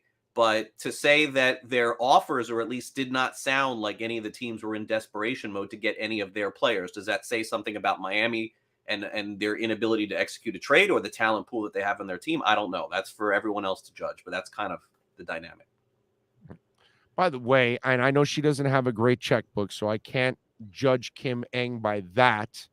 But how is she as a communicator and a wheeler and dealer around the majors? Is she somebody that people know that she's good at in communicating and trying to make things happen? Because that's kind of part of the game too. You got to have a general manager that can really work the room, and I'm saying work all the other 29 rooms in the business.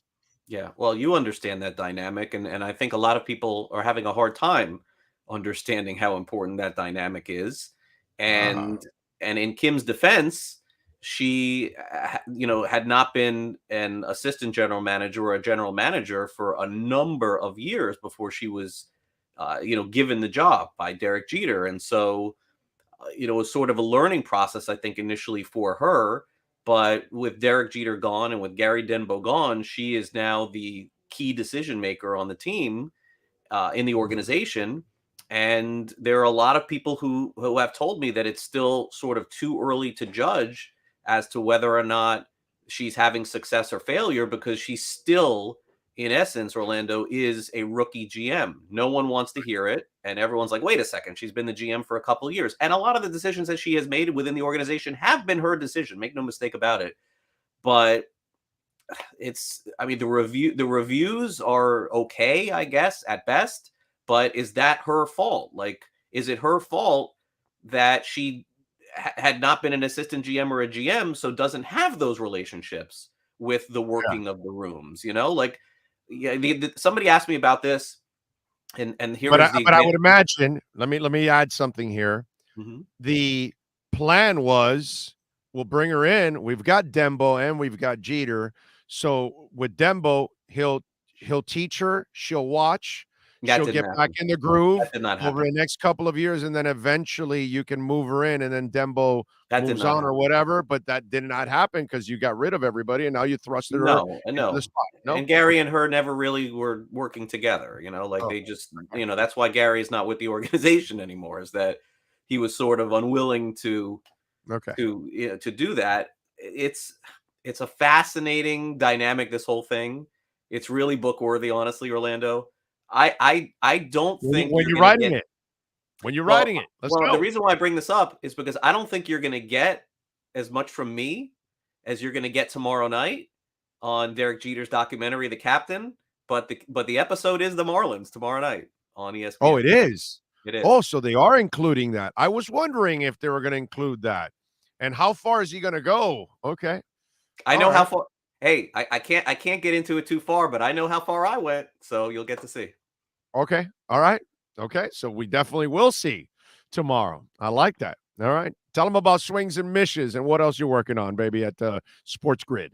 Well, I got a show coming up at 2:00 Eastern, Newswire on Sports Grid. Looking forward to talking some sports betting and, how it affects everything around the world and around the country. And then I do, now we're in fantasy football mode here after the trade deadline. I'm like, Marlins, okay, love you. I'll be around, but I'm going to pivot over here.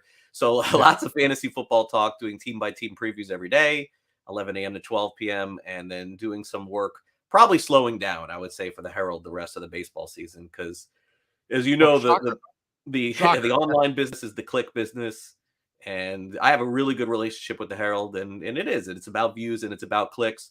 My story after the trade deadline 2 years in a row is the most click story that I've had since I've been doing this with them. So that's great. I'm doing fantastic. They've been super encouraged with me doing stuff, but I also got to be realistic that I have a column due next week. It's like, what are we doing here? So, but beyond that, a lot of media stuff. And again, tomorrow night, ESPN, The Captain should be good. Check it out. I'm definitely, now that you told me, I'm looking forward, because I've kind of half-assed been watching, although some of it has actually been, I've kind of enjoyed it every time I've been watching it, because what freaked me out was that Derek actually was like, this is like, we've never seen Derek like this. You know, Yeah, it's I kind of like mean, watching Tom Brady leave Bill Belichick, and you're like, wow, he's a human being. He's not a robot. He can walk, he can talk, he can laugh, he can joke. And then I see Jeter, and it's like, wow, he's really not like a machine. He actually has feelings. He can talk. He's got emotions. He'll actually criticize something. Whoa, man. I didn't expect yeah, that from Derek. he didn't I kind of go as expected far as some he up. probably could have, but he Yeah, went further than he ever has over the course of that's his what I'm saying. career. Yeah. Yeah. I'd never expect him to go full out, like some other people would, but this is the most I've ever seen him. This is an incredibly reserved person that just, it's Tua, it's Russell Wilson, it's Tebow, it's Cal Ripken Jr., it's those guys. Although Cal Ripken was a very personable dude when you walked up to him. The captain is directed by a guy named Randy Wilkins, Okay. and I've gotten to know him, and he's done a phenomenal job. He basically okay, so in order to get Derek to do that, you have to be in Derek's circle and you have to be his friend. And somehow it looks like Derek and Randy Wilkins have developed this level of trust, and Good. and Randy Wilkins pushed Derek to the edge on with like making He it had felt to. like he I'm and sure he he did, had and to. Yeah. he gets the credit for this. He gets the credit for this. He's the guy that got this to happen. He had to have told Derek at one point, Derek, you got to open up, bro. You If got to this is do what you're this. going to do, what you did No after one's gonna watch games, this. nobody will care. Nobody will watch. You got to put some meat on the bone. I mean, You know what I can you mean? imagine sitting down with Derek Jeter and saying, "Let's tell the story about how the whole gift basket thing got started," and he tells the Right. story? Like it's like Yeah. I mean, credit to Randy on that. Yeah, but it's something we all want to know because it course. was a myth that was out there Right. forever. You know what I mean? And while everybody else screws up in their relationships and all their dirt is out in the street, this guy went out with one hot babe after another, and nothing ever got out. Yeah, no Ever. iPhones though. No iPhones at No, that time. yeah, no, but still, even without iPhone, even with or without iPhones, there are just some people that just know how to carry themselves the right way. And dude, even if no iPhone, you're still in New York. There are still tabloids Yeah, there's everywhere. back page And photos. Sure. yeah, and still yet he doesn't end up on any controversies whatsoever. That tells you that you know how to carry yourself at all times. But he At all. also said that if it was now and he was a player, he would not have been able to do what he did. He says Sure, it, yeah. that the social media, people with camera phones. Like remember, it had to be a paparazzi person with a camera at that time. Now it's just everyone's a paparazzi. He gives you that humbling bullshit, and yet you watch Tua and Russell Wilson, and they're pretty much behind the scenes most of the time. Only when they want to come out, you get them. If not, you're not really catching Russell Wilson in anything. Never. You're not Never. catching Tua in anything. I just think those dudes or women, those special people that are in the spotlight, they might be a politician, they might be an actor, they might be a musician, they might be an athlete. The ones that can really like stay away from all that. It's just a thing that they have, man. They know how to keep distance from everything. Agreed. And it's always on. That force field is always on. It's impressive. It's impressive because most of us will let our guards down and make mistakes. Of course. Because we're human beings. You Yep. know what I mean? All right. Follow him on Twitter at Craig Mish. Catch him on the Sports Grid. Swings and Mishes is the podcast. And, of course, the Miami Herald. Mish Meister, we will catch up next week, my friend. Thank you for Great an seeing excellent you. Have a great conversation. weekend. Thank you, sir. There you go. Let's step out of the batter's box. You've been listening to the Batter's Box with MLB and Marlins insider Craig Mish. The Batter's Box is brought to you by Welton Rayom Attorneys at Law. Personal injury, homeowners, or condo property damage, bankruptcy, or criminal defense. Call for a free consultation at 954-966-4646 or go online at WRFLA.com. Download any episode by subscribing to our podcast at Big O Radio Show on most platforms. All right. There we go. All right. What else do we have?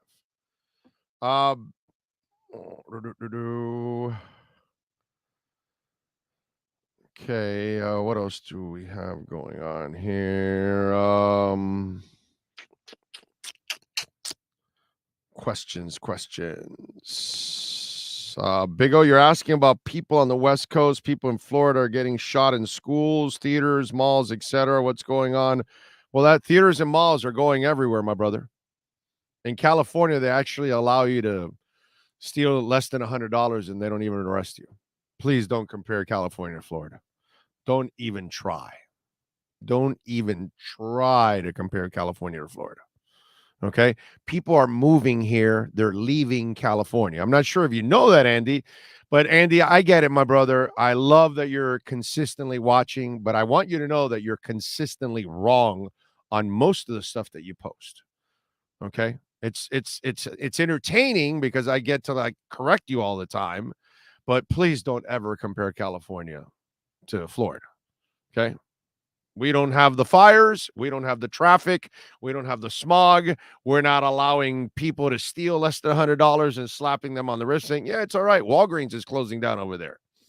Yeah, no, we don't. The homeless issue over there. Yeah, we don't have that issue here either. Okay. DeSantis is not perfect, but far from perfect. But please, California is an outright mess, my brother. Okay. It's an outright disaster. So don't ever compare.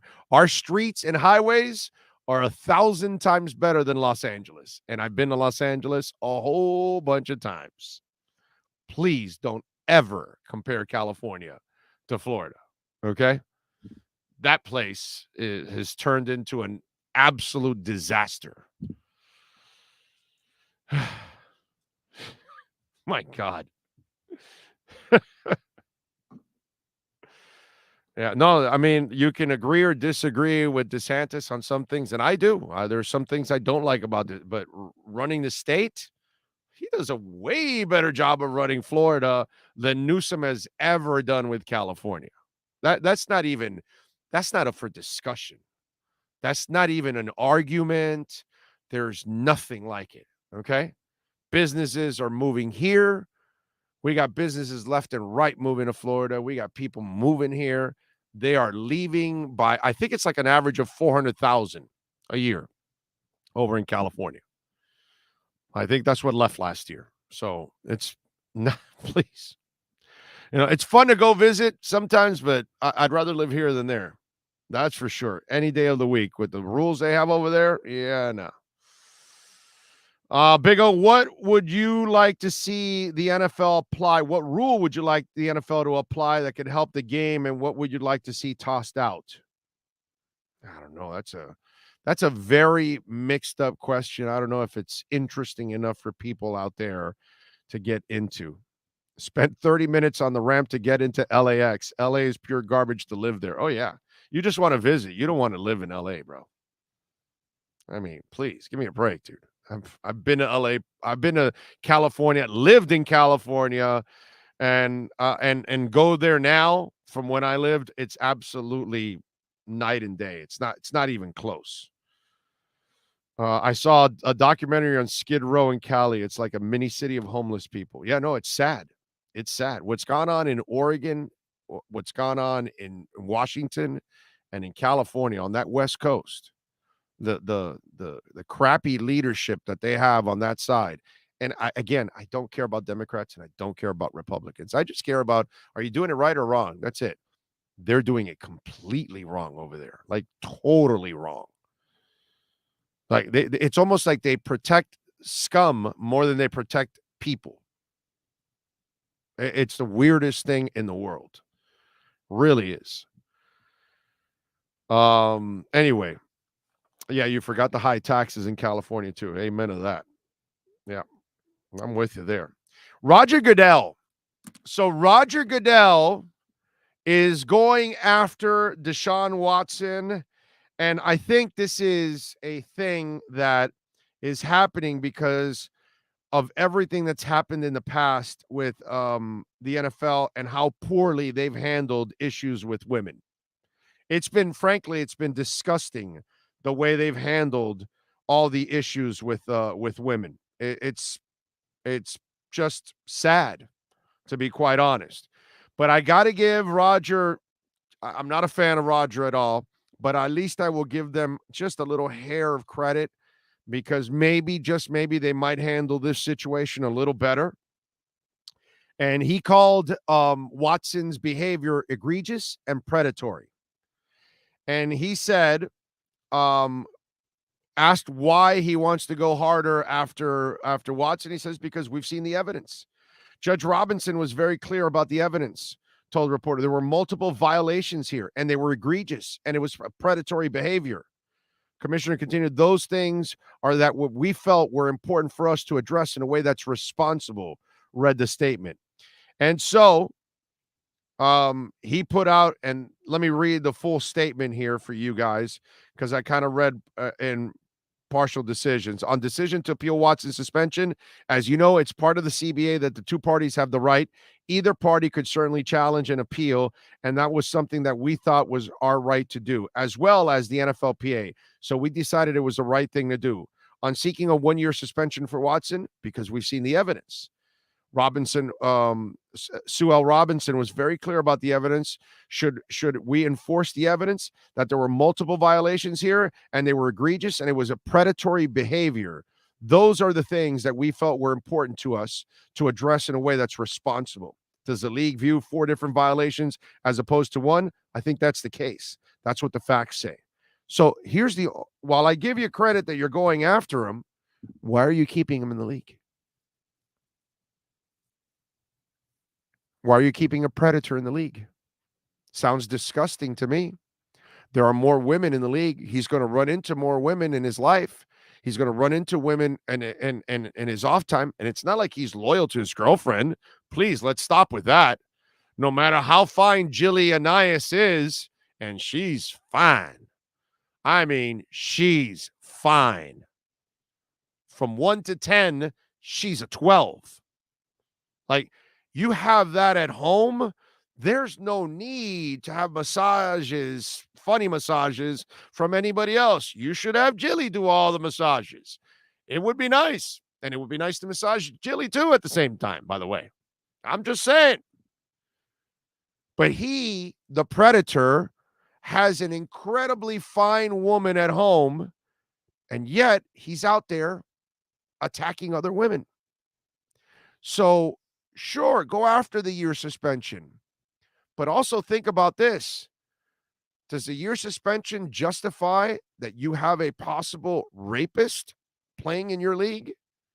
This is the league that had a murderer running around catching passes who was, assaulting and killing people on his off time until they caught him. I'm just saying, I give you credit. You got to stand up and you got to do what's right. But is it right to allow the predator to come back? A guy that probably got away with a couple of rapes to come back? Too many cases, too many complaints. This it stinks to high heaven. Anybody with a brain knows that Deshaun Watson is a scumbag. Everybody knows that Deshaun Watson is a flat-out predator, a criminal, a disgrace to society. And he got away with it because he's rich, because the NFL wants him, and because more powerful people can protect the situation than anything else. Because if this scumbag was making $8 an hour working somewhere, he'd be in jail for years to come. Deshaun Watson is a disgrace to humanity. He's a disgrace to all men. Not just football. He's a disgrace to everyone. Anyone that acts like this should be in jail, should not be a part of society. Let's get that shit straight. Because you saw what happened with Hernandez. And people knew stuff about Hernandez, just like they knew stuff about Ray Rice. And then it got out. And they were going to give him 2 games. Because that league is Teflon. Nothing affects that league. They can play murderers, they can play rapists, they can do whatever the hell they want, and they constantly get away with it. And they're doing it again. Now they're playing the drama game of suspending him for a year, but deep down inside, any of us committed the same crimes, we wouldn't see the light of day. We wouldn't be able to get a normal job ever again. But because this guy can throw the football, he can get away with this. It's pretty disgusting.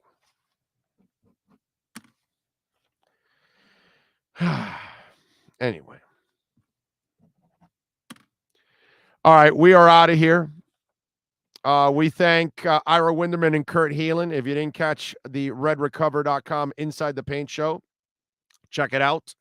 Ian Rappaport, of course, with our look around the NFL. Matt Verderam and the Huddle.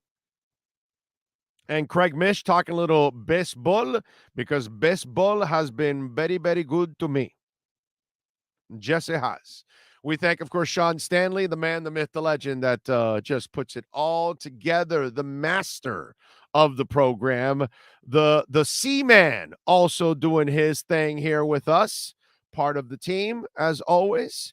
Appreciate that. And, of course, more than anything, we thank all of you who downloaded the show, who's watching live with us here today, tomorrow, any day, every day, throughout the last couple of years. Thank you so much for joining us here live. If you donated on Cash App or Venmo and I did not catch it, I will send you a thank you, but thank you if you did.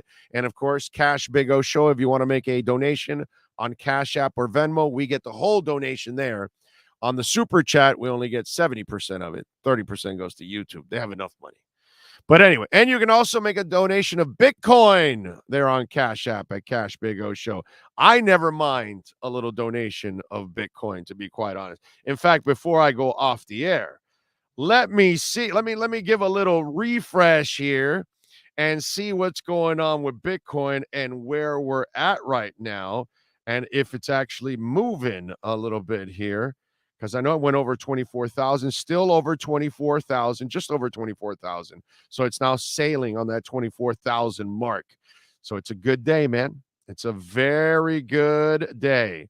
And Ethereum continues its climb. It's over 1,800 right now at 1,855. So it's making its way back to 2,000. It'll be there very soon. We shall see you tomorrow from Hialeah Park.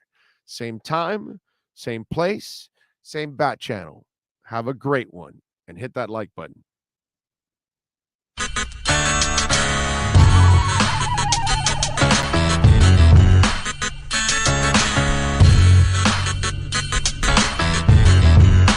This is the Big O Show. This is the Big O Show.